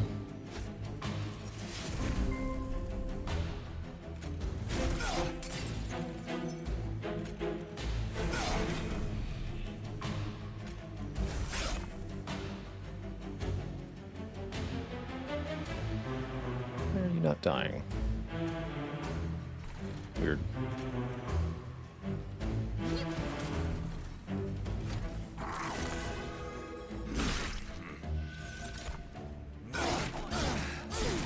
Oh, because you get sapped, of course.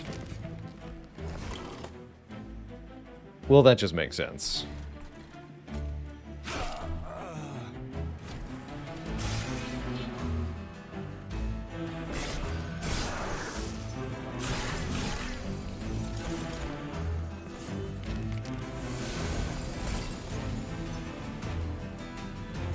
Sneaky, stealthy boss.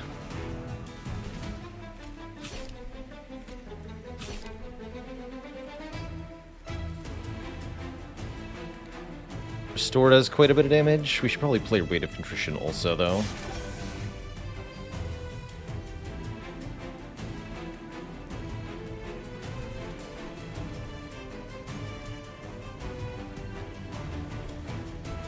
No, let's play this again.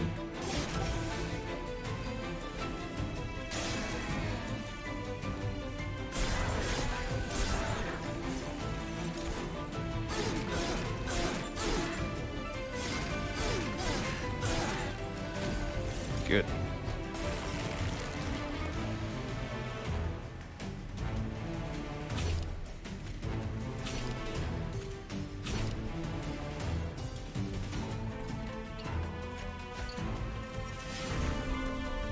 Zero cost, gifts for a guard. Perfect.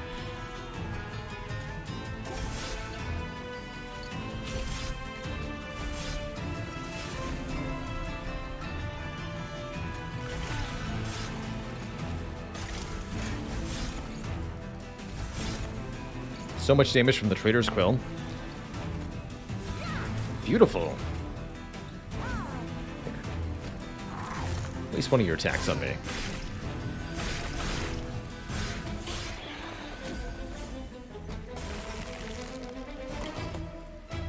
GG.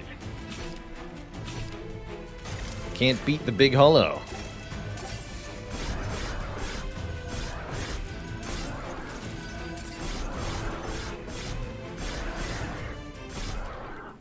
Cool.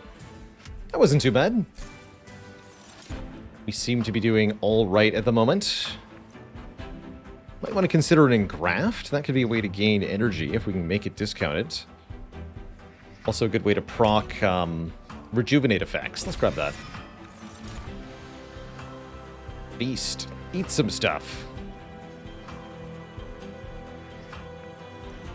Grovel can add damage shield. I'm not going to bother with Grovel. The spikes that the enemies have make the damage shield a lot less good than usual.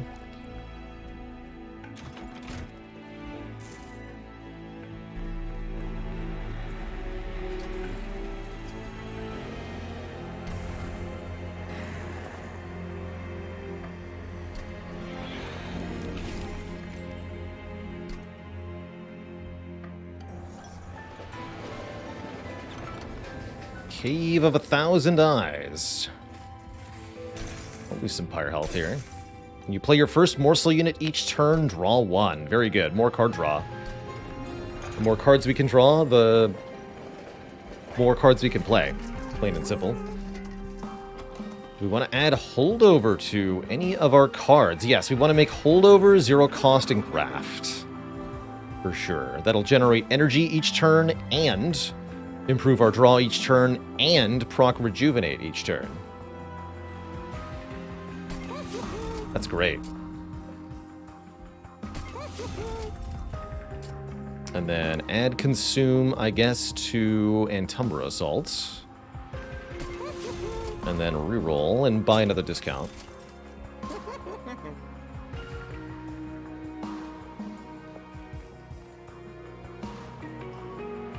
Let's make these restores free. Those are still good spells. Congrats on mastering Reboot. Why, thank you, Tyner. Why, thank you, thank you. Do I think I can handle multi-strike? I think so. I'm going to try it. Got lots of ways to kill enemies before they get to the top of the train, especially these nerds. No problem. Not afraid of them. I'm not afraid of them at all. Although perhaps I ought to be. Oh, soon we'll have the stewards gone. Soon, I say.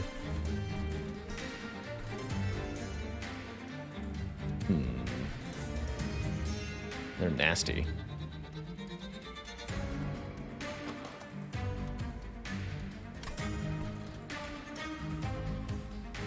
Should not play your mortal trade. Should get rid of this then.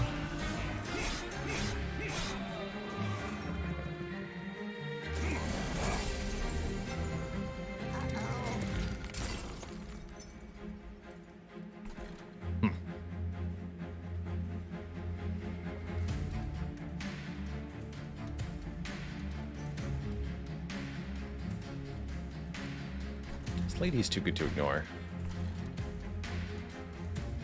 Means not playing gifts for a guard, though.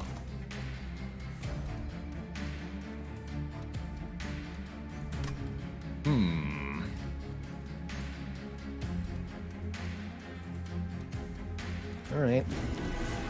Wait, you die? 1, 2. Oh yeah, it's exactly a kill? Bummer. Okay. I should have just played gifts for a guard then. Ah. Yeah, I should have. It's a mistake.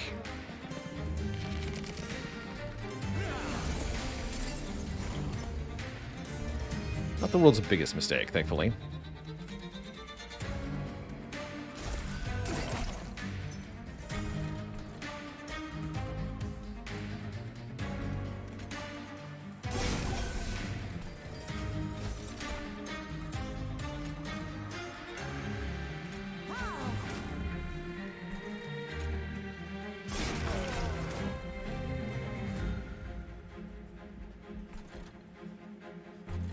You need to be stronger. Although, I want the attacks to go into this guy. Okay, do this then. Keep killing stuff.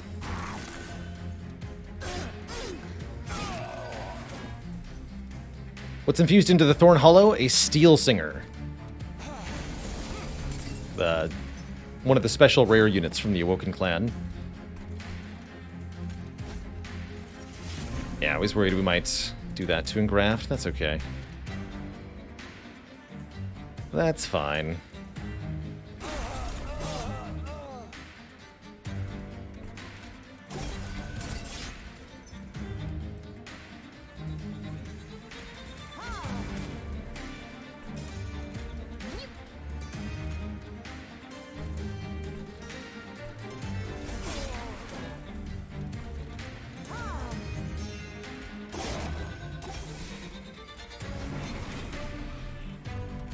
More spikes.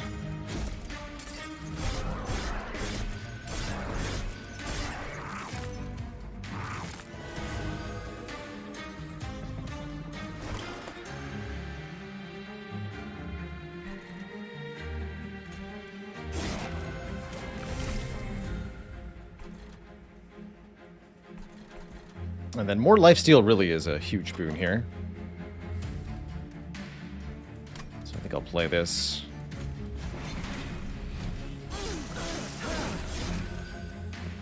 That Ember Drain hurts quite a bit.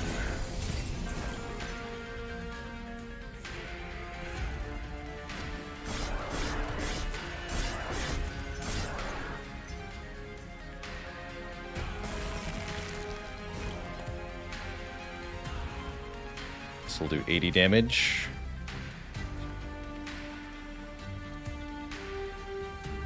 Actually, only 40, huh? Because you don't even get to regen, you get killed. Okay, let's do a morsel and the restore then up top. Let our champion go. More lifesteal. 8 lifesteal. That ought to be more than enough.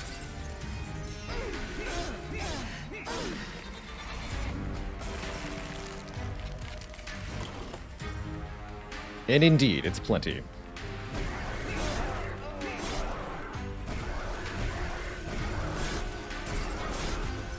Hopefully we can wait out the stealth. Stinky stealth, man.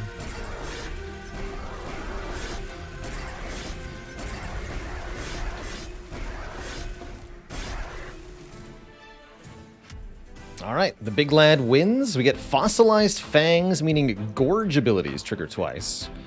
None of our units have Gorge. Gorge is a keyword that activates when a morsel is eaten.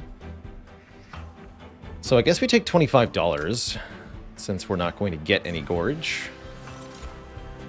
But we will get another Engraft, and I will take it.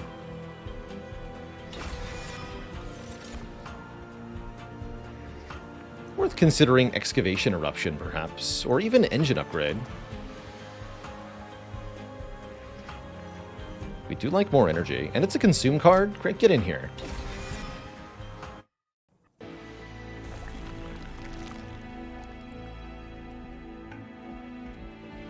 More spell upgrades. Remove 2 is tempting, though. We can duplicate our holdover and graft. That's really going to help with the scaling late game.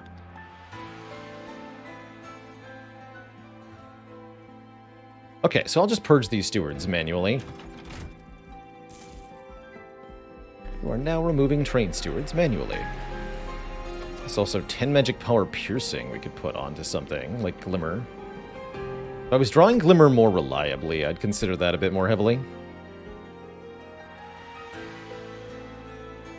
Yeah, we'd like to zero cost a lot more of our cards because of the Ember Drain. Oh, we do get another holdover. Okay, I'll just build another Engraft holdover. That's also going to help a lot, is having zero cost holdover Engrafts to generate energy for us after the Ember Drain. That's great.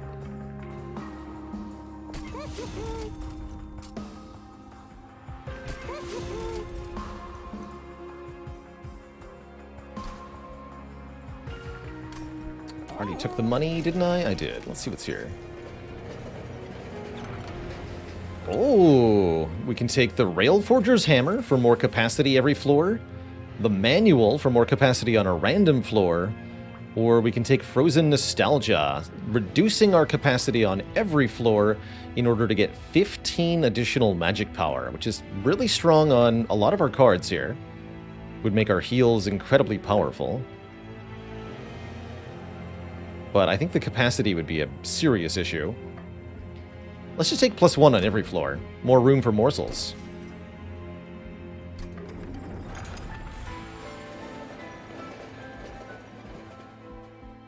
Cool.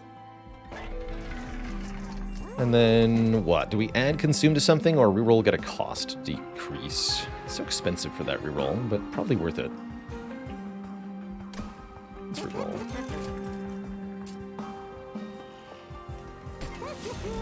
Those restores free. Alright, on to our second major boss, who is Arcus. Arcus Darkus Incarnate, using unknown ancient powers. Arcus summons shards of the divinities. Like a big jerk. Like a really big jerk.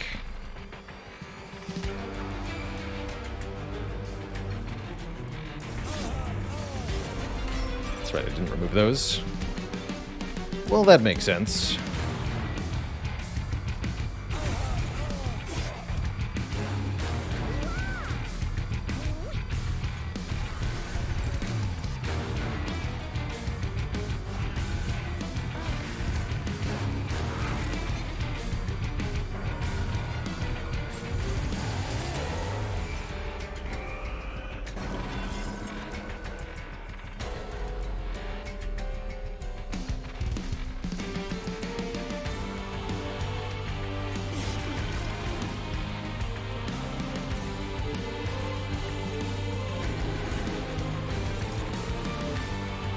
Shields. You can have that. I'm not going to play this yet.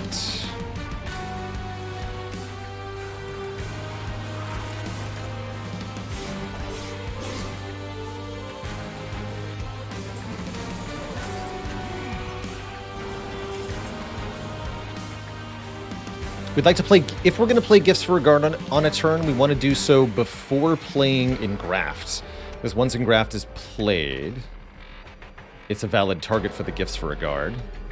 Although it doesn't go into the draw pile immediately, it's in the discard pile until the end of the turn.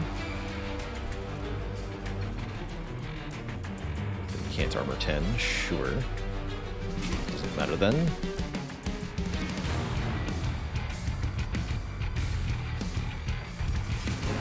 Good.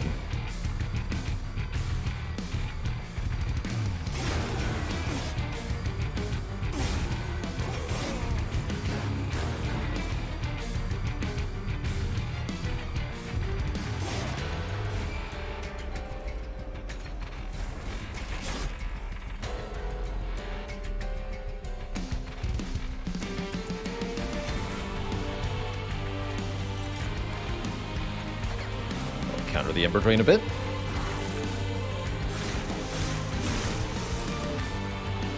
We draw 9 additional cards, mind you. So our hand is often completely filled. That's exciting stuff.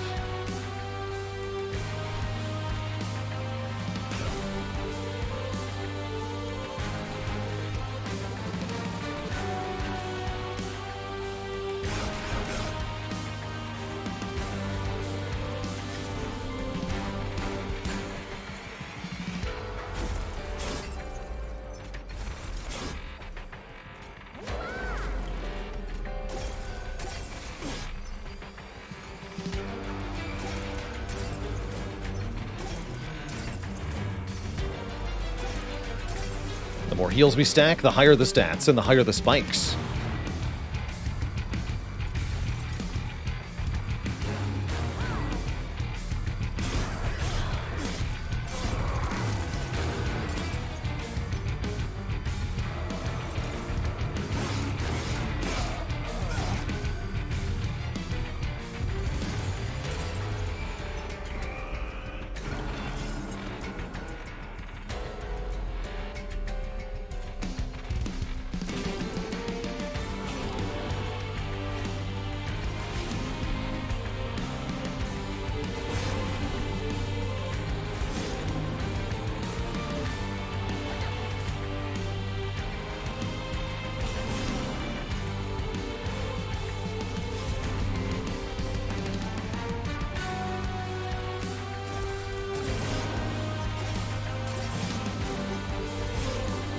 And I have no problems consuming essentially all of the cards in the deck. No problem, as far as I'm concerned.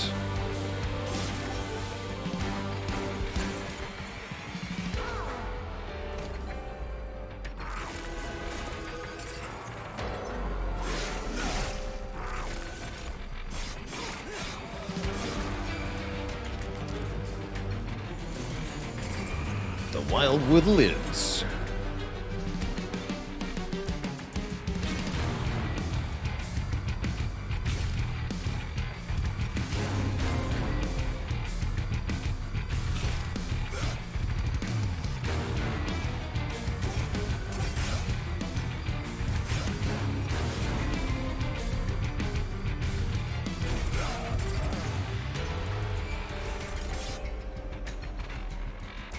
Oh, shoot. Whoops. That was a mistake. Got carried away there, and I made my holdover stuff expensive. Fortunately, I think our unit became strong enough. It's not too big of a deal. But that was definitely a goof on my part.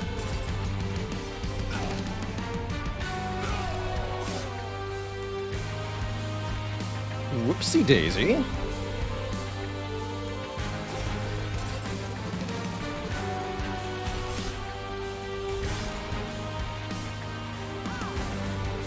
Have a friend. Sure are a lot of curses in the deck.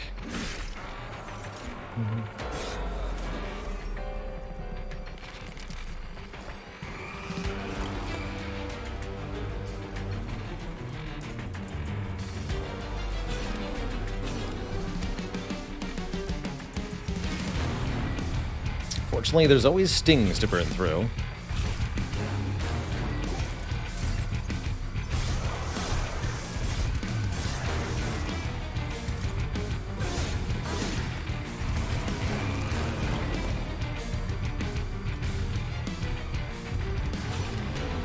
It's the only other card is that one sting, so I can just draw it with Gifts for a Guard. Play it again. More spikes. But this should be enough. I think we're winning here, right? With 7 lifesteal, yeah, we're easily... Well, maybe not easily. We're barely winning here. Good enough.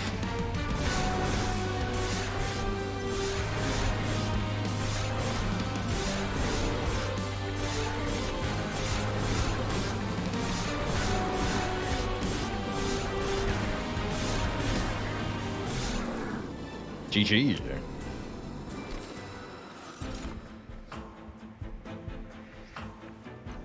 Restore friendly units to full HP is okay. We've already got plenty of ways to heal the Thorned Hollow. Quick is vaguely okay. I don't think any of these are that amazing. I'll skip them. Do we want more energy? I think we're already capped on card draw functionally. Capacity is sort of handled, so yeah, I guess take more energy. And what's the plan for the end game here? Do we really think a third holdover and graft is actually going to cut it? I think we do think that, even if it's not true. I think we think it. Have to take some shards from the temple here. The Divine Boons can only give us 10 shards. We need 15 more. So we should probably take this value stone and make Gifts for a Guard 0 cost. Sounds good to me. Then we have exactly the 100 shards we need to get to the end game.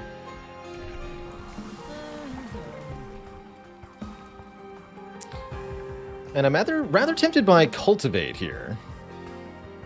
Cross-pathing our sentient. We get 1 more draw per turn.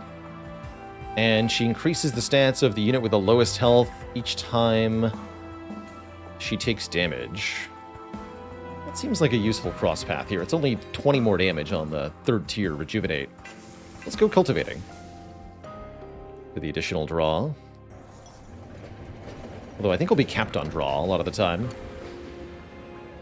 Would you characterize yourself as honest, aggressive, or stealthy?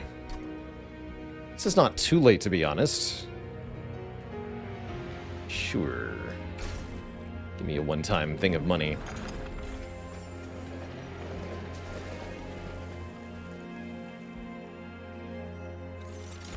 And a third engraft. Good luck.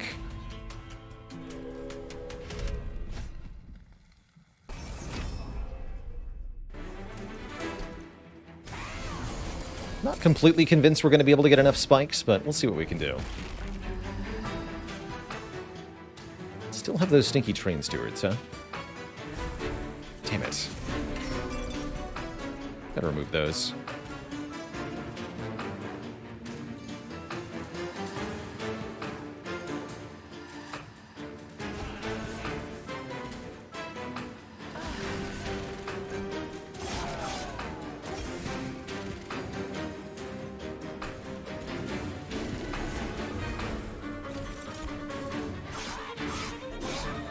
Oh yeah, I missed the consume proc on the channel song there.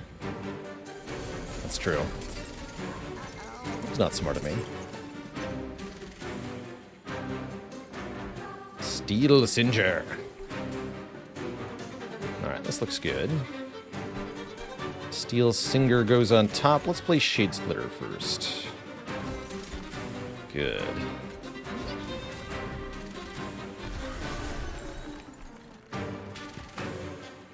You say. Now we want to do Glimmer down here.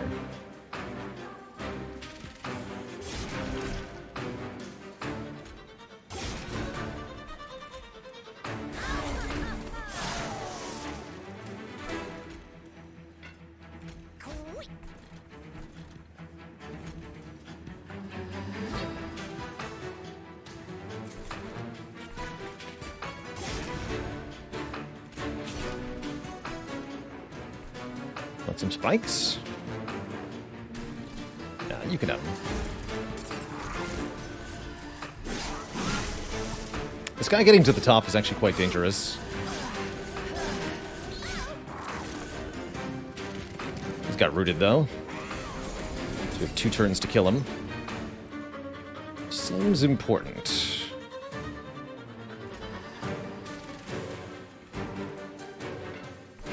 Definitely seems important.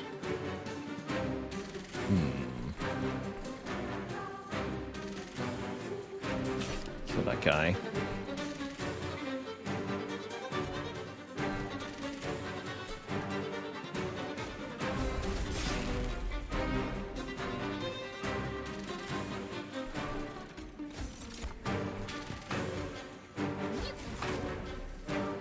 Okay. Playing spells up top doesn't do that much damage. Well, it's some, I guess. Need to do enough spikes to kill these guys, so yeah, let's get crazy here. Spiked Hollow has got to do all the work. Feels bad. You're gonna die to Thorns, huh? No matter where you are.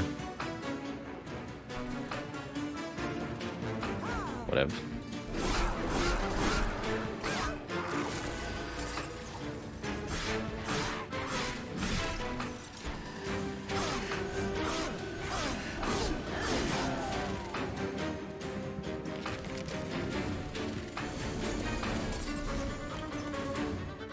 These kind of collapse, and we're entirely reliant on our Thorns Hollow, which is not really where you want to be, but that's where we are.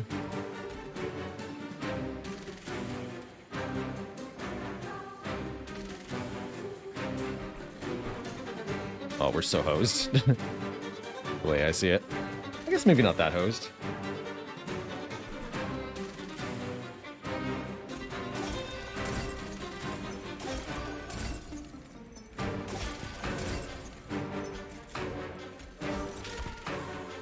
Attack. That helps. Oh, that helps a lot. Yes! Okay. Things have changed. Kill all this garbage.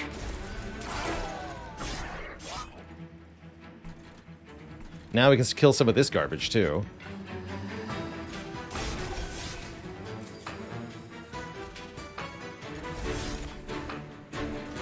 Good. Okay, that's really encouraging. We lose the Vine Mother, we lose the Sentient. We're still drawing 10 more cards next turn, so I don't think it matters. You probably want Immortal Trade, huh? And more attack power. And then just weaken you.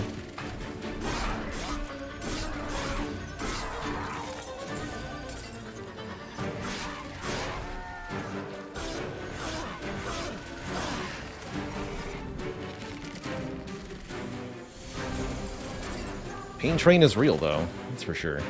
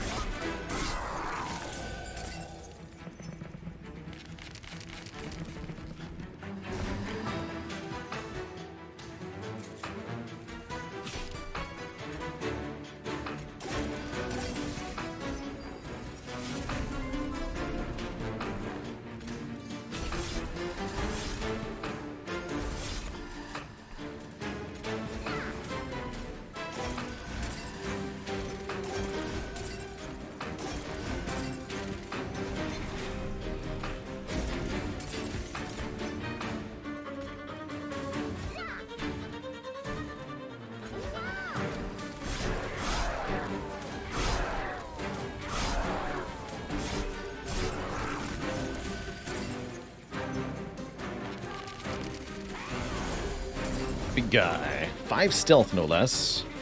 Definitely presents a slight problem. But when you have 100 spikes, maybe it's not the biggest of problems.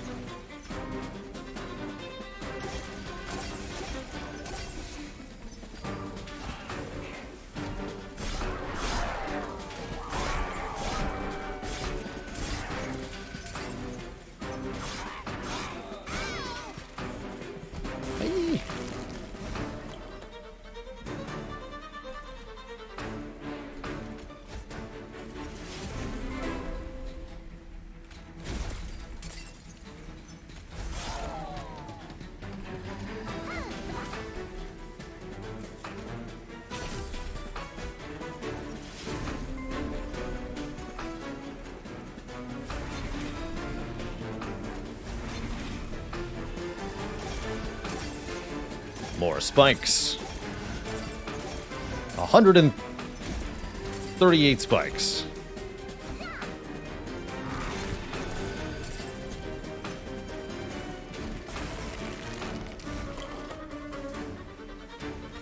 GG.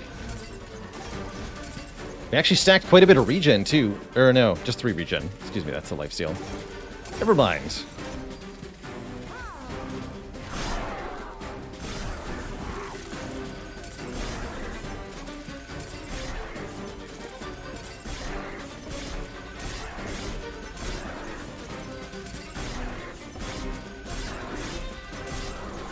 Beautiful.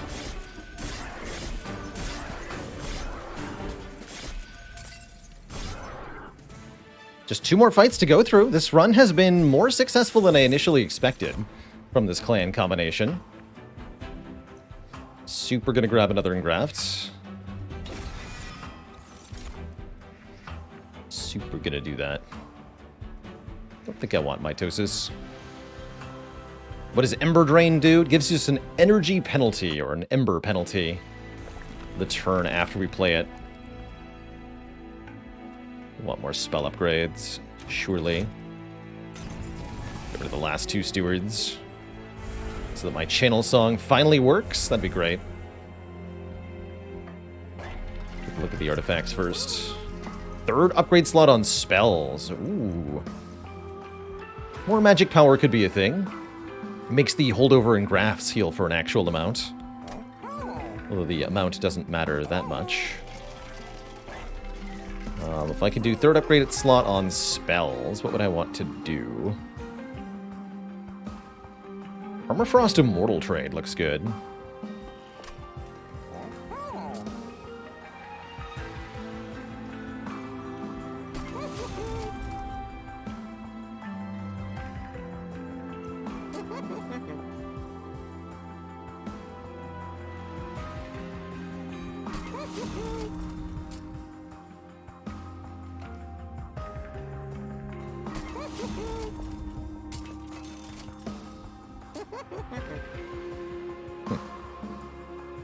Don't really want to remove Consume from any of these.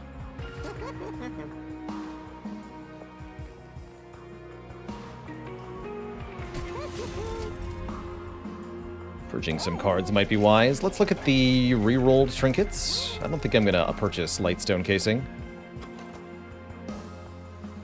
Didn't see any upgrades I really wanted. No. Not even this, not even that. Sting spells get 20 magic power. Or at the start of turn, add a Vine Grasp with Purge to your hand. Our hand is usually full anyway. I'll take Channel Heart. And we'll take some Purges here.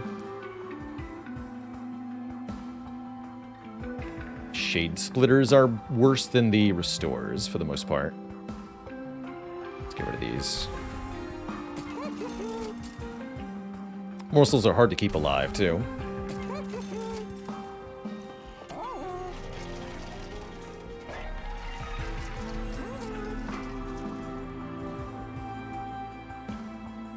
Buff this one.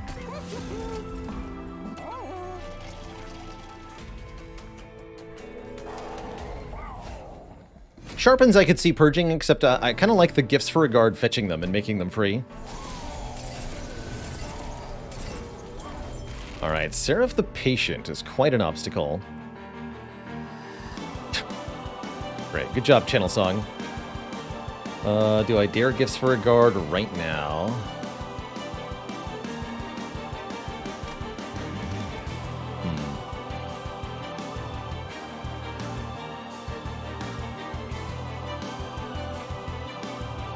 That's too risky.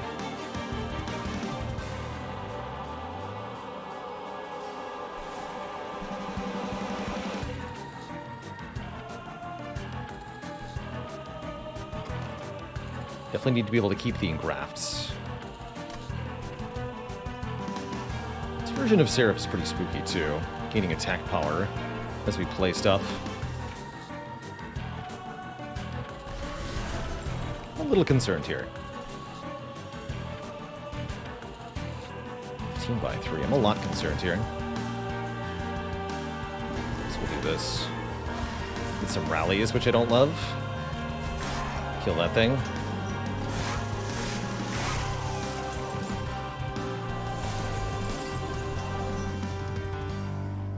It's gonna start stacking melee weakness, which is kind of a problem.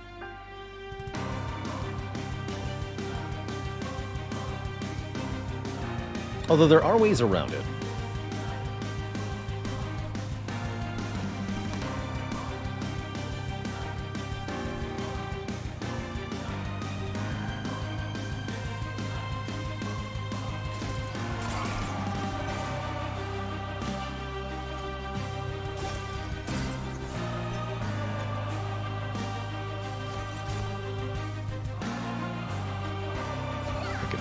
Just absorbing that damage is going to be worth it. We should Immortal Trade? We should.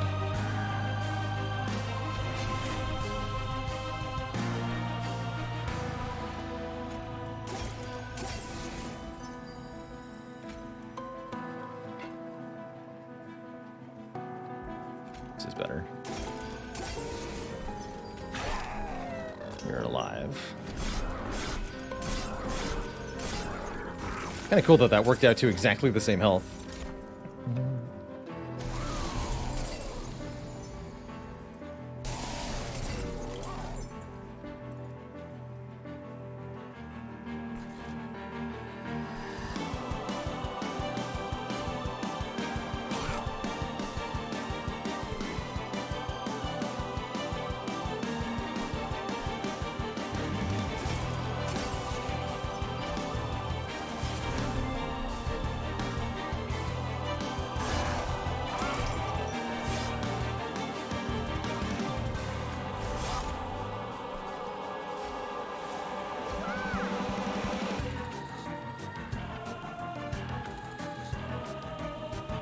Oh, he doesn't have trample. Oh, this is easy. That's right. On this shard count, he doesn't have trample. Easy, easy.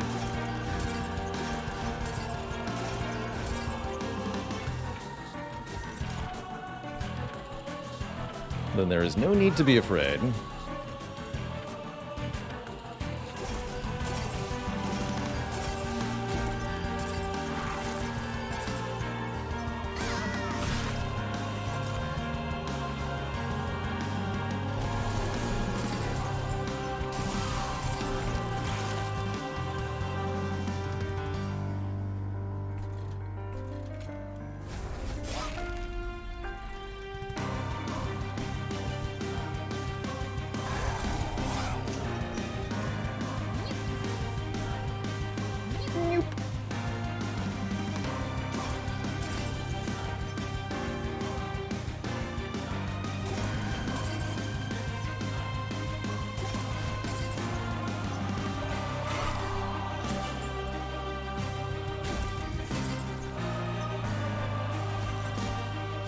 Yeah.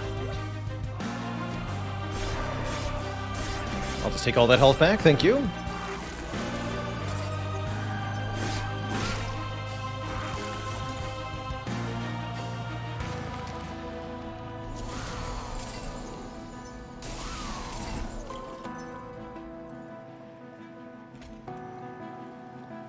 No morsels this turn, though, which means I believe we're losing the Vine Mother. Bummer.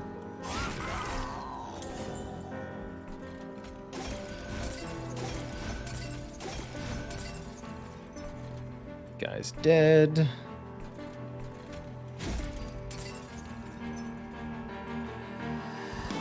Keep the lifesteal.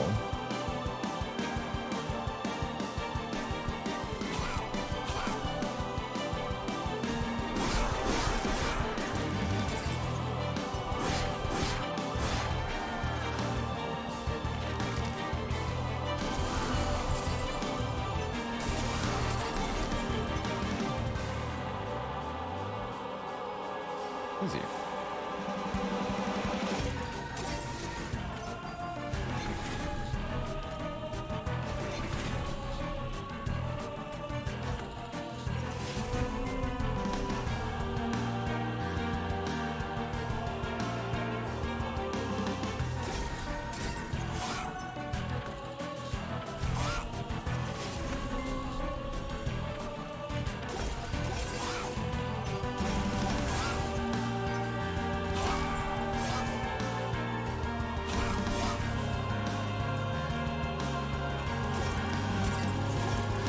Scaling. I mean, Seraph is scaling too, though. It's the slightly concerning part. But only slightly. Here, give some healing too.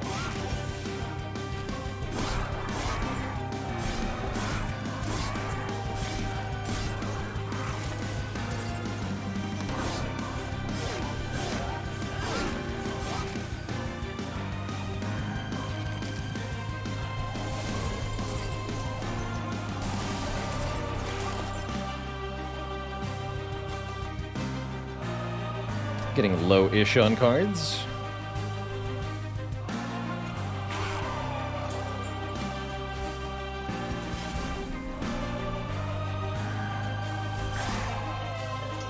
Oops.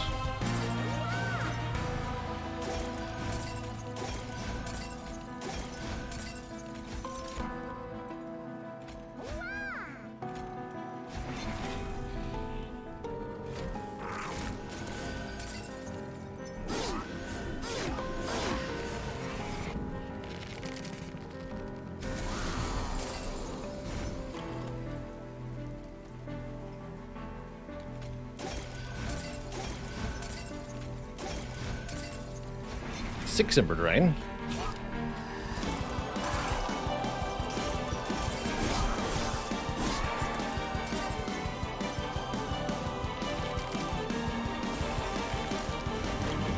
Good luck, Thorny Guy. You got this.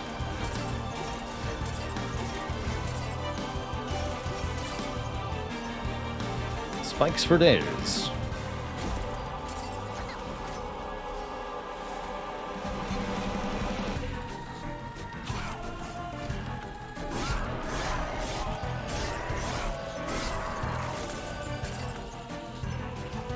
really the lifesteal that's making the difference here. We win pretty easily, I believe. Oh yeah. Look at that big ol' X.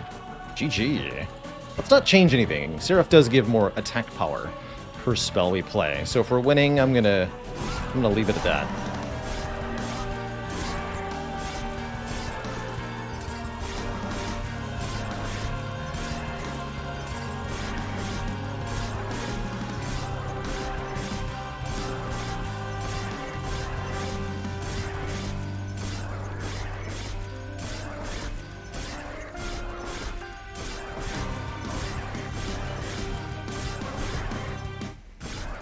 Spiked. GG.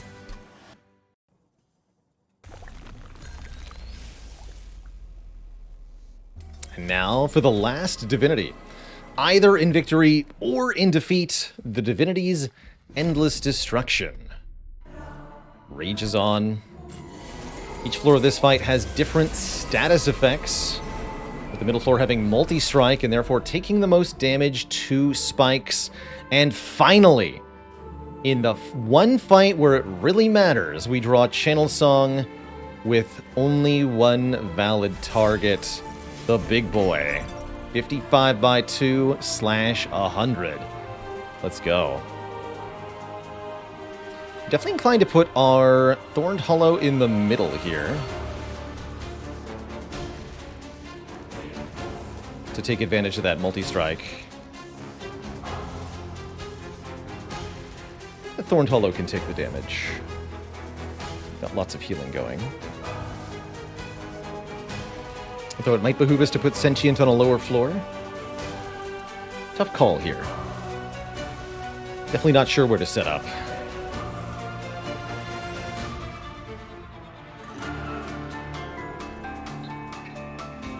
I think put him on the top floor. That way the Thorned Hollow does lots of spike damage to the boss, and we benefit from a turn of enemies being caught up here.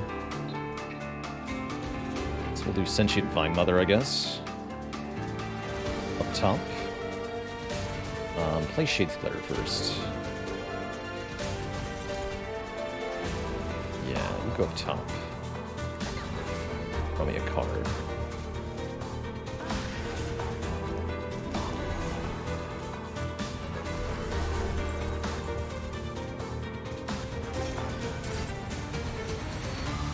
This is just... that's damage shields. Use all that.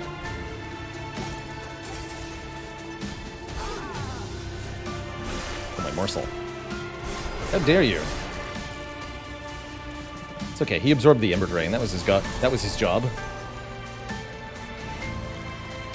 And what a good job he did. Perfect. Can also use Consume spells on the bottom floor to weaken enemies here. But our main goal is keeping the Thorned Hollow healthy and happy. Let's see Immortal Trade. Definitely want to ramp up those spikes. Big like.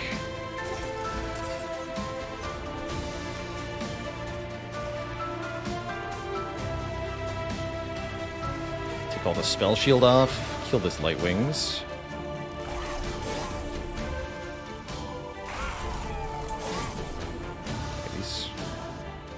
This will not work.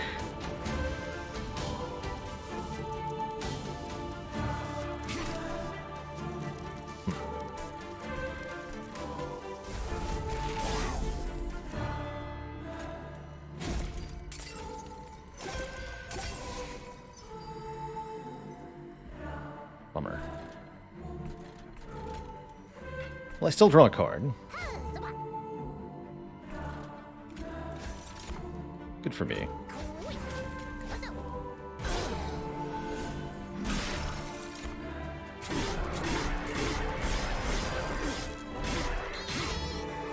Oh no! Foolish.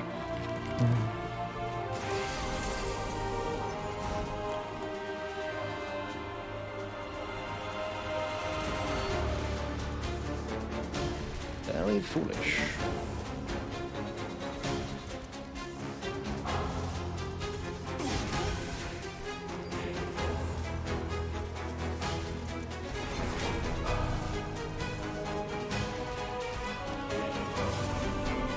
Definitely don't mind hitting the other gifts for a guard there.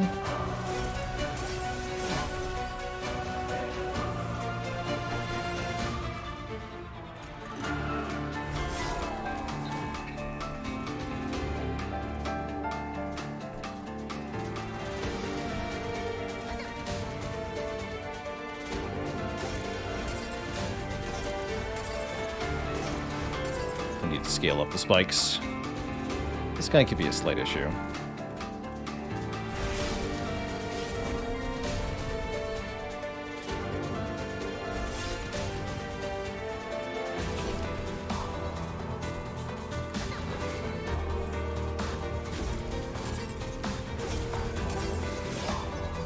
Okay.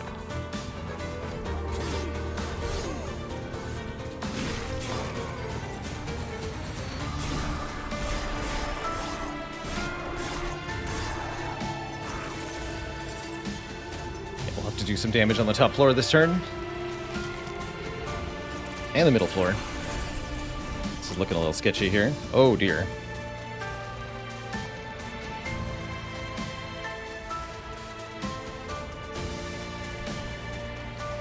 All these deadweights. And we have the change the sighted problem too. That might be a real issue. I'm now concerned that we may not actually be winning this.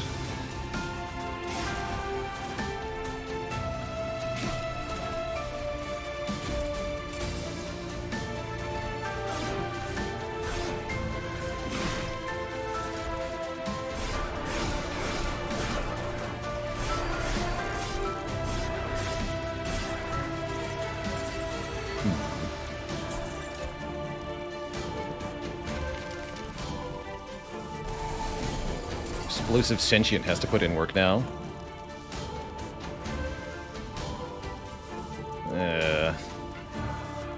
It's not good. I think we're getting overwhelmed. Not quite enough damage from the Hollow. These enemies have too high a hit point pool in a lot of cases. We can keep scaling our spikes, but it won't stop them. That's trouble.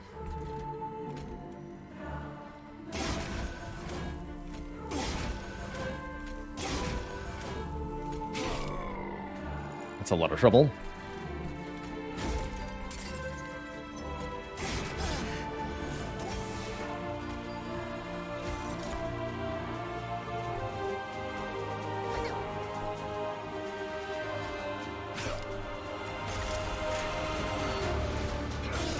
No idea what I'm going to do about the mini-boss.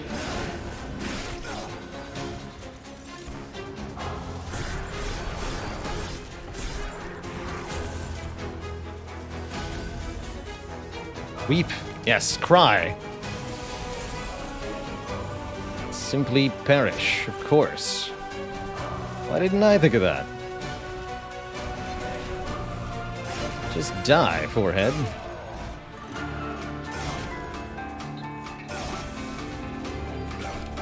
Oh god. We're toast here, Twitch chat.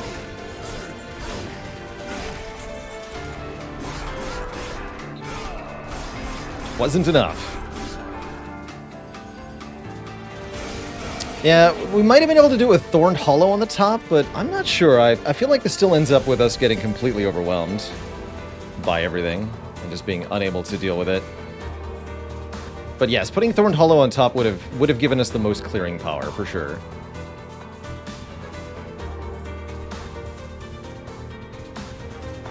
Oh well, I guess.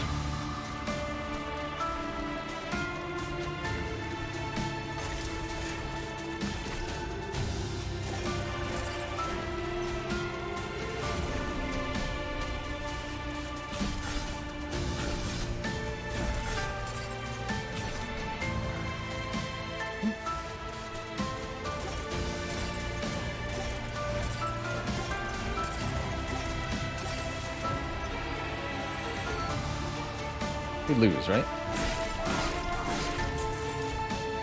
Pretty sure we lose.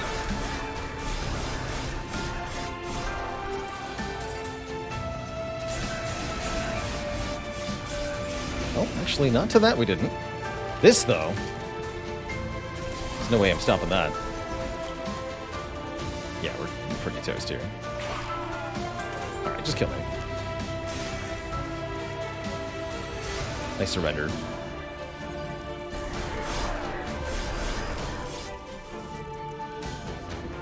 And it's very clear from this run that doing anything other than using a broken clan combo, a clan combo with a good matchup, not good enough. We need something broken. And that means we're playing Wormkin. We definitely try again with Wormkin. Wormkin Stygian is my go-to for break the game. So we're going to try again with this combination.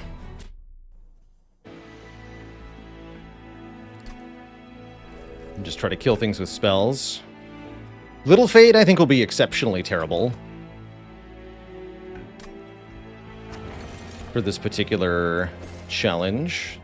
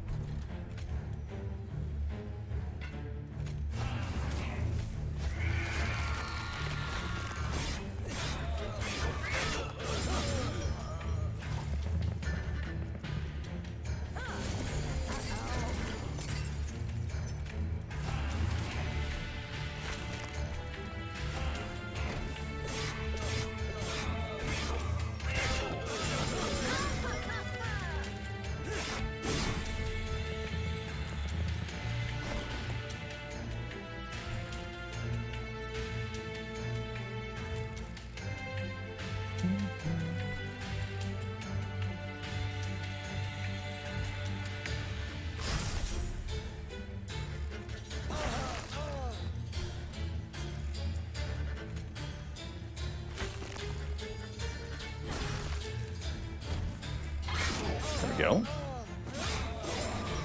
Which of my emotes is most celebratory? Don't we have a yay or hype emote? I feel like we do.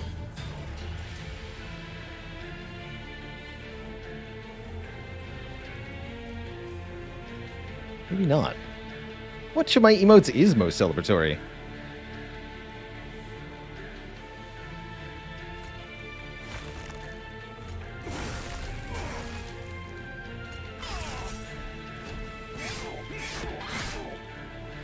About the top floor. Distracted by Twitch chat. Might have been the right call anyway.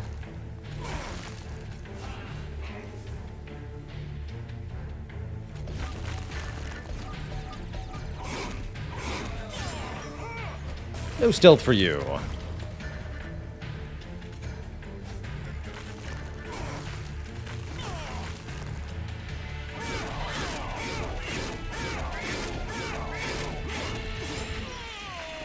Zyothin, thanks for the 7 months and the Prime sub. Wormkin, Bestkin.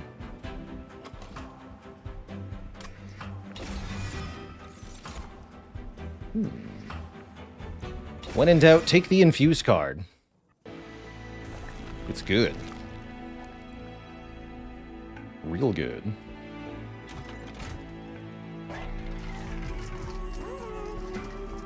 Endless, huh?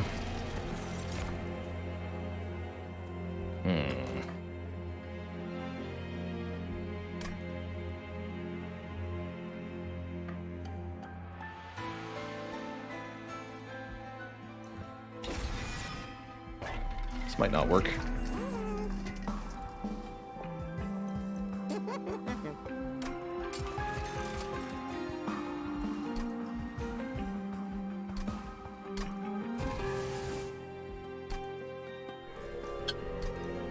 It didn't work. Let's try again.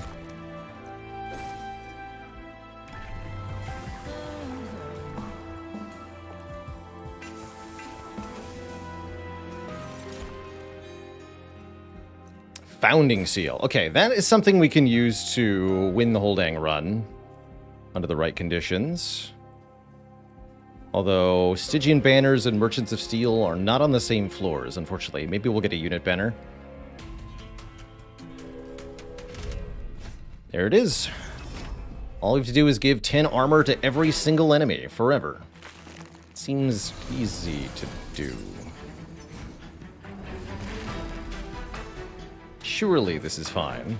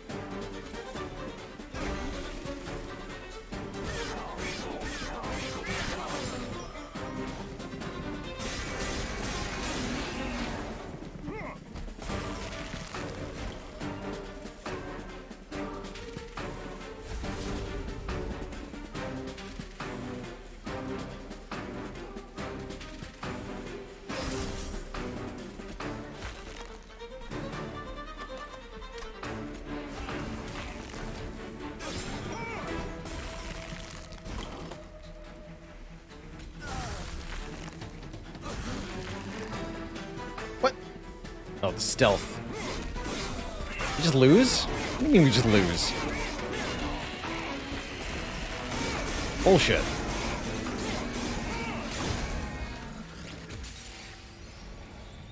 We just lose to the first fight. Alright. Let's try that one more time, apparently. That was not encouraging. Yeah, rip Founding Seal. Easiest challenge in the whole game. Easy. That's a good one, too. Once more with feeling. Actually, this combination of things is game-breaking. But we'll have to find extract cards if we want maximum power. Stupid armor unit draft.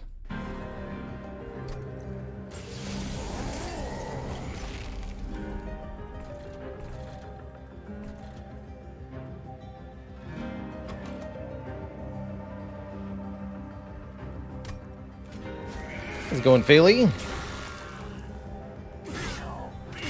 Here to bless us during the extra pain train challenge, which we're gonna need the help for. Definitely. Oh, shoot. I don't have the main brain power for this anymore.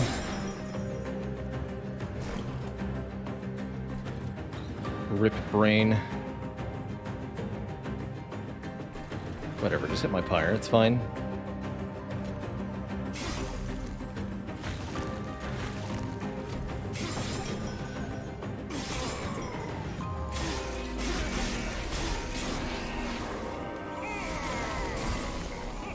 It's fine.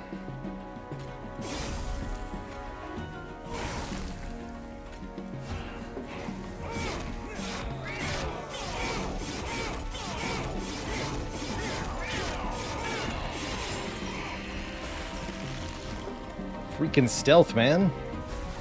It's too much.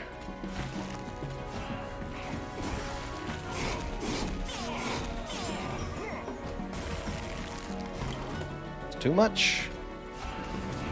Dead again. Alright, that's a sign I'm done for the day. I'm gonna get out of here, Twitch chat. It's been nice knowing you all. We'll be back at the extra pain train challenge again sometime in the future, when I've got more energy to give to it. But right now, I want dinner is what I want. So I'm going to go do that.